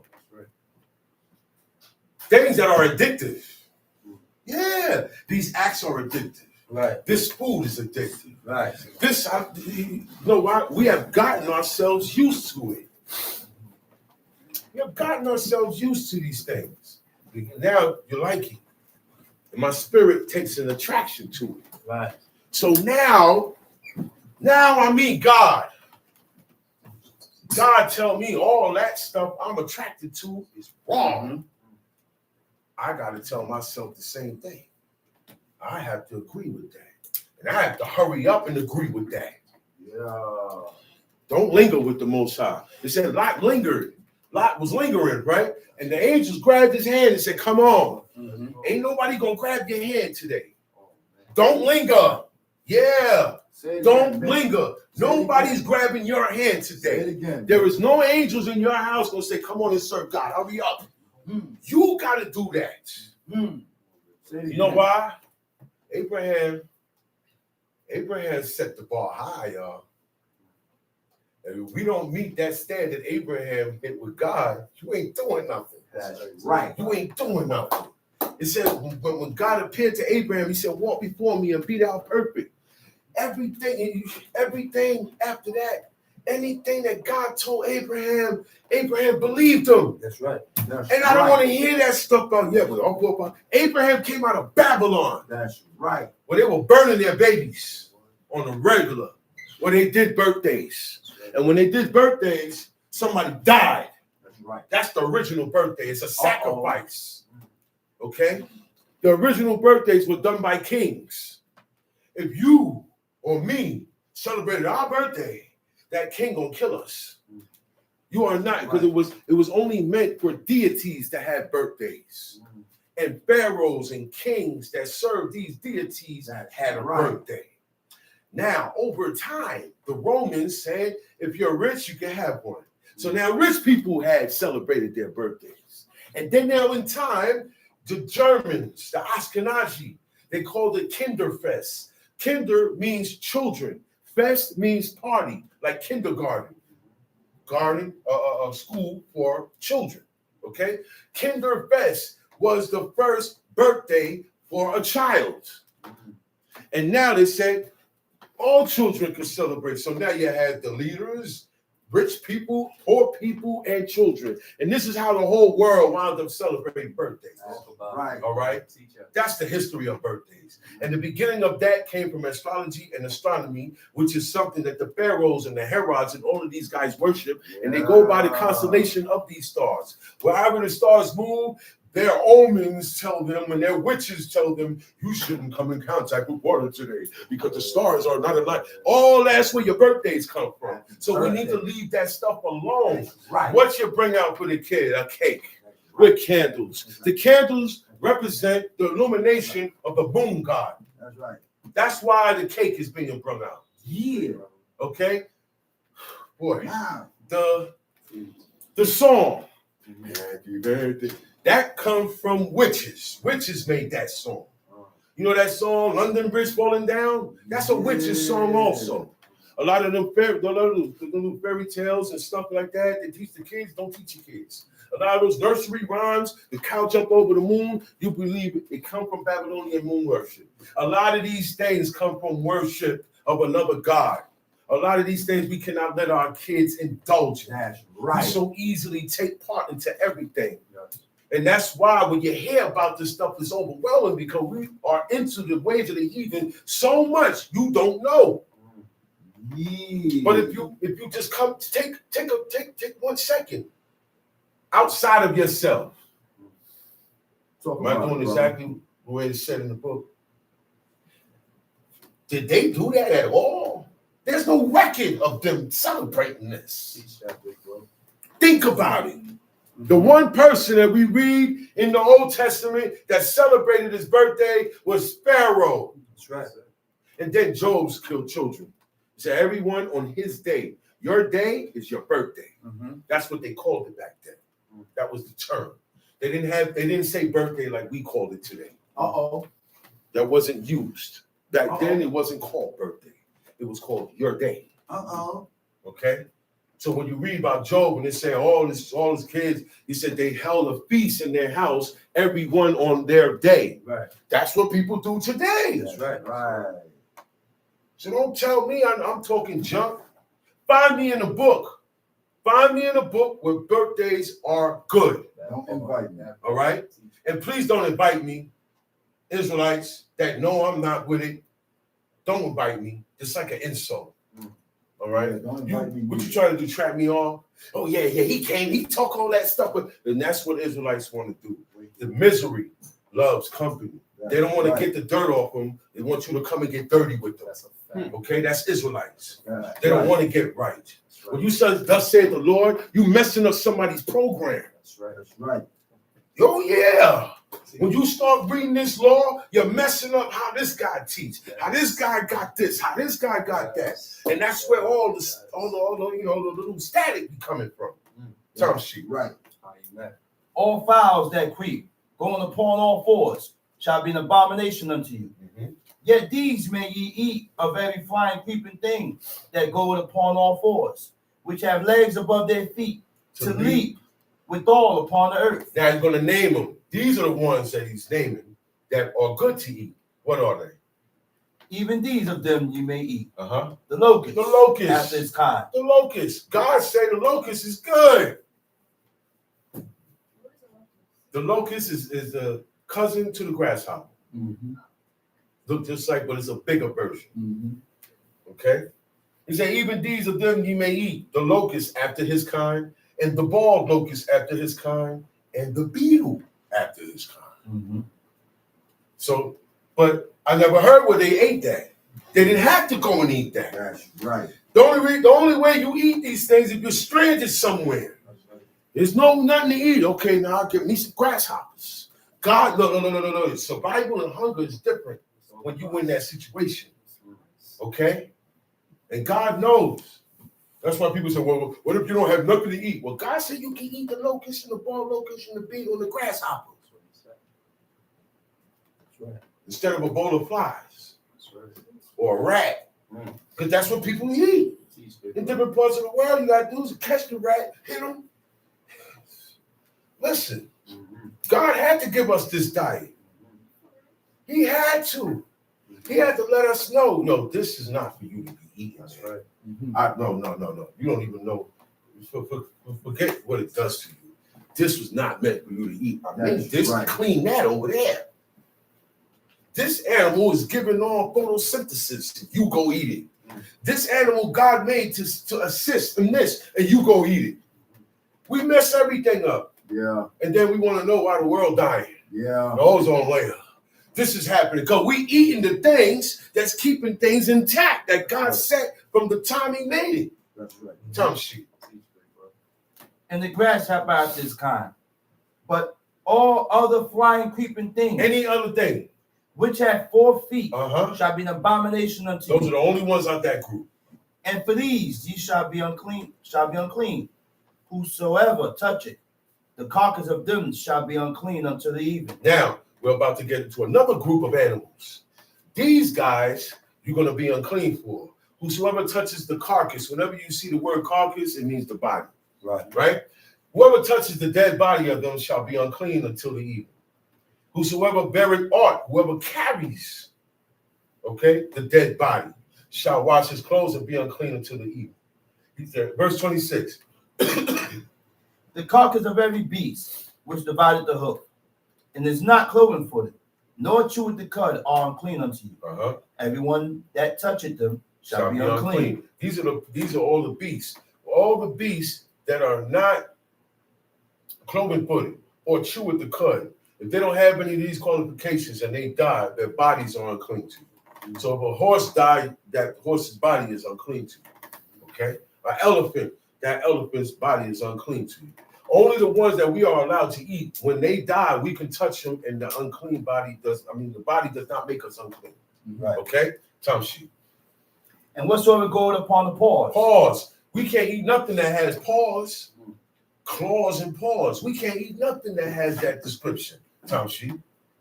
Among all manner of beasts that go on all fours, those are unclean unto you. Uh-huh. Whoso toucheth their carcass Uh-huh. shall be unclean until even. And he that beareth the carcass of them shall wash his clothes and be unclean unto the even. They are unclean unto you. These also shall be unclean unto you among the creeping things that creep upon earth. Now, it's just not insects that we call that creep. These animals here also creep. We call them vermin. That's what they call them down south, vermin. Time sheet. The weasel. The weasel. And the mouse. We know what the weasel is. Long, skinny, look like a long, like furry mouse or something. It's in the mouse family, right? And the mouse. And the what? The tortoise. After his kind. The tortoise, that's the turtles. Okay? After his kind, in all species, the tortoise, the turtle, the snapping turtle, all of these guys. And what else? And the ferret. Ferret. These are animals that people like to keep as pets, if you notice that. Dumb shit. And the chameleon. The chameleon, a lizard that changes its colors to camouflage in its habitations. Uh-huh. And the lizard. Any lizard. Uh-huh. And the snail. And the snail. And the mole. And the mole. We know the mole is. It's in a beaver. It's in a beaver, badger, and one more. These are all guys that burrow. They go under. They make tunnels and live in the tunnels and stuff. All right? All of these guys are unclean unto you. Right? It said, these are unclean to you among all that creep. These are called the creepers. All right? Mice, weasels, tortoises, ferrets, chameleon. Remember, we live in the country. We didn't live in the city like Brooklyn today. And even in the city, they're starting to come out. Raccoons is here, possums are here. Only thing we don't have is chameleons and weasels. Everything else is here. Raccoons. All of these, you're going to experience in the country. They get up in your kitchen. They get up in your food. Sometimes you find the tail of one of these animals or a body of one of these animals there because this is their habitat in the country. Time sheet. These are unclean to you among all that creep. Uh-huh. Whosoever doth touch them, when they be dead, shall be unclean unto the even. Right. And upon whatsoever any of them, when they are dead. Nobody got commandments like this. Nobody in the world is being told and being, put me on. We got put on. We're getting put on to the truth. You know how many secrets we know? We so worried about what God ain't tell us and what God didn't detail in here. We know a lot that the Israelites know a lot that the heathen won't believe. We know the secrets. And we tell certain people, hey, the reason why this happened is because this, and that's what God said. They're not going to believe it. It's for you to believe it. That's right. It's for me to believe it. It's for us. If it's for me, then it's going to be easy for me to believe. If it's not for you, it's going to be hard for you to believe. That's all. Because these are our laws. And what makes them so beautiful, God God made it possible for you to hear him. Everybody don't get to hear this. There's people that's going to have a whole lifetime and they ain't never going to hear this because they ain't never going to do it. So this is a privilege. All this, what we reading, this make you unclean. This is how you learn to stay away from all sin. Okay? There's sin in the spirit, there's sin in the flesh, there's sin in everything around us. And God gave us the prescription on how to get it right. Tell me, sheep. And upon whatsoever any of them, when they are dead, doth fall, it shall be unclean.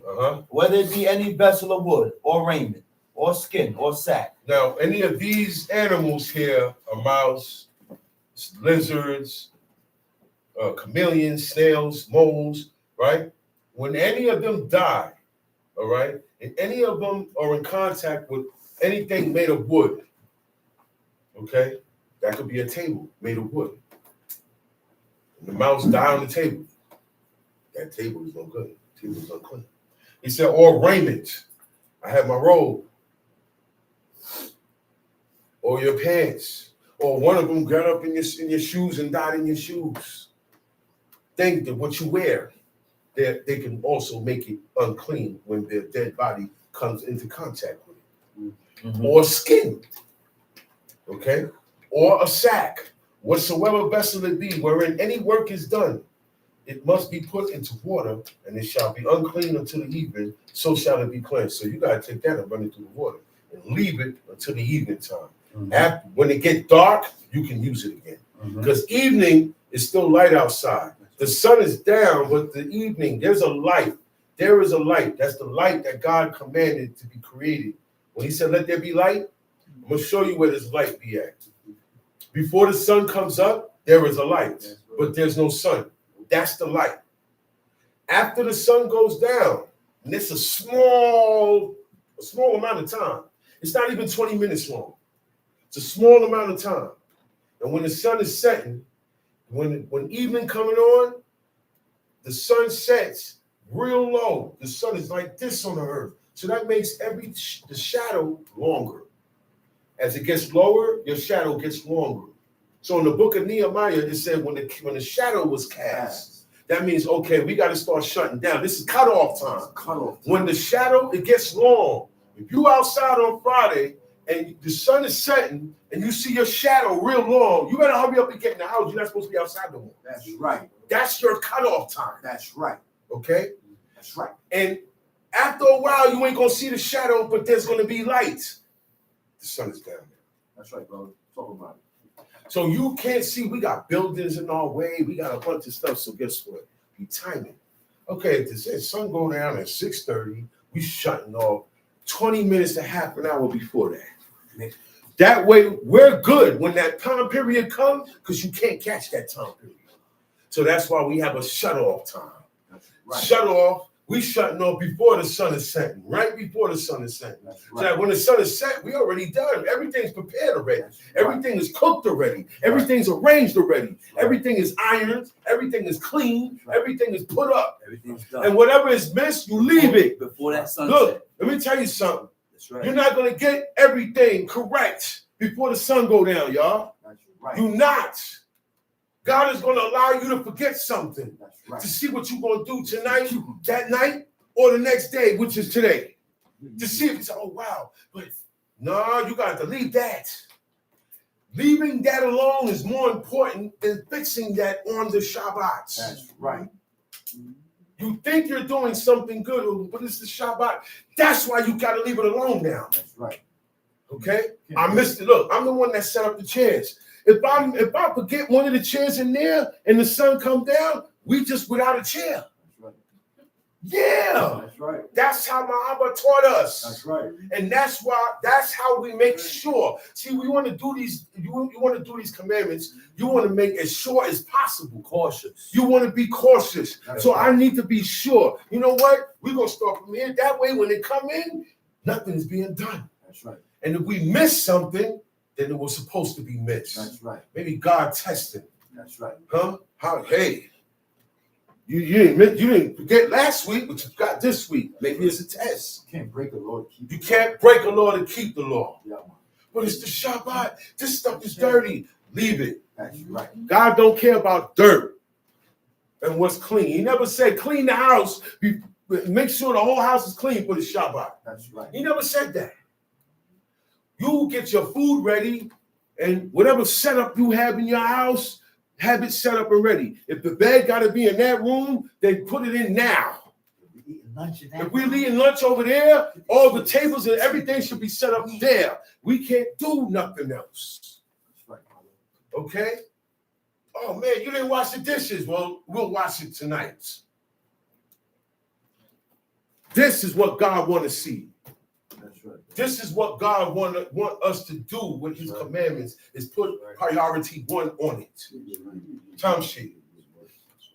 Whatsoever vessel it be, wherein any work is done, it must be put into order, and it shall be unclean until the even, so it shall be cleansed. Right. And every earthen vessel whereunto any of them Earthen fall. vessel. These are what you call them? What's the word? Earthen vessels. Porcelain, ivory, vases, pottery. Pottery. All right. these, those are called earthen vessels. Anything made of clay. Clay. That's it. That's Clay. right. Those things are made of hardened clay. Right. They have plates. Most Ceramics. people's plates. This is why we eat plastic plates. You notice when you eat here, you're getting plastic plates. You may have to double them up to get something firm, right or wrong. Because most people Chinaware. You get married, people give you Chinaware. You can't take that. You can't eat nothing off that. Chinaware is no good. It's made of clay. We cannot use anything. It's not good to use anything made of clay. Because if any of these animals are a part of these animals, when they're dead, fall upon it, you gotta break it. You can't wash it and use it no more. Right. Right. Because it's earthen vessel. That's what I don't God know, but God knows the difference between the substances he made on the planet. That's what God said. Yeah. He's the one that made everybody. The same way he made you black, made that guy what we call white, made him yellow. But what? All you gotta do is serve him. He made the different colors. That's right. So why we hate each other for different colors? God made different colors. God made us in variety, but we all gotta serve him. God made these people, their eyes are bigger. These people, their head are bigger. These people, they're smaller. These people are taller, but they all have it in them to serve God. And if they don't, they're cursed. And God leaves them to live their life on because he gave them life. He's fair. He's fair. God is most fair. He's the most fair. Nobody is more just than God. That's right. And we have to learn just from God. Because he even let the ones that don't serve him, he said, well, look, I'm not going to get at them like this. They don't know me. I haven't shown myself to them. Because in the creation, they came out faulty, so faulty, they ain't got it in them. I'll be wasting my time. I'm not going to do that to them. You already got it. You already got it on them. Me coming and showing him and them not doing, it's going to be more on him. So we leave them alone. We leave them alone. We leave them alone by not following them. We leave them alone by not desiring their woman and their men. We leave them alone by not desiring their days. We leave them alone. We don't want to look like them. That's right, brother. Time sheet. And this shall be unclean until the evening, so it shall be cleansed. So any one of these animals or a part of the animal fall in a skin, sack, vessel of wood, raiment, it must be put in water. Then it'll be clean until the evening. Time sheet. And every earthen vessel whereunto any of them falleth, whatsoever it is in it, shall be unclean, and ye shall break it. How to break it, you can't use it no more. Time sheet. Of all meat which may be eaten, that on which such water cometh, shall be unclean. And all drinks that may be drunk in every such vessel shall be unclean. Whatever was in the vessel is unclean now. All that, you can't eat that food. You wouldn't want to eat that food if a mouse tail was on it. Right or wrong? Okay. Well, some people do. The Canaanites did. The Canaanites ate roadkill. You know what roadkill is, right? When you walk in the street, you see a dead cat. Roadkill. he got hit by something on the road. They eat it today, We bro. got rats, roadkill, and so like this, and he flat, but he like this, he caught him running. He was running, biting him out. You got the Canaanites, they used to take that stuff and eat it. That was torn by beasts. Roadkill is something that was torn by beasts or by a vehicle. And they eat this thing, man. I told y'all they eat possum, man.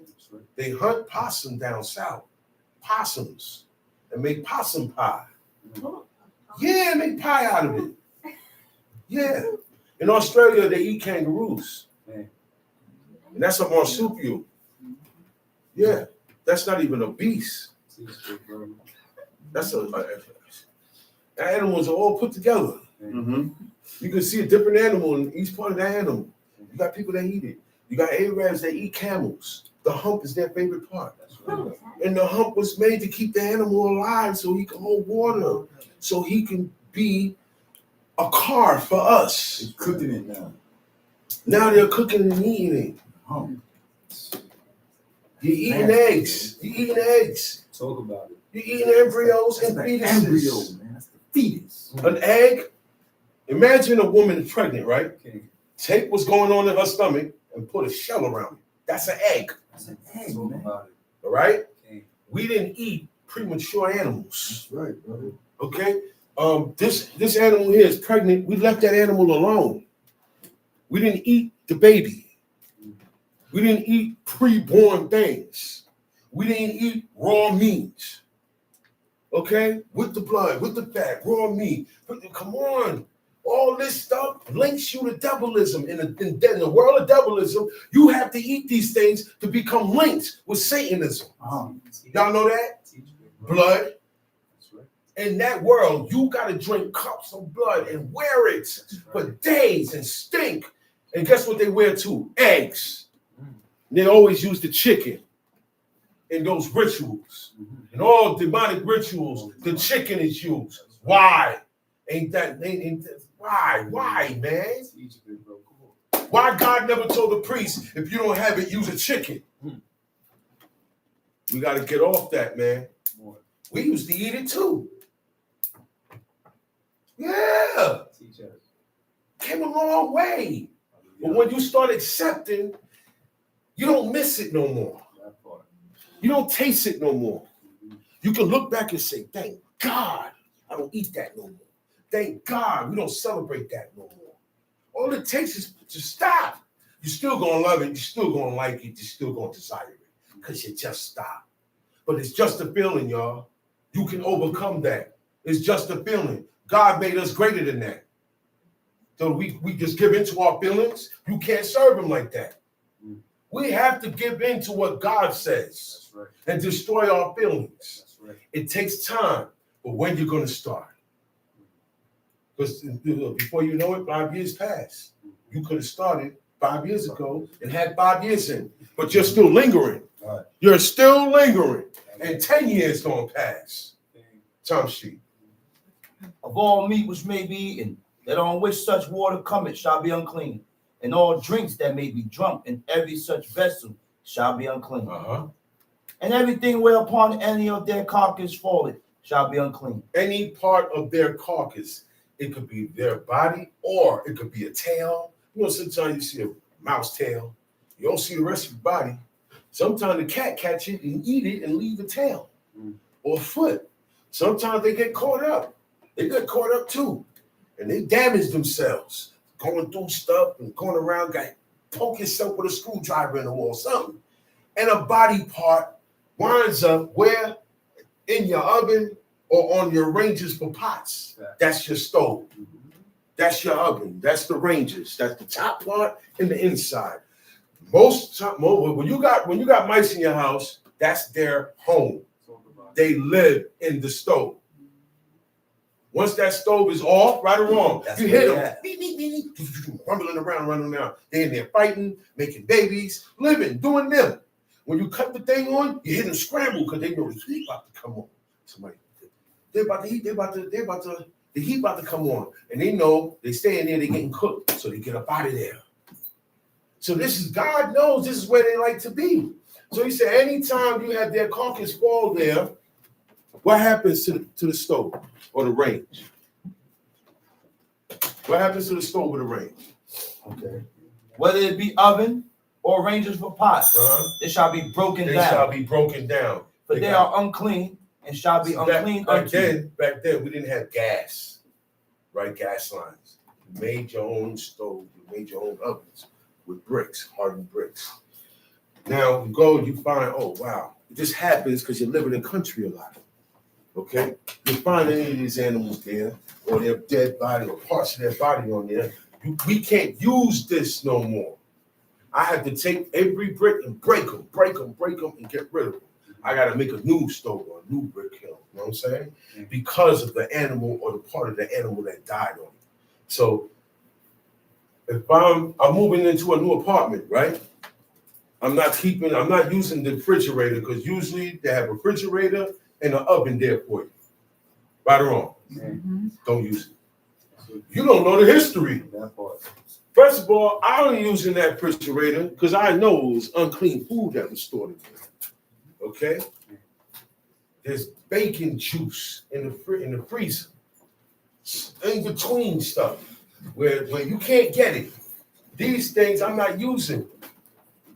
I know very well something died in that oven. Something died on that stove. Well, how you know? Well, guess what? I don't. That's why I'm going to buy a new one. Mm-hmm. See, I have to make sure. I was taught to make sure. Are you sure, Mikael? Are you sure? That's all Abba used to say about anything. So when you're dealing with this, we have to be sure. That's right. I can say I don't eat with the blood. I don't eat meat, period. Forget it. Just leave me alone. I know very well I ain't got time to be here. It's just a lot of work for me. It's a lot of work. I might miss something. I'll leave it alone. I know very well I don't eat with the blood or the fat. I know that. I can say that. Most Israelites cannot say that 100%. And that's what we have to be. If you say you can do this law and you have it down 100%, now you're perfect with the law. That's what it means to be perfect. Right. First, we got to know we got to get this thing right. One law being taught 312 different ways. Come on.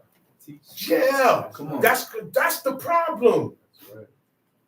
That's the problem. Nobody agreed. The same thing with the book. Think about it. We got 1 million places, 1 million Israelites, and nobody eats the same way. I'm gonna just stay on the diet. I'm gonna stay on the diet. Nobody eats the same way. That's right. So it's I don't eat this, I eat that. Yeah, I can eat this, you can eat that, you can eat this rare, you can't eat that, you can't eat this. But God say, period. No matter of blood, period. No matter of fat, period. So why are we still picking and choosing? Now you see why we got kicked out? Facts. We got kicked out because of the same mentality we have now. Time sheet. So you got to get rid of your ovens. Get rid of them ovens. You cannot use them heathen ovens that been sitting there before you moved into the apartment. Spend some of that good money. Don't cost that much. A couple of $100. Get you a new oven. Now you know for sure. I'm not eating my food out of an oven that should have been broken down because I don't know what's going to happen. He said, it shall be unclean unto you. That means anytime I touch or eat food that comes from there, it's all unclean. Mm-hmm. Every time. And I've been living in this apartment for 16 years. Think about it. Think about it. I'm using for an example. I am not moving into an apartment where there's ready-made furniture in there. All that furniture gotta go. Y'all understand that? Okay. All of it is unclean. It's considered unclean.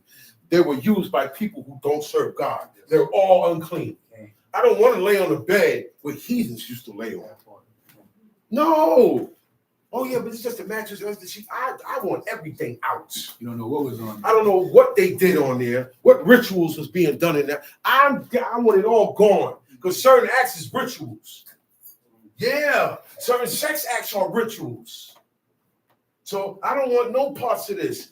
I'm not going to the Salvation Army. I don't want nothing used. I don't buy anything that's used. Okay? Because of these commandments, because of the cleanliness laws. That's why. Mhm. You want to get your own. At least you know you bought that chair. Ain't nobody sat on it but you. And you can keep track of that chair.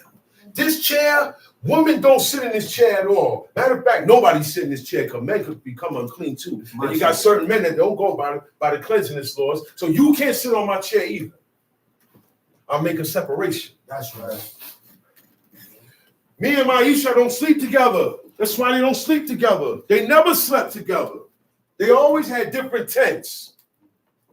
That's why Jacob went into Leah's tent. Okay. That's why she said, come. She made an appointment with him. She said, come to my tent tonight. Mhm. They don't go to his tent. For them to go in his tent, they got to sit on something that belongs to him. They got to use something that belongs to him. And everything in Jacob's tent is his concerning a man. So they didn't go in his tent. When they went to see him, look, Bathsheba, hi, David, I came to see you. She didn't go in the room. Verse 36. Just because I'm his wife. I'm his first wife.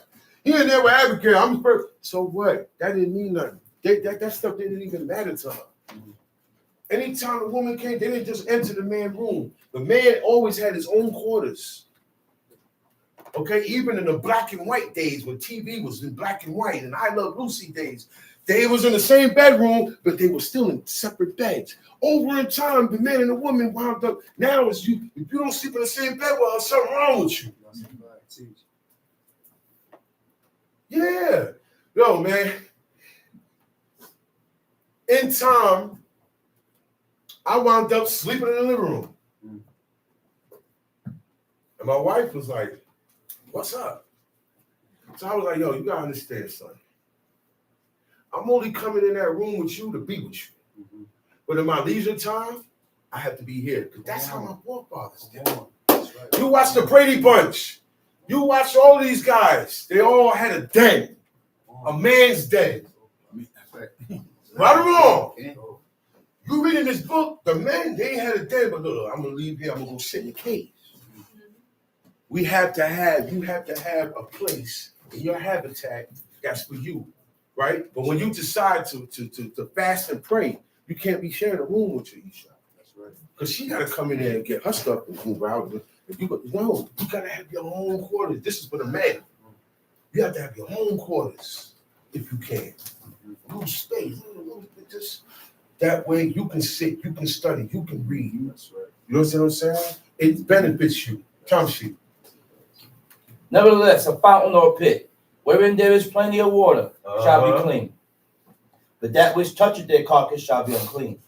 And if any part of their carcass fall upon the sowing seed, which is to be sown, it shall be clean. That's when you're on a farm and you have something, you have the seed down in there. You already got the seed planted, right? And if it falls on that sowing seed, it's clean. It's clean. Because you already got the seed in the dirt planted. It's clean. You pick the animal up, get rid of it. Time sheet. But if any water be put upon the seed, and any part of their carcass fall thereon, it shall be unclean unto now, you. if you had just finished watering your crop and one of these animals die on there, now it's unclean. That seed is unclean. Dig it up, throw it away. You don't even want the fruit that comes from that. God said that wherever that thing died at on your crop, when you planted your seed, that area got to get lifted up. It's going to be unclean unto you. But if no water was on there, if you didn't water it yet, and it was dry land, then it's not unclean. Time sheet. And if any beast of which ye may eat die, he that toucheth the carcass thereof shall be unclean until the evening. And he that eateth of the carcass of it shall wash his clothes, and be unclean until the evening. And he also that beareth the carcass of it shall wash his clothes, and be unclean until the evening. And every creeping thing that creepeth upon the earth shall be an abomination. It shall not be eaten. Whatsoever goeth upon the belly, and whatsoever goeth upon all fours. That way, you can't say, well, he didn't mention it. It goes on his belly. Well, he mentioned it. See what I'm saying? So he's covering all the details. Whatever goes upon the belly, whatever slithers on his belly, whatever goeth upon all fours, or whatsoever have more feet, like caterpillars and millipedes. They got 1,000 feet. He said, all these things that creep upon the earth, them you shall not eat, for they're an abomination. All these strange little weevils and so that stuff, you can't eat that. Time sheet, verse 33, 43. Or whatsoever had more feet among all creeping things that creep upon the earth, them ye shall not eat, for they are an abomination. Ye shall not make yourselves abominable with any creeping thing that creepeth, neither shall ye make yourselves unclean with them, that ye should be defiled thereby. For I am the Lord your God. You shall therefore sanctify yourselves, and ye shall be holy. This is the reason why I'm telling you all this. This is the reason why I'm telling you all these things that make you unclean. He said, for I am the Lord your God. You shall therefore sanctify yourselves and be holy. By going by these commandments, okay? Everything we just read concerning unclean animals, beasts, and creeping things, and insects, this is the thing. These are what is going to sanctify you. This is how you get sanctified, okay? And this also makes you holy. You are become separate because nobody else lives like this. Nobody. People kill something, pick it up, throw it away, and go on about their lives. There's nothing to wash. There's no unclean in their lives. They're unclean. What is that? The normal person don't even know what that is. So when a person comes into the understanding of God, they have to be explained what unclean is.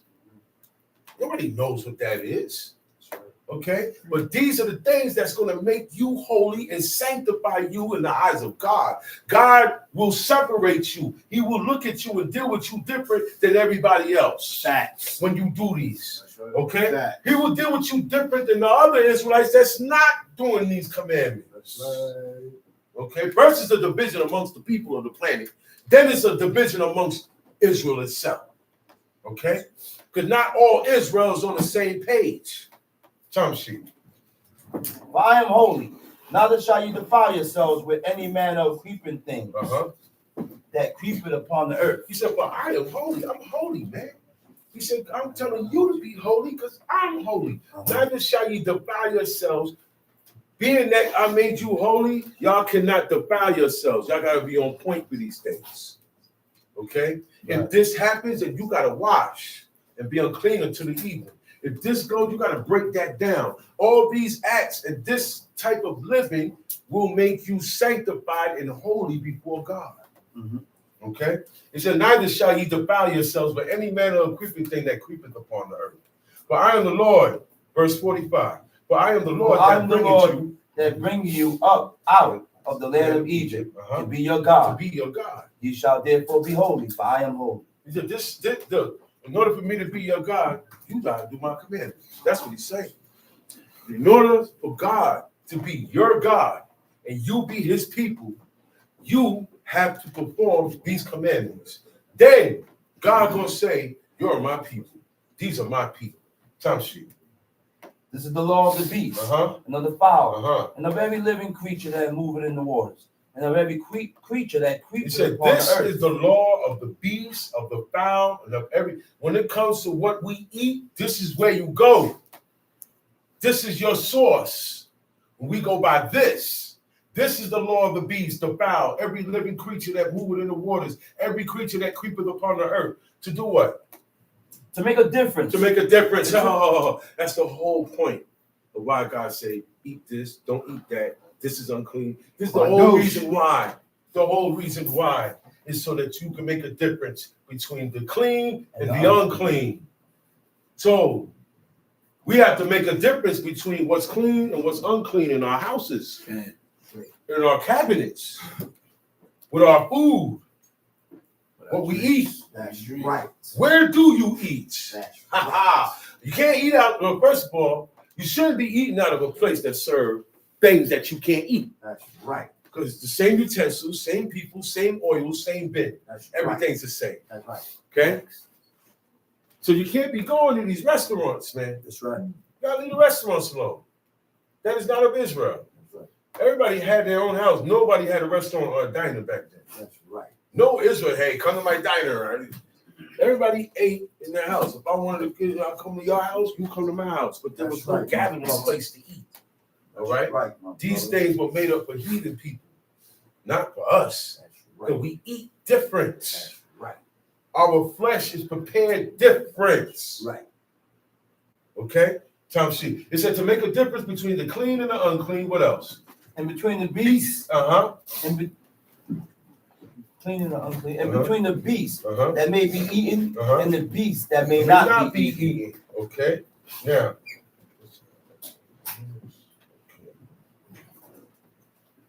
That's our diet. Dietary law. That's right. We do have a diet. Do you know nobody else has a diet? That's right. Not even the Muslims. Their diet, their references. Not even Muslims. Their references at the bottom of the page. Leviticus 11. Leviticus They 11. refer to there. Oh boy, yeah. Deuteronomy 14. When you read the Holy Quran, when it comes to them by eating pork and all that, everything concerning what they eat, there's references at the bottom page. True story. In the Quran. In the Quran. And it says, see Leviticus 11, That's right. Deuteronomy 14. That's right. That's right. That's True correct. story. That is correct. That's the Our Muslims. diet, we the only ones that have a diet. Nobody has a diet. Everybody can eat what they want to eat. Even the Muslim man say, hey man, if you're stranded, that's the only thing you got to eat, you can eat it. That's right. They tell you God that said, in man, the look, our forefathers died before we ate that. Our Right. forefathers That's right. are real Israelites. Okay. A real Israelite will die before they eat anything unclean or anything with fat or the blood in it. A That's real right. Israelite. That's right. A real Israelite. Not going to do that. They will put their lives on the line before they put that in their mouth. That's right. Okay? We're not built the same. And we got to get to that point. Okay. Or else we're doing this for nothing. They died for these commandments. You know, remember we used to be in school? They said, hey, you guys shouldn't be acting like that. Martin Luther King died for you blacks to be in school. Yeah, that's what they used to tell us. Well, I'm going to tell you, our forefathers died. A lot of them died in the Greek era, especially. Maccabees. That's Okay? right. In the Greek era. A lot of them chose, Nah, I'm good. oh, man, yo, y'all going to have to kill me. And that's what they look. If you die for these commandments, you're getting your reward. There is a reward to receive after you die. Okay? There is a reward for the wicked. There's a reward for the righteous, depending on how you was living on this planet. You don't have to believe it. That's what the Because God's told Abraham, he said, God told Abraham that, yo, you going to dwell on this here. He didn't get to dwell on it that way. He just walked it. So that future ain't come yet. Abraham's going to come and sit, and he going to see that land that he walked on. Moses going to be able to come and see. They're coming back. God is giving them that reward, everlasting life. You're doing these commandments so that when you die, you can get your life back the way it was at the beginning, before Adam went and sinned. This is what we're striving for, to get that immortal soul back and live God's commandments forever, like it was intended in the beginning. We're all distracted and thrown off. Teach. That's what you're doing these commandments for. Okay? We're living in the age of the fallen. You know what the fallen is? Uh-oh. You know what the fallen is? Uh-oh. Those angels that came down here. That's right. That's the We're era still we're in. living in that era. Cursed Ever since they came down here, they put some stuff. They came and taught us some stuff That's that we right. ain't let go yet, and it's been a struggle. So we're still living in the era of the fallen. Okay, the whole idea is to live forever, like God intended for us in the beginning. So in order to get that, we gotta live righteously before we die. That's right. Time sheet. Next chapter. Oh, that's That's it. the end of the Leviticus. Okay. You got Shalom questions? Aleichem. I'm gonna shut it down now because we got questions here, right? All right, family, if you got any questions, you can ask it now. We got some questions here. And Hold on. God, give yourself some time because there's a lot of questions. I have to give it time, right? Go ahead. Hold on. Give me 15 minutes. Wait.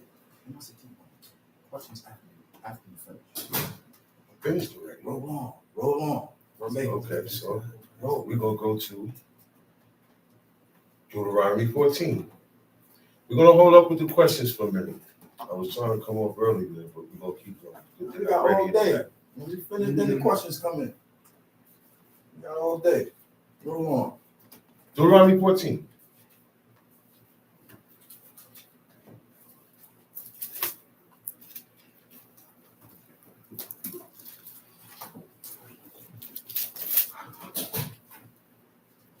Got it? Not yet.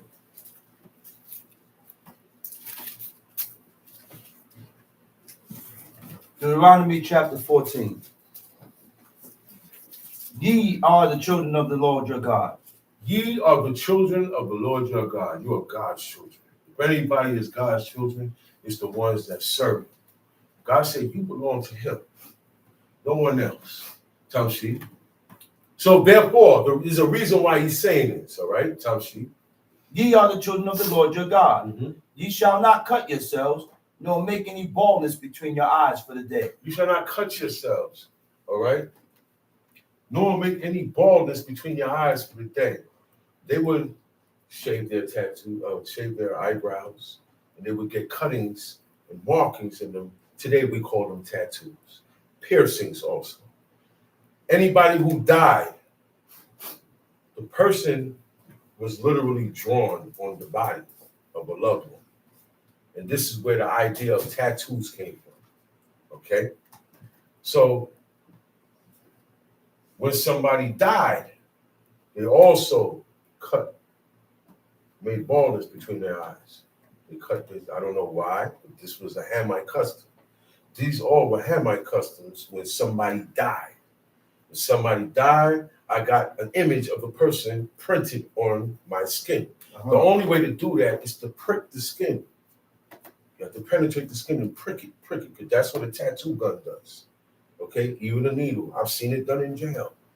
And when it happens, it bleeds because it pricks your skin. Mm-hmm. Okay, so you're etching writings in your skin. That's what tattoos are. We are not supposed to write or put symbols or scar our bodies, okay, for anything. When you do that, you are worshiping the dead automatically. When you shape up your eyebrows, you know how some women shape their eyebrows up. You gotta leave your eyebrows alone. You gotta leave. Once you start messing with your eyebrows, you make baldness between your eyes for the dead, because that's where it came from. That's where the idea of shaping up came from. Okay? Tamshi. Ye shall not cut yourselves, nor make any baldness between your eyes for the dead. For thou art an holy people unto the Lord thy God. This is the things that will make you holy. When you have these things on your body, all right, now some people have tattoos before they knew about the Most High. You can get them removed. Same way you got them on, you get laser surgery. They can remove tattoos. You don't want to go through life with that tattoo on you. You want to hurry up and get it off. Okay? Tamshi. And the Lord had chosen thee to be a peculiar people unto himself, above all the nations that are upon the earth. Thou shalt not eat any abominable thing. These are the beasts which ye shall eat, the ox and the sheep and the goat. See, we get a repetition of a lot of laws. Over here, you read the law. Over there, you read the same law. Okay? They all contradict each other. They don't shoot each other down. Some of them come in different words. It may seem like, but it says over here, but they all go together. They complement. They complement each other. They don't contradict each other. So we just read about the beasts that we are supposed to eat and can't eat in Leviticus 11. Deuteronomy 14 goes over it again in different words, in a different schematic, but it's all the same. They complement each other. Tamshi. These are the beasts which ye shall eat, the ox, the sheep and the goat, the hart and the roebuck, the fallow deer and the wild goat. So now we get a picture of the beasts. These are the only beasts we should be eating. That cheweth the cud. That cheweth the cud and split the hood. That's right. And the last part of the list, you got to go hunt that. The hart, roebuck, fallow deer, wild goat, pygar, camois. You got to go hunt them things, and you can't domesticate them. You know what I'm saying? You're not going to have a herd of deer. Or you're not gonna have deer. They're jumping over the fence and going, they're out of here. You cannot. Certain animals cannot be domesticated, right? And those are the undomesticated ones, the wild goat. You got to go up in the mountains for the wild goat. Wild goat, yeah, they live way up in the mountains, and that's their home. Yeah, and the ox, the hart, roebuck, all these in the deer family. They call it venison, tongue sheep. Verse 6. And every beast that parted the hoof and cleaveth the cleft into two claws, cheweth the cud among the beasts that ye shall eat. Same thing we read in Leviticus 11, tongue sheep. Nevertheless, these ye shall not eat of them that chew the cud, or of them that divide the cloven foot, as the camel and the hare and the coney. For they chew the cud, but divided not the hoof. Therefore they are unclean unto you. Those are the rabbit family. So they're all related. Coney, that's why Coney Island was named after, because a lot of conies inhabited that area before people started living out there. Hare and rabbits, they're all in the same family, tongue sheep. And the swine, because it divided the hoof, yet cheweth not the cud, it is unclean unto you. Ye shall not eat of their flesh, nor touch their carcass. These ye shall eat of all that are in the waters. All that have fins and scales shall ye eat. And whatsoever had not fins and scales, you may not eat. It is unclean unto you. Now they have some, all right, tuna. I remember in the 70s, tuna was no good because it didn't have scales. And you had certain Israelites that still used to eat tuna. Yes, sir. And they said the reason why they eat it is because the scales fall off of the fish after they get it out the water. I ain't messing with it. Which is false. No scale falls off. Yo, I'm letting y'all know. You be surprised why Israel believes certain things they believe because of what they was taught from the beginning. And some people carry that with them and teach new people these things. All right. Now there's fish that they say the scales is only around the neck, or it's only on the tail part. I've never heard of fish like that. Fish got scales all over his body. That sounds like that was a hybrid. There are fish that are hybrid, like tilapia. I heard that was man-made from two different fish. But you do have tuna with scales. And you do have them with scales, but the whole body has scales. Yeah. There is no fish walking around with just scales on one side of him and the other side he don't have scales. There's no fish moving around with just scales on his head and no scales on the rest of his body. God did not make fish like that. It says scales, he has to have fins and scales. When a fish has scales, he has to have scales all over his body. Let's stop playing games. Because if I run into a fish and there's only one patch of scales and the rest of his body don't have it, that fish don't have scales. He only got, it's weird. That's an abomination. Thank you. Do you think that's what God was talking about? When he said you can eat a fish with scales, it got two scales here. Oh yeah, it got two scales, that's it. But the rest of the body don't have, or it only got right around his neck. I'm not eating that. Who ever heard of fish like that? Huh? These are made up, but they're being made up. People say they exist, so they're being made up. A lot of things are being made up. All right? Let's stick to the original. Let's stick to, the weird stuff. You want to eat it just because you want to eat weird stuff because you're weird. That's it. That's why. You got a bunch of weirdness in you. Fact. And that's what makes you go towards weird things that are weird to God. Things that will make you sanctified. Things that will make you keep you sanctified. You don't want to deal with that. You want to go to the things that will unsanctify you, get you unholy, corrupt you, defile you. So that's the weird stuff. I'm not eating no fish. Okay. All right. I got you. We got the beast, right? Mm-hmm. And their feet supposed to be cloven footed and split.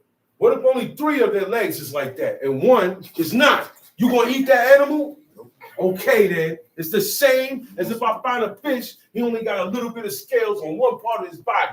I'm not eating that. He's a mutate. Somebody made him. I'm not eating that. That's a mutant animal. That animal came out wrong. It didn't come out. It's not under the guidance. Are we making sense now? That's right, brother. Huh? Yeah.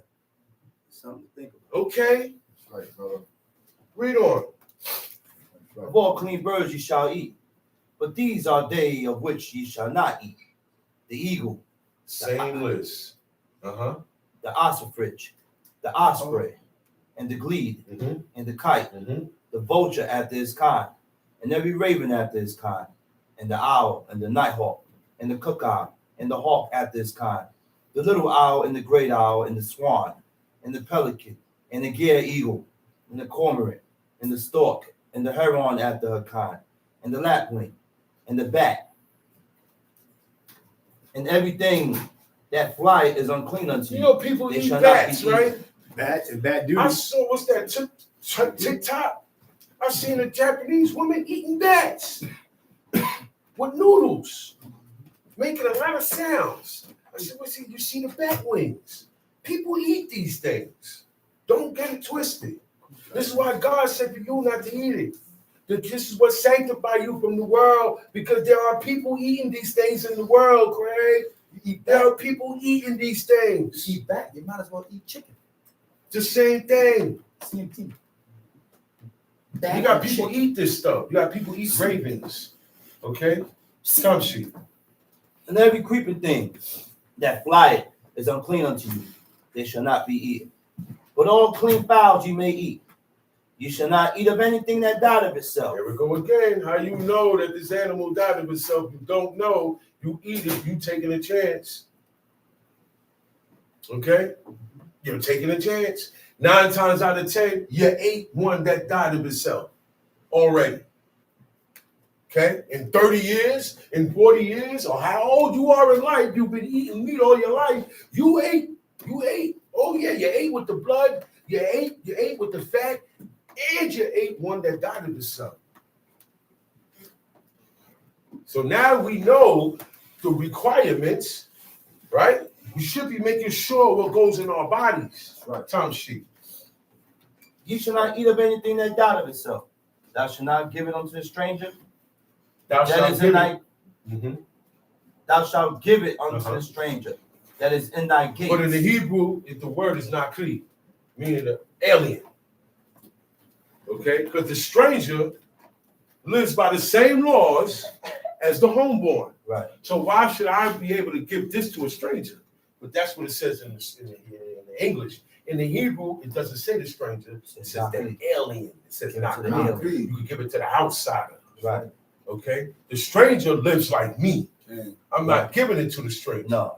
Because I'm going against the commandments. Right. So that's why you have to know certain words, what it means in the Hebrew.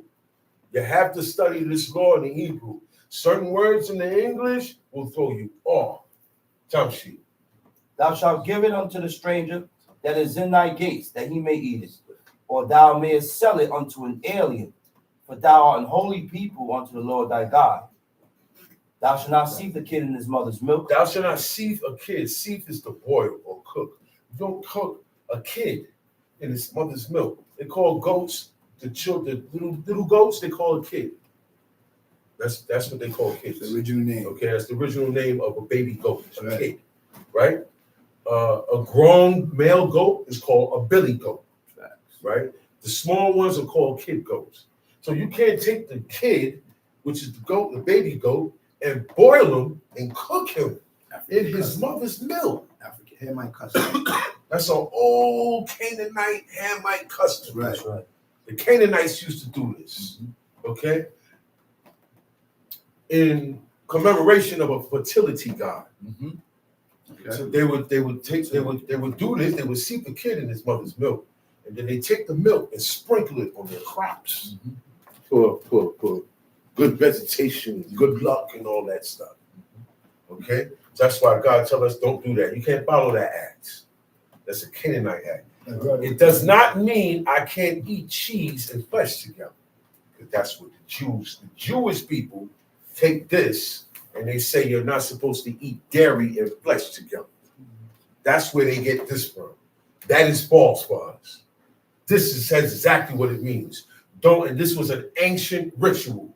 That's why this was put there. Has nothing to do with eating flesh and dairy at the same time. Okay? Time sheet.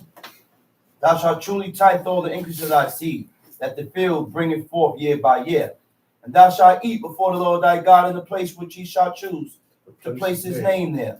The tithe of the corn, of thy wine, and of thine oil, and the firstling of thy flock, and of thy herds, and of thy flock, that thou mayest learn to fear the Lord thy God always.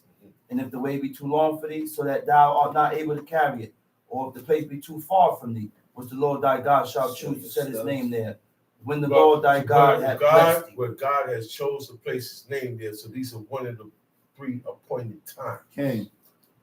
Sometimes a person is so far away. I got a lot of stuff. I got a 10th of my corn, a 10th of apples, a 10th of my grapes. I got a 10th of this. I got a lot of stuff, and I live all the way up in the mountains. It's going to take 3 days for me to get to Jerusalem. So what I would do is I would sell all of that. Get the money. I take the money. He said, bind up the money. And I go down to Jerusalem. And when I get to Jerusalem, I can buy everything that I want, whatever my soul lusts after. And there where I rejoice before God. Come, sheep. Then shalt thou turn it into money, and bind up the money in thy hand, and shalt go into the place which the Lord thy God shall choose. And thou shalt bestow that money for whatsoever thy soul lusted after, for oxen, for sheep, for wine, for strong drink, or for whatsoever thy soul lusted after. And thou shalt eat there before the Lord thy God, and rejoice thou and thine household. And the Levites that so we say all males shall appear. He didn't go by himself. The whole family went with him. His household. He said, you rejoice and your household. But if the man don't go, the household ain't going. That's why it's required. He said the Levite. What about the Levite? The Levite that is within thy gates, thou shalt not forsake him. We don't follow that. Who we call the Levite today, we forsake him. He said, yeah, he's the Levite, but he gets forsaken. How you forsake the Levite? You know how you forsake the Levite? Because back then, we didn't have no part nor inheritance. We didn't have no territory. The Levites didn't have a territory. What they ate came from what the people brought. Facts. Okay? Whatever the people brought to the tabernacle door, the tabernacle congregation, Facts. right? Now, me and my family got food. I make the atonement for your sin. God forgive you. You're good with God. Now, the rest of this animal, I can eat, me and my family. But when the people start bringing up, or before they stopped bringing up, they was bringing up goats with one eye. Blemishes. Diseased. God don't like that. They brought that to God. The priest looked at that and said, I can't take that. He said, give it to your governor and see what he's going to do. So with that, I hope you got what was brought out of our diet, because it's mandatory. Shalom. Shalom Aleichem. Shalom Aleichem. Shalom. You got any questions? You can ask the questions now. Okay, I want to say something. Anybody has questions, wait until after the teachings are over to ask your questions. Okay? And because while we're having these teachings, we're commanded by God to have these teachings. Question and answer is personally for us after. Okay, so during teachings, when you have a question, just hold on to it until after we finish teaching. So this is the time now. Anybody have any questions? Me and Chishama are able to answer it for you. So Zacharias had a question. Yeah. He said, fake leather, is that good to wear, or is it like polyester or nylon? Fake leather? It's nothing wrong with fake leather. I don't know. What is fake leather made out of? What is it made out of? I don't know. You gotta know what it's made out of. Right? Even fake substances is made out of something. So you gotta find out what it's made out of first. And there's a lot of different fabrics today. But the only fabric that is recognized by God is wool, linen, right? And cotton. 100% cotton is silk. You get silk. Now you gotta make sure that none of these fabrics have been mixed. with each other or anything else. Right. If it says 99% linen and 1% something else, Right. can't wear it. It has to be 100% of that fabric. Mm-hmm. But as far as fake leather, I don't know what fabric they make fake leather out of. So you would have to find out what that fabric is. Any more? I don't know.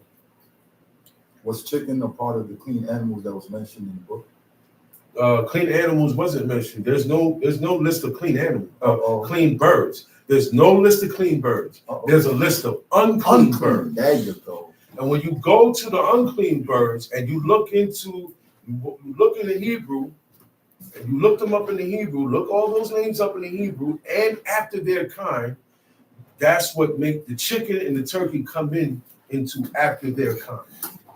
Because when you look up, what's the word? Yansuf, where it says the great owl, Yansuf means it turkey means turkey buzzing. And look it up in the Hebrew, it means turkey buzzes. Now we know buzzes are no good. I don't mess with We know buzzes turkey, and vultures exactly. is no good. That's right. And they're both related to turkeys and chickens. That's right. I mean, from back then, they've been related. After its kind, a lot of these birds have relations to other birds because of their kind. Chicken is a cross. He's a cross between a jungle fowl And a and bird, another bird. an that I don't even know. unidentified bird. I don't even know what kind of bird it is. I'm gonna tell you, a It's a dinosaur, cross. brother, Between a jungle fowl and a and dinosaur. another bird. And that went down in China. Yeah. This was Cross before, between two different birds. after the Babylonian captivity is when chicken was imported to different parts of the planet. Hey. Oh, it was only in China and India for centuries before people even started eating. It was on Jeopardy. You believe what Jeopardy tell you, right? Jeopardy said chicken come from dinosaur. Now, they say that all birds, all unclean birds, come from reptilian dinosaurs. Dinosaur, that's right. And it's a scientific fact. Pterodactyl. That's why they're unclean to us. T-Rex. Okay. Not a chicken, T-Rex. Birds have eggs. They come from lizards, which have eggs also. When you look at the birds, when you look at the chicken, their legs is scaled like a reptile. Okay. It is not prescribed as a clean fowl. And according to what we read, it's not a clean fowl. And it's not a fowl that God recommended to use. Okay. Mm-hmm. I wanted to clear up something. Okay. If a bird in this chance to be before thee in the way in any tree or on the ground, whether there be young ones, they're not eggs. The young ones are chicks, or the eggs, and the dam sitting upon the young, or upon the eggs, which means it made two difference. The eggs and the young, right? It says, thou shalt take the dam with the young. It never specified to take the eggs because the eggs wasn't hatched. When it says young, The eggs is hatch already. the eggs is when it says young, the eggs are hatched already. The eggs is the embryo. When you eat eggs, you are eating the baby or the fetus of the mother. The Undeveloped fetus or embryo. Our forefathers did not eat eggs and consume eggs. Check out embryo. Check these things out on yourself and study. Yeah. You have to study and check these things out, the things that we eat, because according to the things that we eat is what defiles us before God. That's correct. Very important. That's one of them. So if we don't have any more questions, we're gonna close out. Shabbat Shalom. Shabbat shalom to God. Thank you all for visiting us. Pleasure. Oh. Hold on.